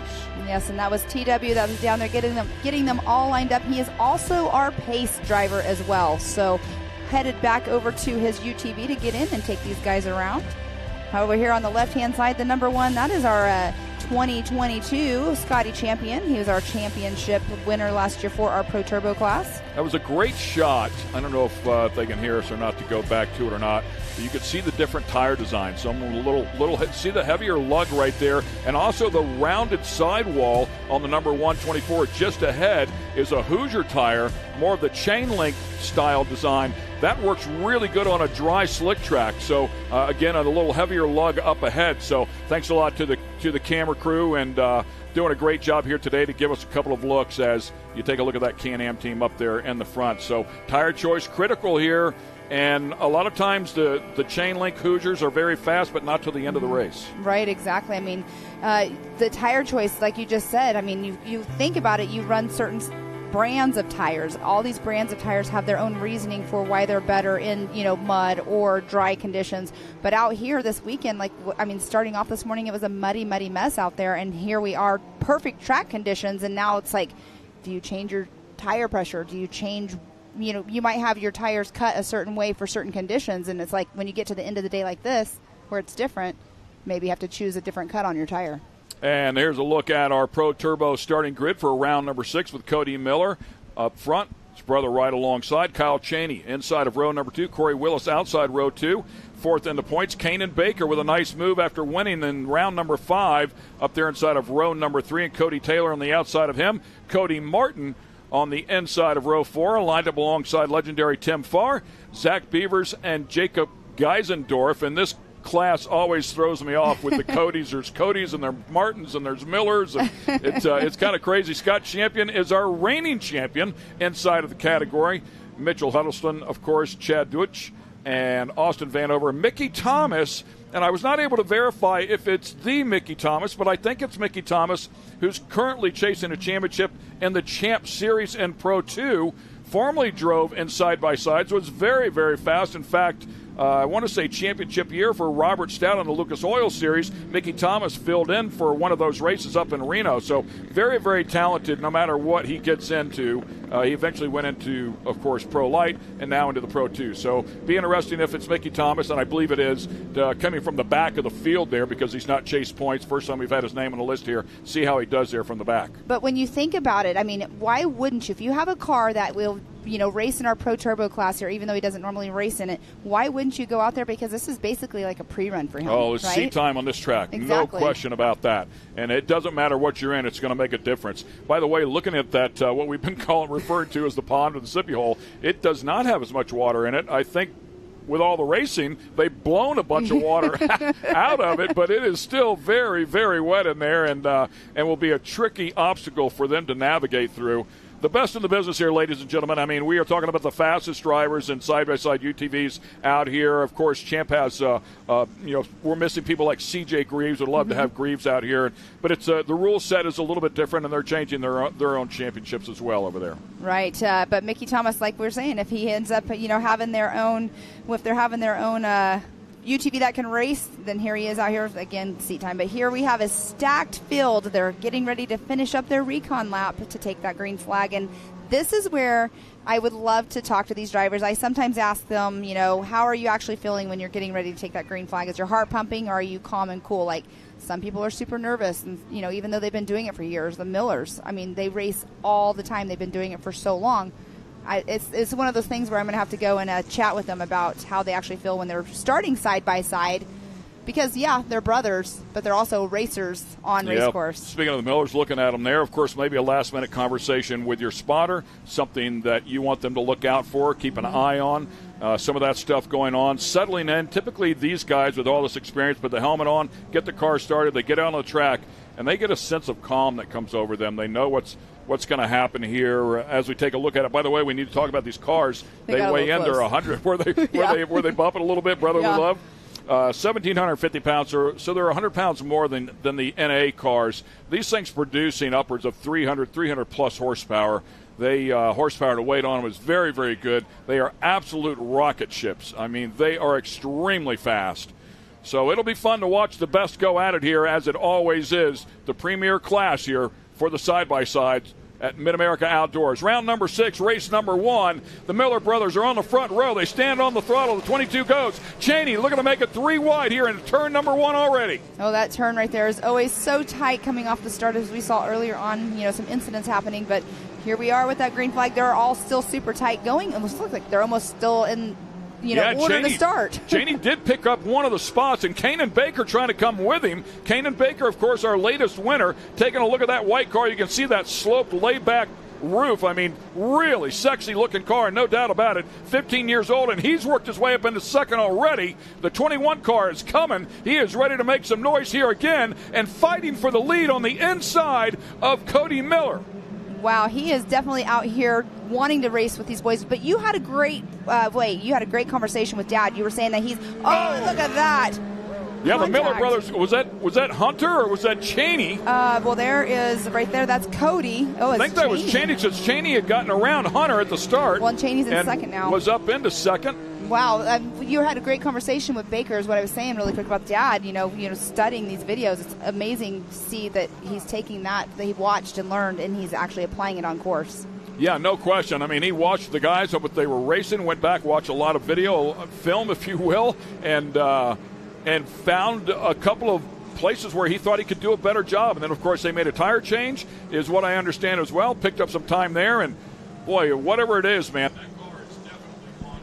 It is definitely showing out here on course for sure. We do have, that is Corey Willis right there with, I believe that is Cody Martin as well, or Cody Taylor, I'm sorry, that they're battling it out. There's a nice little battle going on here between 6th and 8th position. There's the number 7 right there. That is Cody Martin. Yeah, Corey Willis down in there as well. That's the black car. Is that correct? Yes, 17 is Corey Willis. That is Corey Willis. Oh, no, look at our this. Points leader. Cody Miller is off to the side with a mechanical. That is very unfortunate for Cody Miller, but Kanan Baker went across the line in that number 1 spot with Cody Miller off to the side. It looks like it happened before the finish line. He doesn't have any laps on his Yeah, you're scoring. exactly right. Kyle Cheney recorded in 2nd place, and then Hunter Miller, Cody Taylor, Corey Willis inside of the top 5 as we go back and take a look at our leader. And you were talking about it before getting some seat time. So Kanan's already been out here in the Pro NA class, had a great run there as well. They finished up 2nd place behind Owen Van Eperen, and boy, they've got this thing sorted out. I don't know what they've done, but man, they have found a ton of speed.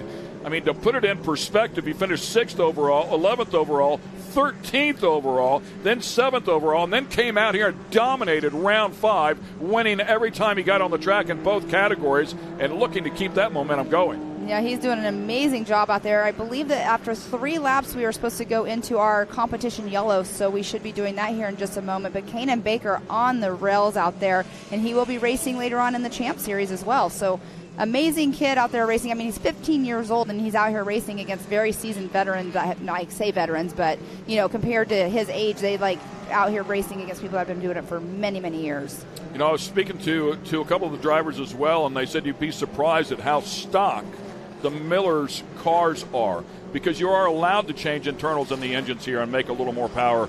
And a lot of people say they just leave them the way they are. Yes. And, of course, very good driver, suspension, plenty of suspension modifications there and dialing the car in so that it will work right. And they do so much different style of racing. They don't only do short course racing, they do the Ultra 4 USA as well. They race King of the Hammers, and so it's they have a lot of seat time and different styles of racing as well. But Kanan Baker, I mean, we were talking about it earlier, he has his Pro Light, he races in the Pro NA, Pro Turbo. He also races Nitro Cross, so he's got a lot of, and he also races at the Chili Bowl as well. So different styles of racing, again, for Kanan Baker. That just makes you a better driver when you can come out and drive different styles for different styles of cars, I should say. Yeah, he has a lot of seat time, no doubt. And he'll be doing a lot of racing here this weekend as well. You talked about the Pro Light that he'll be competing in. He'll be competing in the Champ Series as well. And side-by-sides, 2 classes here, side-by-sides. He ran in the Pro Light a little bit earlier for our MAO Pro Light Championship Series. Got his feet wet in that, so a lot of seat time, man, and this kid is definitely switched on. Yes, he is, and he is showing these boys what he is all about. He wants to be out here on top notch with all of them, and here he is. And there's the competition yellow coming out. Slowing them down. Kyle Cheney out there with a 138.436 is his fastest lap.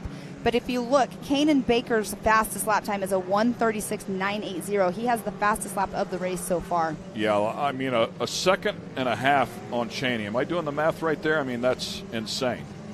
It is definitely insane for sure. I mean, again, Kyle Cheney, he's another one. He also races the Champ Series. He'll be out racing later on with them as well. And that's a great battle going on. That is Scotty Champion, and I believe that was Mitchell Huddleston. Yes, it is. That they went over the finish line. Just nudged him out there, just snuck across before him, at least according to live time and scoring. So congrats to him, and I'll give him one position better to start the back half of this race here, the final couple of laps. And if that is the Mickey Thomas that you were talking about, he is running in that number 11 position. So once again, Kanan Baker there right behind the Pace vehicle. Bring you up, give you a good look at this talented young man, 15 years of age, out of Oklahoma. Pro NA and Turbo, and as we talked about before as well, I know Polaris is a Polaris, but they also have a Can-Am as well. So whatever it takes to go out there and win is what they do. And his father's a wonderful guy. Of course, his sister also competes as well. Saw her in the Pro NA category. They race against each other in that class. Wonderful family, no doubt about it. They have quite a setup over there. I mean, there's multiple cars over there.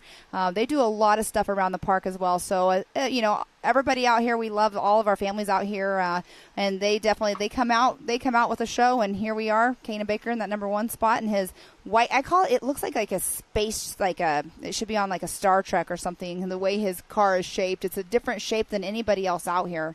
It's pretty cool look. It's definitely one that you can tell They've that got it's him Kanan sitting Baker. low center of gravity there, and of course that thing is swooped back. You can see he has plenty of headroom inside there, so no issues there. By the way, Tim Farr having a good race here as well, just outside of the top 5. Yeah, you mentioned Mickey Thomas starting off dead last up into the 11th position, and now the field bunched back up here, so he'll have a target-rich environment directly in front of him. We'll see if he can take advantage of that.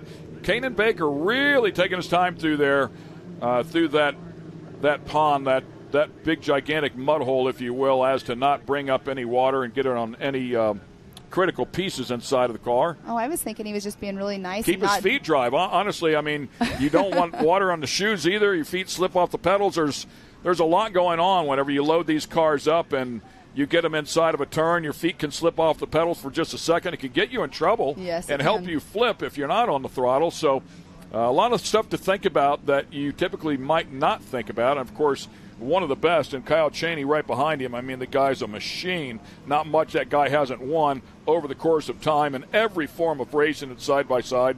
Of course, a king as well, a 3-time king at the Hammers. So he can he will make you pay. I promise you, if Chaney can get around him, he will show no mercy. And that's what I was jokingly going to say. Maybe Kanan was just being nice and not going to get mud up on Chaney's visor through the puddle. Kanan, maybe? Maybe, I don't know. Who knows? Maybe.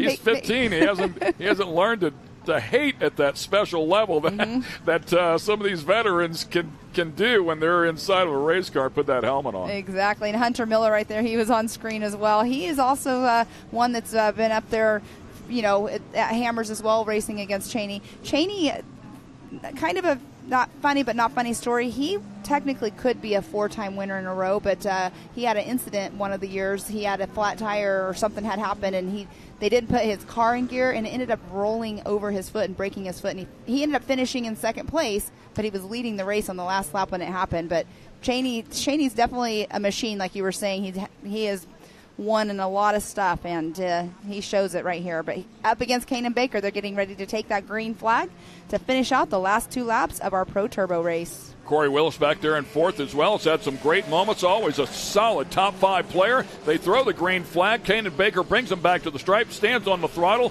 Here we go, the back half of the Pro Turbo race. Somebody getting pushed out into the fluff did not work out well. I say fluff, it's more of a heavy mud rutted up track out there. I'm trying to see who it was, but I think it was Cody Taylor. I was just going to say the same thing. It might have been Cody Taylor. We'll see what happens the next time they come around if Tim Farr was able to take advantage of that, but they kind of blocked the track in the process, and Taylor got back on the pipe. So it's really amazing to see the different cars, the way they land. Look at Kyle Chaney really closing a gap right now on Kanan Baker.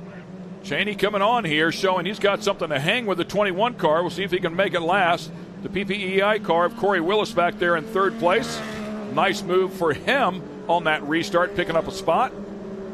Corey Willis is another one that races and also in our Ultra 4 racing as well. He's got seat time and all different kinds. Oh, no. Big moment right there. Talk about gathering one up. Wow. One of the Can-Am cars there. Corey Willis in the 17 car trying to pick up another spot on Chaney, and Chaney has fallen way back from the 21 car. We thought he was catching Kanan, and it looks like maybe you had a big moment there at some point. The 91 car way back and now under attack from the 17 of Corey Willis. Oh, and this is where you do not want to make a mistake because you don't want to lose that position, but he has definitely dropped way back. They are going to come around and get the white flag right now is what they should be doing. So what a great race we do have going on right now, though, between Kyle Chaney and Corey Willis. White flag is out for Kanan Baker. One more lap here, and he's going to try to make it 3 consecutive race wins in a row. no reason to believe that wouldn't happen as we look at it right now. Certainly has a lot of breathing room. A great battle here for second between the 91 of Kyle Cheney and Corey Willis. Corey Willis definitely has a great program going for himself. He's out here running third. He has had a few things. I think he ended up rolling on our last round or something. He went for a big ride. You're absolutely right, and blamed himself. He said, man, it's one of those mistakes. It just happens sometimes. And that's one of the areas on the track that they actually changed this race as well. They cut one of our last turns out over there where a lot of people were having some issues, but he is not letting Kyle Cheney out of his sights whatsoever. And there's quite a gap right now, too, between second and third and then going back into the rest of the pack. Corey Willis, a very talented businessman as well. So we talked about that battle back there. Cody Taylor did come across the stripe in fourth, and Hunter Miller back there in fifth, as definitely Hunter having a moment there. That was a big moment. That was a scary moment. Kanan with no pressure whatsoever just continues to drive away with a 1.4 or 5 second lap time, better than Kyle Cheney, which is just outstanding. That's an unbelievable effort. Last time across the stripe had a 3-second lead. It's bigger than that now. 100% on that. Kyle Cheney's making a little bit of a gap in front of Corey Willis, but Kanan Baker, he is the man of the race right now. Just one last turn here coming up here shortly to finish this race out. And across the stripe he goes. Checkered flag out for 15-year-old Kanan Baker. Gets it done. Kyle Cheney back there battling with Corey Willis, is able to hang on. Willis keeping the pressure on him, but not able to get the spot. Flagman needs to get back out of the way there because that battle was pretty vicious. Hunter Miller works his way back up into fourth.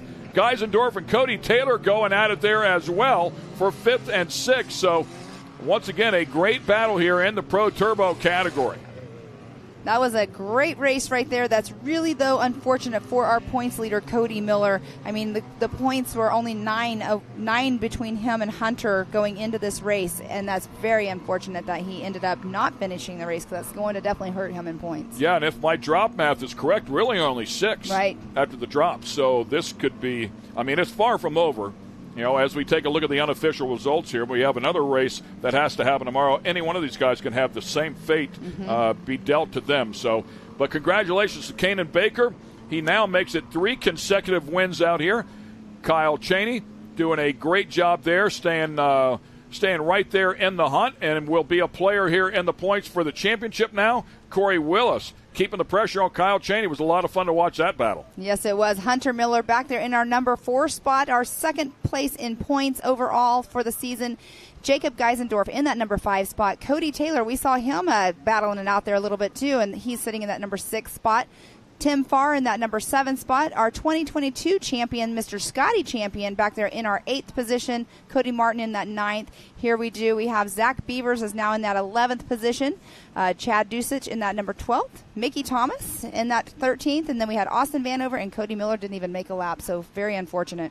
Yeah, Mickey Thomas having a tough back half of that race. Lost a few positions, but great to have him out there for sure. Good overhead shot there of the newly designed track here at Mid-America Outdoors. Stay with us when we come back. We'll talk to our winner. AMSOIL runs on freedom and has since 1972. We punish our products firsthand in our world-class laboratories and beyond because some things can't be learned from a test tube. Run with us.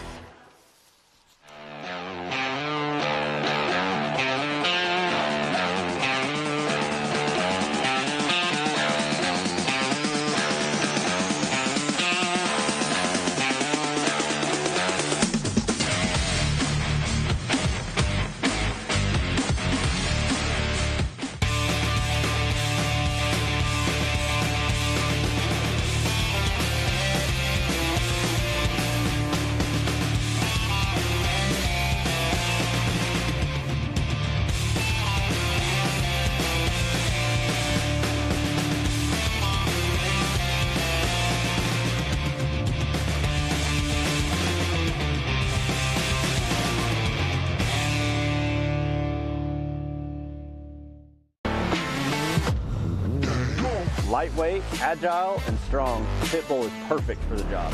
The Pitbull is the first and only lift that can be used in the pits and in your garage. Elevate your racing with a Handy.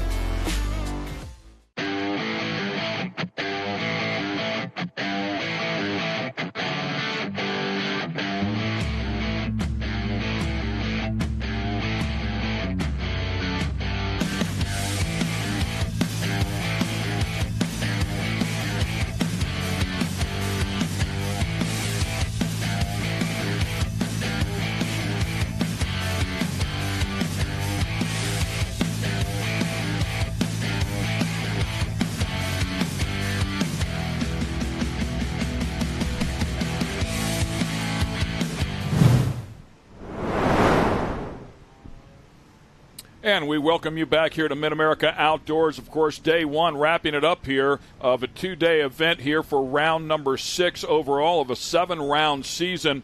Mother Nature working with us nicely today. The track came in. By the way, hats off to the entire track crew for doing a great job for sure to get this thing raceable here today. And the track really came in nice, and we had some great racing. We had amazing racing today. I mean, I was very questionable this morning when I woke up going, I'm not sure if we're racing or not because of what Mother Nature did to us the past day. But it was an awesome day, and it's only going to get better. I mean, I'm going to go set trackside and watch Champ race now. Yeah, I'm right with you, man. We'll grab something cool to drink, and we'll go watch some more racing. It'll be a lot of fun for sure. In the meantime, let's get it down to the third member of our team, Mr. Scott Rain, for his final thoughts. Scotty? Pam, Ken, I got to tell you, as much as Mother Nature was kicking us around yesterday with all that rain, I think she's smiling down upon us right now, providing us with a fantastic day of racing and weather. Unbelievable racing, but 2 things stick out in my head right now. Austin Dinger and his winning this year in 2023 and his streak, and of course that young phenom, that future legend, that future superstar, Kanan Baker. I think all of us have to keep an eye on that kid and see where that career takes him, because that is a superstar in the making. What do you guys think? Yeah, I'm right there with you, man. Kanan's going to be a lot of fun to watch him work his way up through the ranks and continue to chase that career. So it's been a lot of fun. By the way, we're going to be back on here at 9:15 in the morning, right? So join us again. Yes, exactly. Tomorrow's going to be a whole nother day of an amazing race day. You guys want to make sure you stay tuned in. I mean, we have all of our different outlets that you can sit here and watch our racing on. So you want to make sure you stay tuned in for sure. Yeah. Great racing coming your way tomorrow. Of course, you can watch it all live on Speed Sport 1. Hope you'll join us at 9:15 a.m. Central Time. For Scott Rain and Pam Hall, I'm Ken Stout. Thanks for watching all the racing here at Mid-America Outdoors.